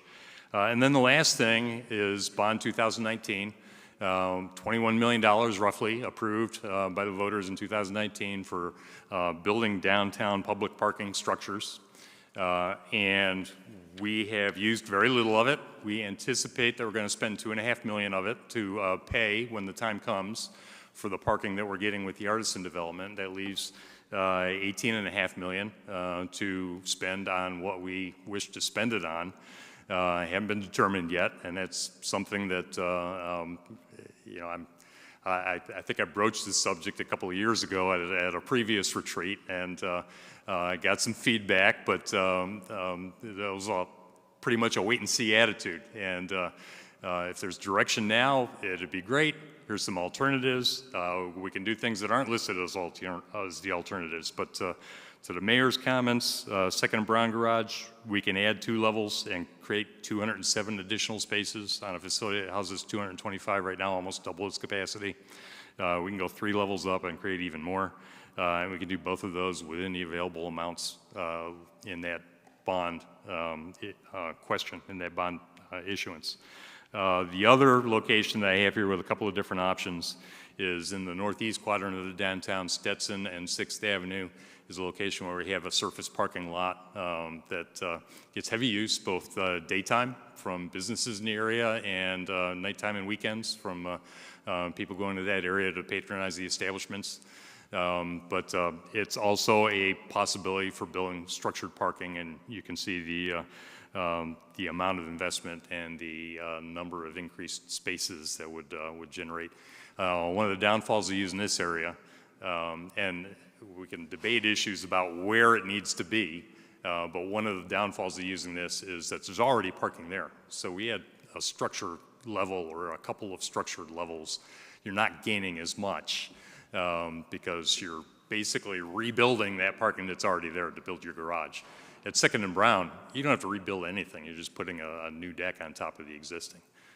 So the cost per space works out to be less. But that is, no, I have one more slide. Non-structured, non-infrastructure parking issues. And this is partially in response to some comments and suggestions that we did get from that retreat a couple of years ago where we talked about downtown parking. Just wanted to give you some brief updates on a couple of issues. One was a discussion of a shuttle, a trolley perhaps. And you heard from, I believe, Louise is still here. She was at one of our recent council meetings talking about the downtown trolley that we have put in place as a special event service for the spring training. And that is running, and we're collecting ridership data and assessing the performance of that, but that is partially in response to the desire to minimize people's need to park in and around the stadium. The second bullet is one that I think is really a positive step. The directional signage that we had in the past was not the blue circle with a P in the middle of it that visitors expect to see because that's what they see in every other city in the country. We had our custom signs with desert shaded beige and orange colors on them, didn't have the standard symbol, didn't say that the parking was free. It was difficult for people to find where the free public parking was. And that was a comment that we've gotten pretty much in every study that we've done. You've got lots of parking. It's hard to find for a lot of people. So in an effort to better utilize the parking that we have, we've gone through and emplaced signs like the ones you see here that use the standard widely recognized symbol. They're placed in strategic locations like on Main Street where a lot of the shops are, up and down Scottsdale Road, and they direct people, and the other features right in the middle, free. We want people to know that it's free. You go to a garage, a lot of people expect that if they're going to park in a garage, they're going to have to pay for it. So they avoid it, and they look for an on-street spot. It's free, and we want to make sure people know that and they know where it is. And it's a little too early to really do a lot of assessment as to how well that's working, but I know anecdotally we see, I feel we're seeing more usage in some of the places like the existing Sagebrush lot and the Main Street condos parking garage. And then the last one, we do have the flexibility to adjust parking hours in some of the existing structures in order to discourage all-day parking, which when that happens, it's usually attributed to people who are working downtown, not the people who are showing up downtown to spend their money in shops and restaurants.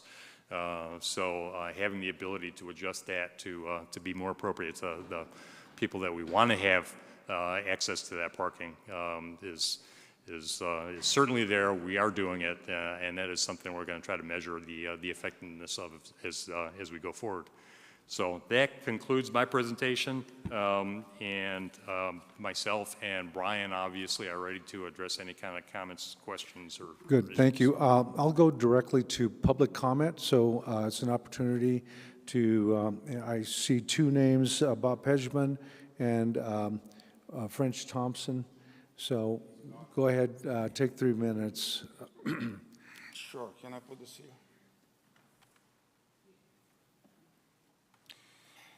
Okay, Mayor Ortega, council members, actually that was a very informative presentation because it took us through all the steps of what happened historically.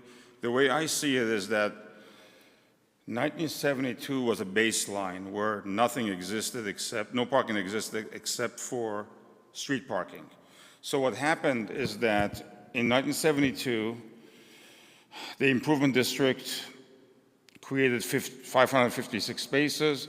In 79, the Los Olivos lot, I'm assuming right here, was added, bringing the number to 913. And then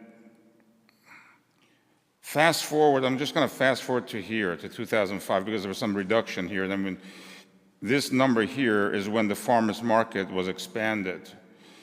So so in the future, though, the future means this bringing it up to 1284 is because of the Museum Square underground and the Artisan, basically. But also note that even though we're gaining the 55 spaces on Artisan, that gravel lot is disappearing. And even though it wasn't a city lot, technically speaking, it's not really an addition, although we're happy that we're getting something. Here is a document I found from 1975. It's a pretty interesting document. If you look down here, East Main, West Main area, that's the area of Old Town south of Indian School. So it says that in 1974, a study was undertaken. Without going through all of this, you can read it later, but it said that the study revealed that the total, I'm trying to get to the deficit part. Well, actually, let me put the bigger, I have a blow up of this. Let me put the blow up here. Because it was on the second page. It says that the total deficiency of 1,530 spaces still existed. So back then, in 1974, it was noted that there was a deficiency of 1,530. So correlating this to what the presentation showed, with the additional parking from Museum Square and Artisan, we're brought up to 1284. That's on page 24 of the presentation. But back then, the deficiency was 1530, so we're still short 243, assuming that there was no new use created. Now, we know that from 1974 to now, new use was created. All I'm trying to point out is that back then, there was a deficiency noted, and I'm glad that all these extra parkings have been added, but we're still below what was determined back then, just to put it in perspective. And that's all I have to say. Thank you. Thank you. So accordingly, I think French may have left. Sorry. Okay, then I will close public comment. Moving on, I have Councilwoman Whitehead, Councilmember Durham, Councilmember Graham, and Janik. Councilmember Whitehead. Yeah, so thank you, Dan, great presentation. I also just want to thank all of my colleagues. Only Mr. Graham wasn't on the council at the time, but we changed the parking code with a lot of input from our business community and residents. And, oh, he was on planning. He's taking credit, just for the record. So, but the point is we placed the burden of parking residential guests on the property owner, on the developer of that property. And so by doing so, we opened up, we've reduced the burden on our downtown merchants. So I'm really pleased at how that worked out. I'm also really pleased at the hard, tough negotiations that we had with Museum Square, and some of you in the audience were involved in that. That resulted in a very discounted, excellent parking places in the future. So there's a lot of talk about all the money that, overruns. There are lots of ways that the city has saved money. That's one of those. I also want to mention that this city council is very aware of surface parking and probably very resistant to allowing that to disappear for certain developments, Maryland. And so we're all paying attention to parking, and by doing so, we're really saving tax dollars. We're making sure that we don't lose parking spaces for a particular private interest at the expense of the public. So I'm really pleased about that. Galleria, I'm very interested in that. Plus, I like your new signs. So I like the 1 hour, but we still don't have all those, the private part of that garage is still the upper floors. Is that correct, Dan? Anybody? Dan? I'm not sure that I can address that, but yes, there is a public portion of that garage, and there is a very underutilized portion of the garage that is not available to the public. Not available. If we needed public parking, I would certainly want to negotiate with that building's owner. I famously rode my bike up and down every single one of those levels, like in the middle of the day on a really busy day before COVID ever happened, and it was completely empty. It was so, and there was a guy eating lunch there, and I said, "Do you work here?" And he said, "Yes." And I said, "Where's your car?" And he said, "I'm not allowed to park here. I park in the public garage and take a shuttle." So that's something that I would like to look into. Let's see. Are we doing anything with the shuttles? How did those shuttles work? There was a temporary, or there was some group that we had shuttling people between garages. How did that work out? Mayor, Councilman Whitehead, we had an arrangement at a period of time with a tenant in the Galleria that has since left to utilize one of our, two of our outlying parking areas. One is the one at Fifth Avenue and Goldwater. The other one was the Civic Center Library Garage. And it did get some usage. It was McKesson was the tenant in the Galleria. Okay, McKesson was long gone. Yeah, they're gone. No, but they were long gone when I was visiting the empty parking garage, and it was a Yelp employee. But anyway, it doesn't matter. We do have a problem with Galleria. I'd like to still work on that.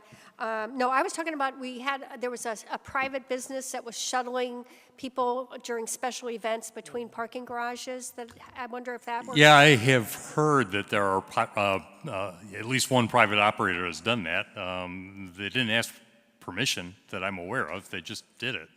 They can make money. Yeah, I think that's fine. I just wondered if you had any data, if it worked. I don't have You don't. any That's data fine. on that. Okay, I'm done. Thank you, Councilmember Durham, and then Councilmember Graham. Thank you, Mayor. Some of the things we've talked about in the past, I just wanted to check on those. We've discussed in the past having sort of colorful banners on some of the parking garages that would help direct attention. I think the signs that you pointed out tonight are a big improvement, but has there been any more consideration of sort of colorful banners hanging from a garage that would sort of make them very visible? We can certainly look into that, but we haven't done anything in that direction. Okay. Were we working on a parking app that would, for visitors that would locate garages? Councilmember Durham, we had a parking app that was in use for a period of time. I think it was probably a couple of years. We didn't have it in the garages. We had it in surface spots in the northeast quadrant of the downtown. The way the app worked was we had sensors under the pavement in each of the available street parking spots. And the sensors would tell the app if the spot was vacant. So somebody driving around looking for parking could log into the app, find a vacant spot, drive to it without circling around and orbiting.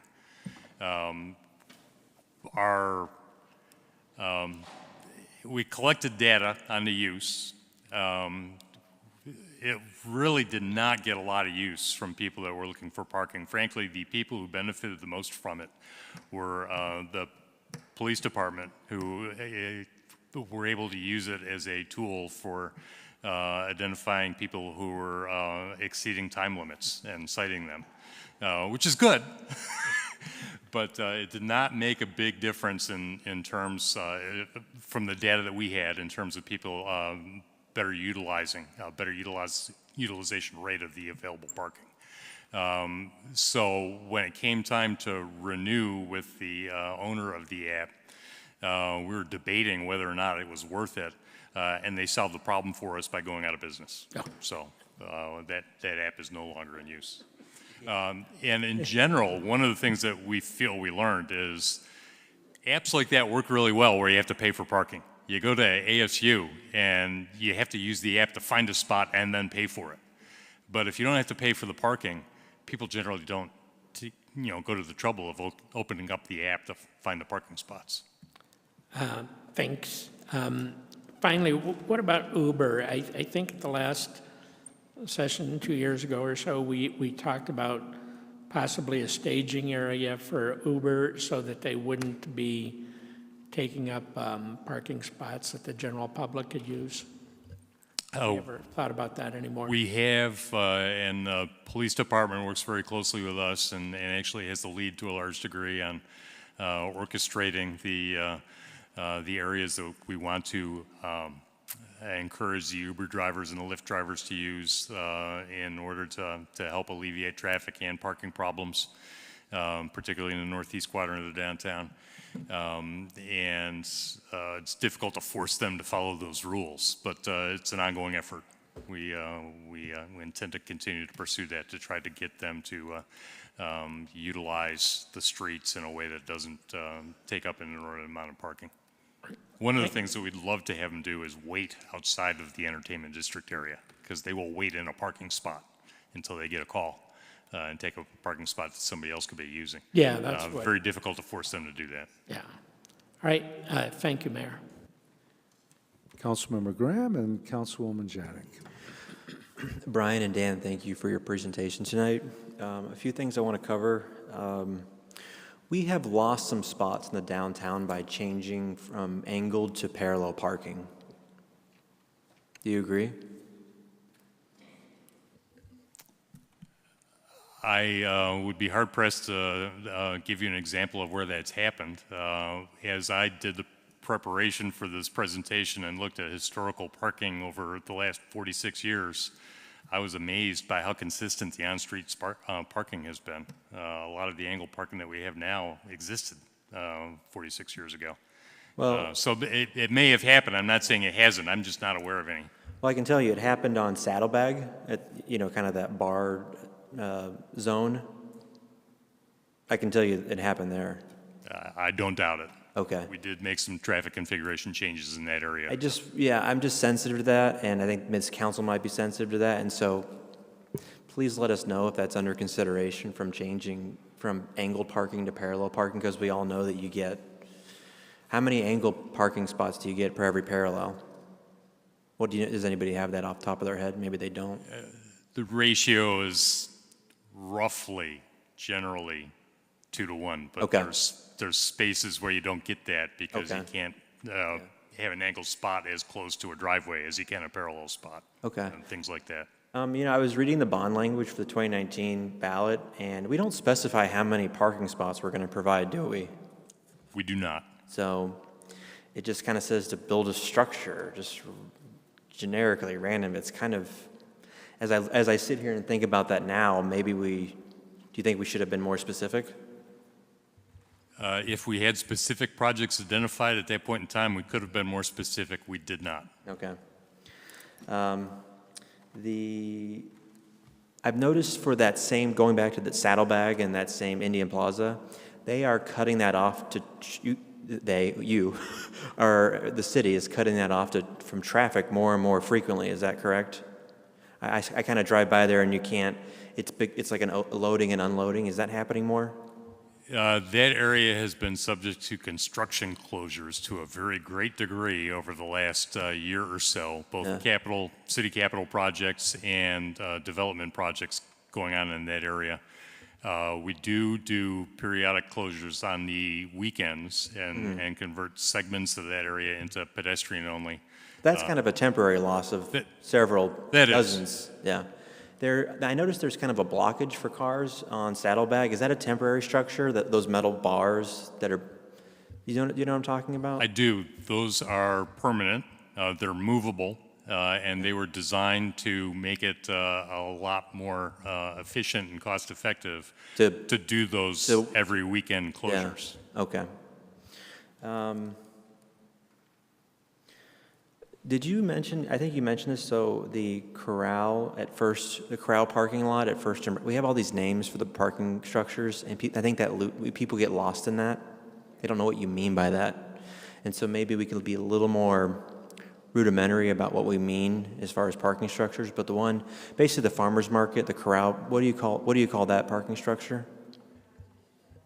Parking corral. I've heard parking corral earlier this evening. I heard farmer's market from Mr. Pejman. Yeah. And I will tell you, we went through an episode a few years back where we had to make some maintenance improvements. We had to fix some problems that had developed in some of our older garage structures. And I had people referring to the 2nd Street parking garage. We have 4 parking garages on 2nd Street. Right. It was incredibly confusing. It's vague and ambiguous, and it just creates confusion. So right. Point taken. Okay. We could probably do better than that. When do you might have mentioned this, but when did you say, or are there plans to add a structure, another level? Because you said that would be more cost effective since we're going vertical. The available alternatives that we've looked into were the 2 that I presented. The adding a level or 2 or 3 to the farmer's market parking corral 2nd Street garage, adding structured parking where we have a surface lot at 6th Avenue. Okay. Those are the 2 that we've evaluated. Okay. There could be others. Okay. We've evaluated the 1st Avenue lot, also referred to frequently as the Panera Bread lot. Yeah. The Fuddruckers lot. Some of us call it Fuddruckers lot, okay? But that's where we're not pursuing that one because it's just not cost effective. Okay. We better make a decision because the $19 million for the downtown parking structure is going to get us about $5 million worth of value at some point. I agree. Okay. A couple more items, and then I'll conclude my comments, Mayor.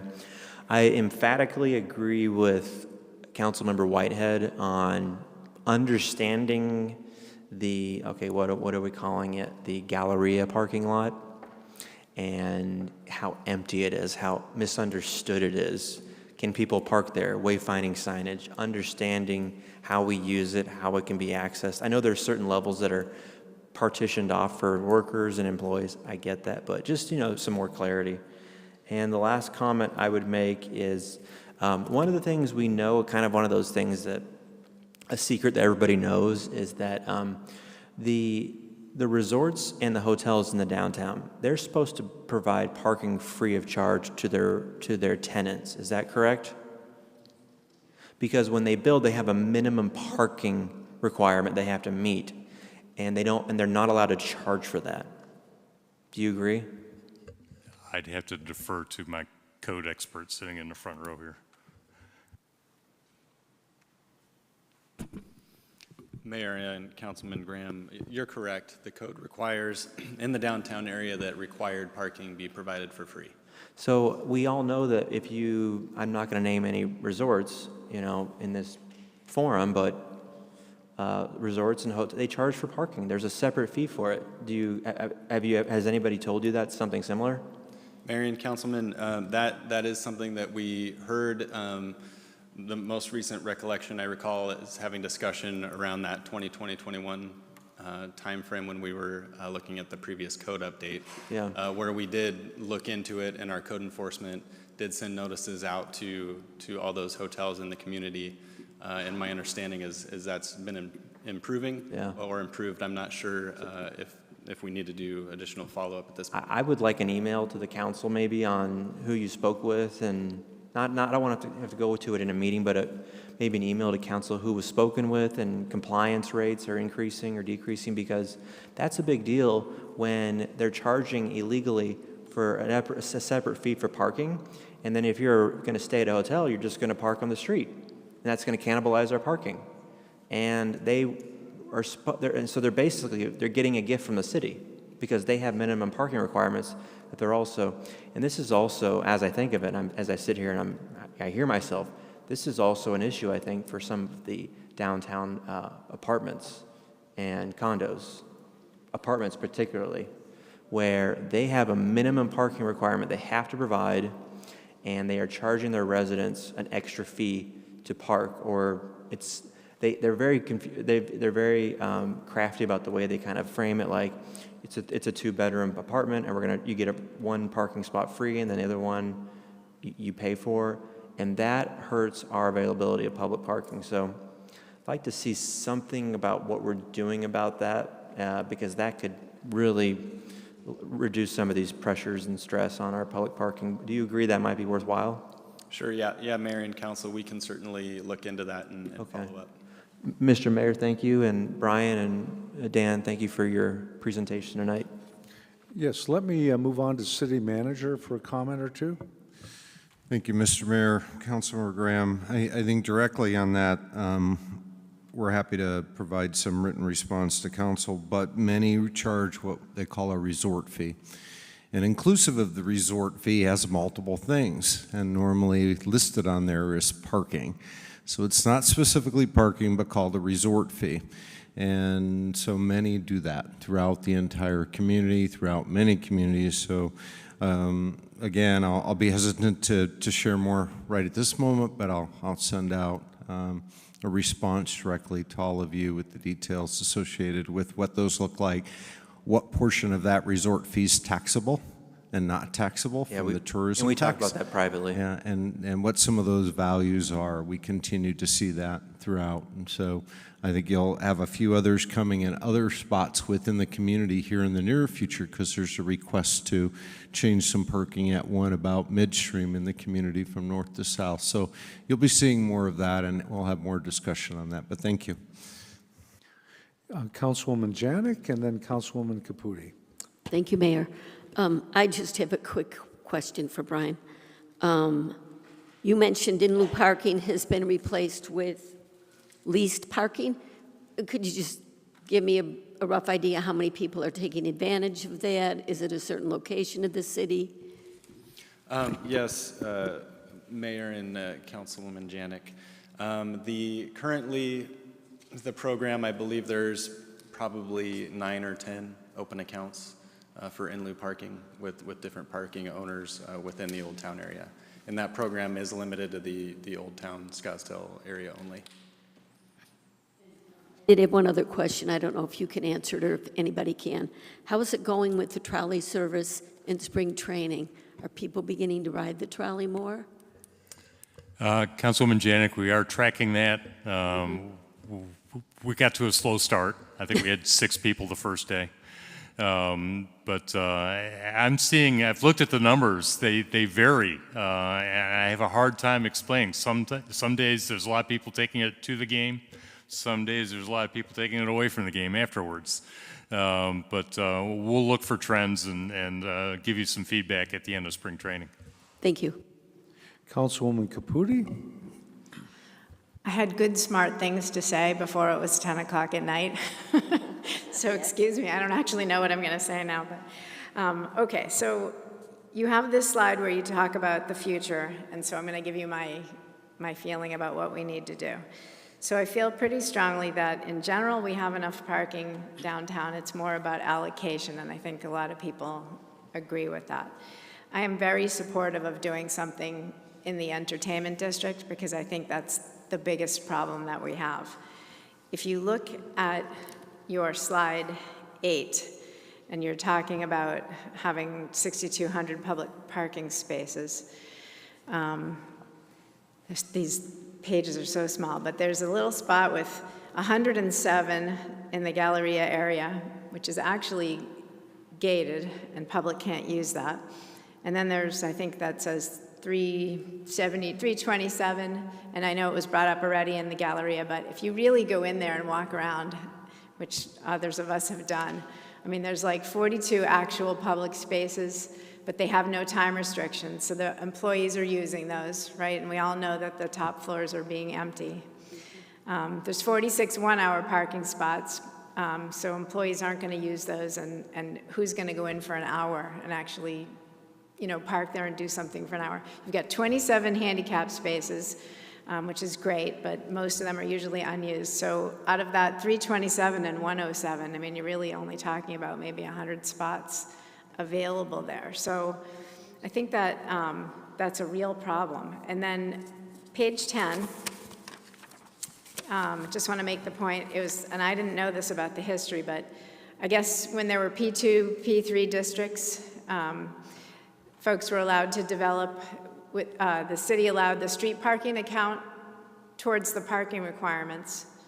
So I think that's exacerbated the problem, right? Because since the street parking was being allowed to be used as the public parking, I know I've heard this complaint a million times, but employees are using those, of course. And so that's also kind of constricting that number of available spots. I think that I also just want to point out page 12, we talk about having 9,000 parking spaces private, and I think this has been brought up as well. I mean, 2,000 of those are in the Galleria. When the Galleria was full, they had over 3,000 employees. This is definitely causing a pinch point. I think that in general, that area, like sort of around the entertainment district, Civic Center Plaza, I don't know how anyone will ever redevelop there if we don't provide a parking structure from the city in that area, because otherwise it's not going to be cost effective for someone to redevelop and then provide the parking, and especially in those teeny little areas, right? A lot of those little spots are small and older, and I'm just going to advocate for doing something in that Stetson and 6th Avenue parking lot. That would be my suggestion. I think we need that badly. We have $20 million, some of it that was already used, but that would be my recommendation. I definitely think we need a city lot in that area. Thank you. Okay, well, I'll conclude with my comments. And so 22 years ago, the subject of the Galleria was on the council's table, and then it was because the Galleria had been closed for 10 years. It was vacant, and there was a commitment for public parking that was not met at that time. And I went into that process, and there was a settlement because the Galleria owed $1.3 million to the city. And that settlement was signed about 2002 when I was in office. and it called for 134 spaces or so in the Galleria to be permanent for the city as a settlement, and about, I think, 700 or 600 for nighttime use. So there was a signed contract, and so if you look at 134 spaces, approximately at 1.3 million, that was like $10,000 a space. However, the city seemed to have lost tabs in the last 20 years, and as I came back as mayor, I have walked the Galleria and asked where those spaces are. Brent Stockwell was very good at pursuing that, and I walked through with the ownership about a week and a half ago at the Galleria to see where those public spaces are on the first and second level. The problem is that part of those are 1 hour spaces, and the other part are not marked at all. Now, all public spaces in our parking garage have a 3-hour limit, except at the Galleria, or it was not enforced. In other words, we have the right to provide to issue a parking violation now because it's clearly shown where those parking spaces are. So I found out that, you know, number one, we have them shown, we have them indicated. I'm told that the third level, fourth and up is open to meet the requirement all night. Now, that's what I'm told because there was a nighttime use part of that settlement with the Galleria people. So the first step would be, and I personally walked it, so the first step is, can we and should those spaces be marked as a 3-hour limit? As city spaces, you will receive a ticket. I think they should be. They're not marked now, right? So that would require us to police that area just as we do for any street parking where there's a 3-hour limit. They would just be able to go in there and issue citations or whatever. The other aspect, so that could clear potentially public use, and there's a large sign that says public parking, visitor, and tenant, and it's all on one sign, so when people go in there, they'll just, if they're a visitor, a tenant, or a public person, they'll just use the spaces. And I think we need to restrict our own for, as we would under the parking garages at Fifth Avenue or at Second Street for the 3 hours. The real question is not necessarily the number of spaces, it's the turnover of spaces. That's why we're able to have free spaces, but then say every 3 hours, you know, you've got to move and let the next person in for the lunch or the dinner crowd.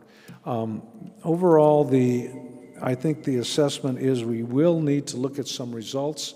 One possibility, so we need a clarification with the Galleria on the nighttime use because those are associated with the bar district. However, the other trend is that people don't want to drink and drive. It's too expensive. You get caught, it's 11 grand. The second time it's 24 grand. The third time, you know, you lose all that. So people are using more Uber for the bar district simply because they don't want to be caught and then have all those problems.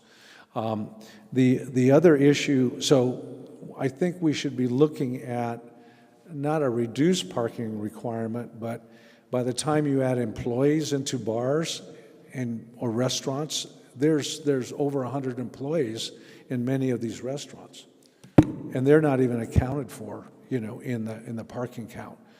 So we need to, I think, start to quantify what is in the Galleria parking garage.